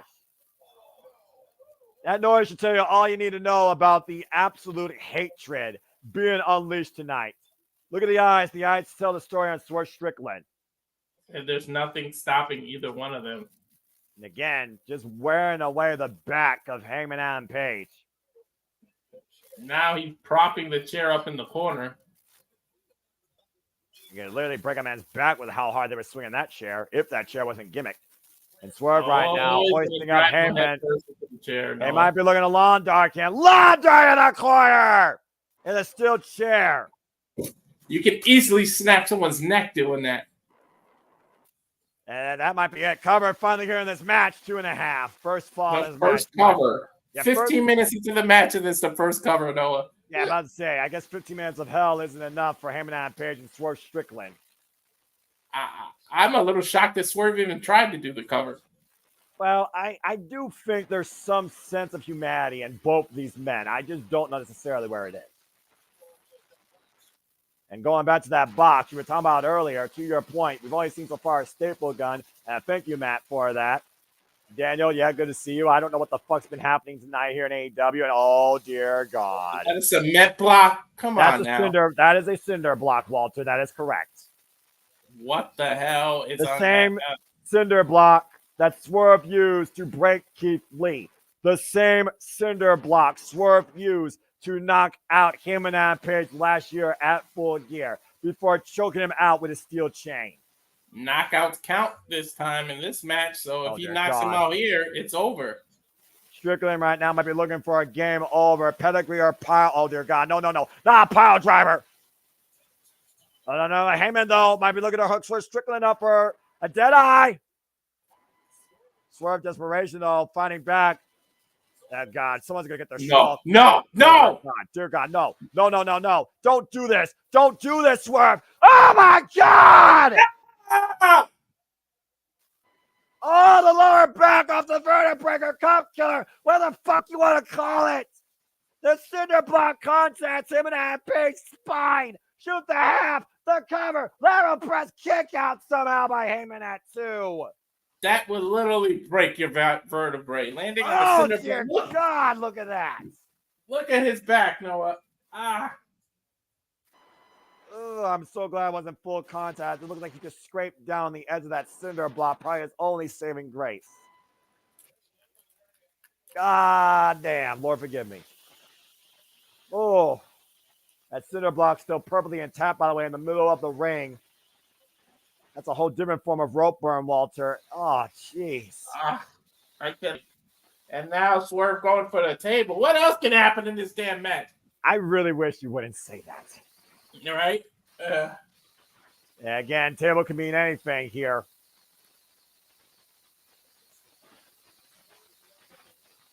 And someone tells me Swerve's not done with that cinder block, considering it is not broken or exploded.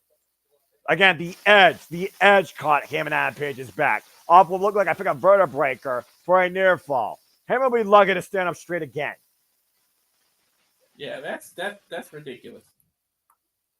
And, of course, Keith Lee, get well soon, still out on injury. Now, Swerve is scouting Heyman. Something big out of the corner here, possibly a Swerve stop. Heyman, though, with a shot below the belt. Almost a low blow, looks like.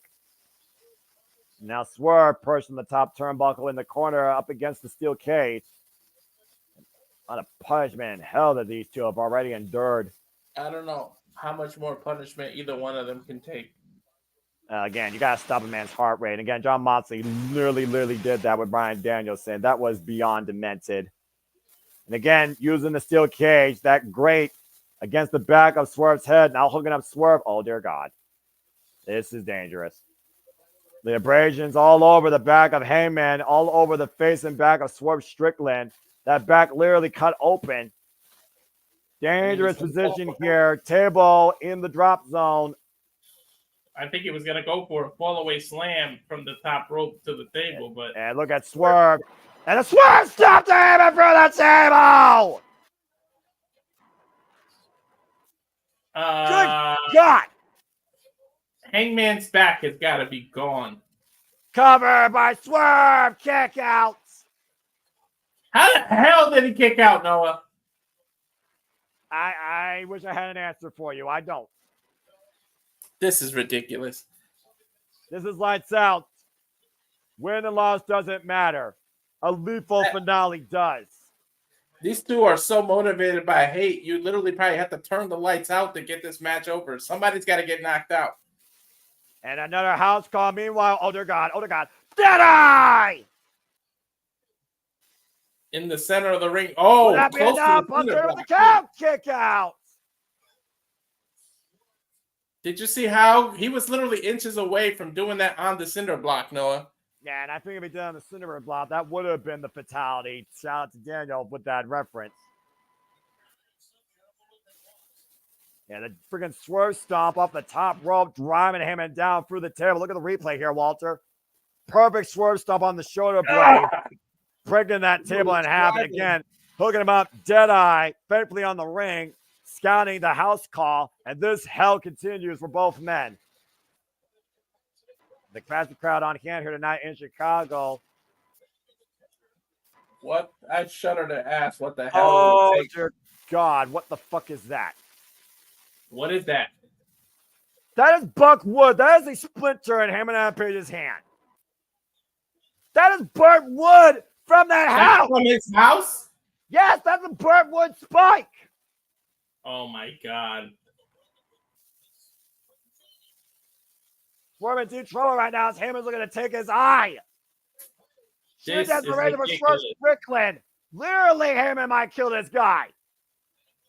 And look at this, though. Swerve with the takeover. Somehow getting a cross arm breaker here, and Hammond's still trying to stab Swerve Strickland. I kid you not. Oh, dear God. Oh, no. Oh, no, no, no. Dear God, no. Swerve's turn. We're not on tour, but this is a match of horror. Cover two. Reversal. Oh, my God. Swerve has the stake in his hand now. Again.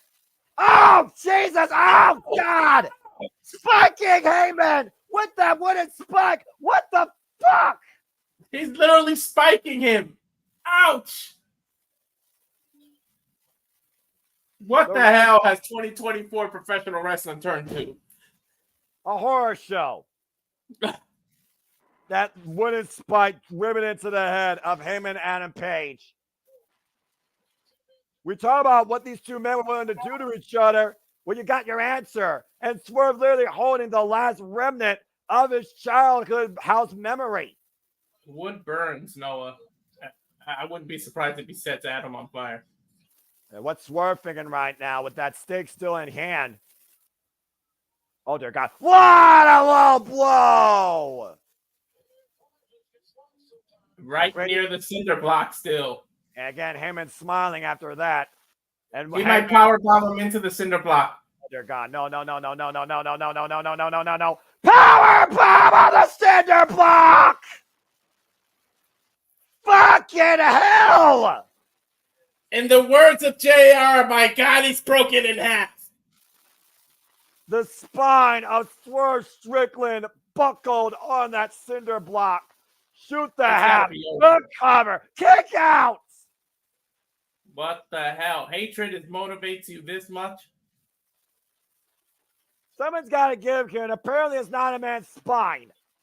Even Prince Nana's face. Did you see that? Swerve and Heyman are not human. That's bone on cinder block. That cinder block, by the way, still perfectly intact. Didn't explode or break. Hate is one hell of a motivation, I gotta say. The evil within being brought out tonight by Heyman and Page and Swerve Strickland, and it's all legal. I don't want to see a man's career end, but honestly, if it means that I don't have to see something like this again, I want somebody to be done here.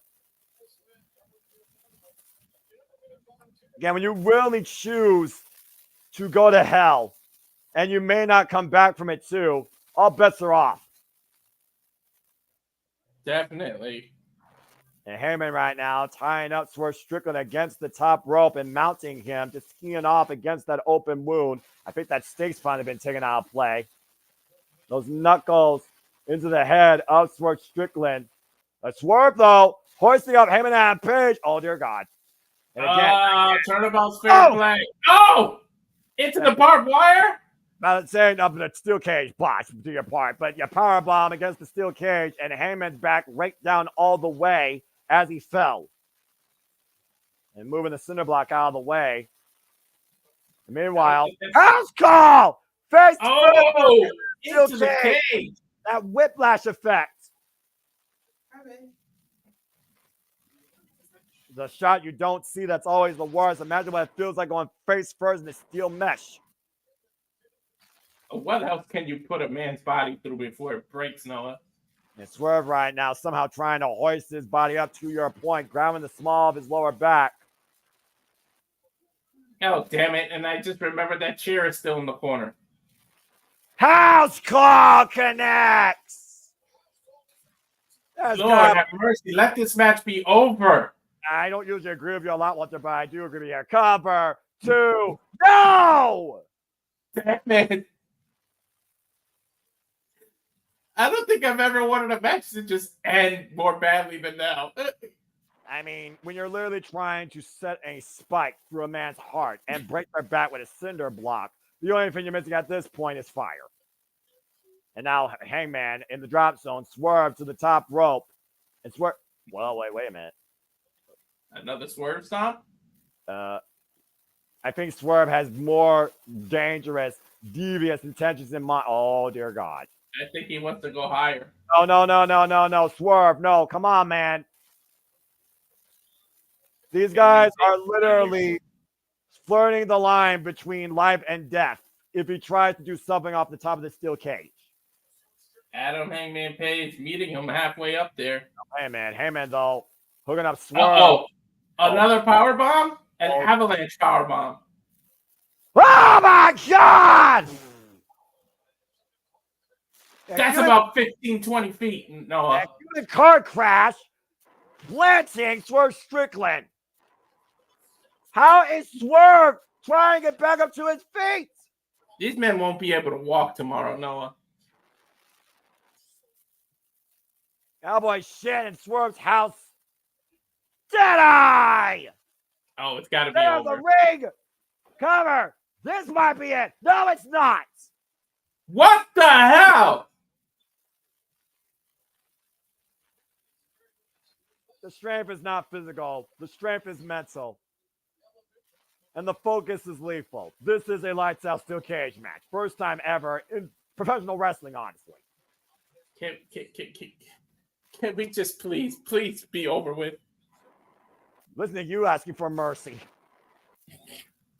I mean, literally, what the hell is it going to take? At this point, any future matches, I won't believe that they'll lose. Like, any move can beat them. They're literally kicking out of everything. Oh, chair to the side of the head and jaw. You heard what Heyman says. He will not. He told him he's going to see him beg. You will beg for mercy from me. You will be on your knees begging. Knockout is in play. Somebody just knock the other one out, please. Swerve brains have literally got to be scrambled at this point, Noah. Another shot to the side of the head with that steel chair. Prince Nana saying, think about you. I agree. There's literally screws from the cage on the ground. Look. Swerve is laughing. I repeat, Swerve is laughing. Swerve is nuts. Accurate. Swerve is playing psychological games with Adam Hangman. Literally, look at Swerve's face. Whose house? He's holding up two fingers like he passed out. Swerve drops as Heyman and Page looks on the fallen Swerve Strickland. Paul Turner not calling it yet. Referee should just check. He's knocked out.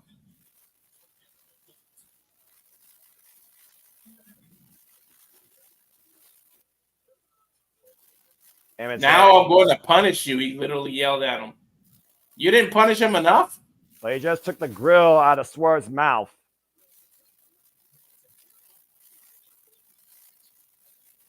Is he gonna drop him right on his own grill? I don't know. I really don't know. What the hell? He's gonna pull his teeth out. No, what? No? That's a needle. That is a needle. Yes, that is a needle. Oh God, no! Oh my God in heaven! Did he just put Novocaine in his mouth so he could rip his teeth out? He just punctured his lip and gums with a needle. What does this become besides madness? What the hell, Noah? I don't think I've ever seen that in any match in history. I don't know what the fuck you can do now. Oh my God! I think he sedated him with that needle. That's it! That is fucking it! Swerve's near dead. Share the top of the head. To your point, I think he did sedate him. Heyman and Swerve Strickland in hell. Lights out quite literally. Paul Turner calls the knockout. Mercifully, this is over. And I pray to God this never happens again.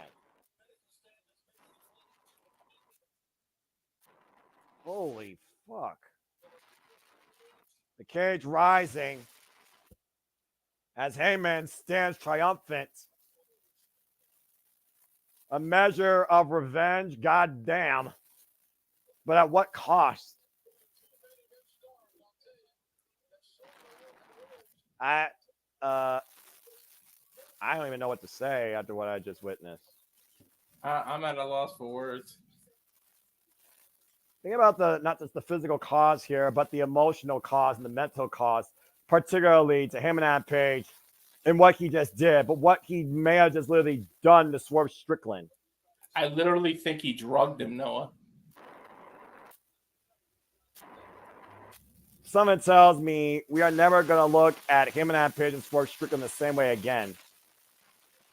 I pray to God Swerve's okay. He literally brained him with that steel chair. There's a reason why we had that faraway shot, Walter. Look at the chair. Yeah, look at that chair. And then after he literally couldn't block it, he couldn't dodge it, he was literally sedated. He's sleeping, Noah. Unrecognizable punishment and a fatality done by him and Adam Page tonight. Well, Heyman, I hope it was fucking worth it. I hope you could really hold your head up high after what you literally did. You're killing a man. I mean, is beyond. Yeah, this goes beyond wrestling. This went way too far. I thought John Moxley was out of line, suffocating Bryan Danielson with a plastic bag. Swerve Strickland was literally unaware of what him and Adam Page did to him in the end. Back to back. What is this shit? First, the Combat Club turns on Bryan Danielson. Now this shit. And now it looks like Page is going back towards the ring for more. Just stop. Just stop. Having Adam Page checking to make sure Swerve is not moving. He didn't beg for mercy, but he went all out to make sure that Swerve was done. For Walter Cruz, I'm the Seminole Foster. We went all out lethally tonight in the conclusion of this pay-per-view. Definitely let me know more questions and answers. We'll see you next time here on the Super Reliable Network.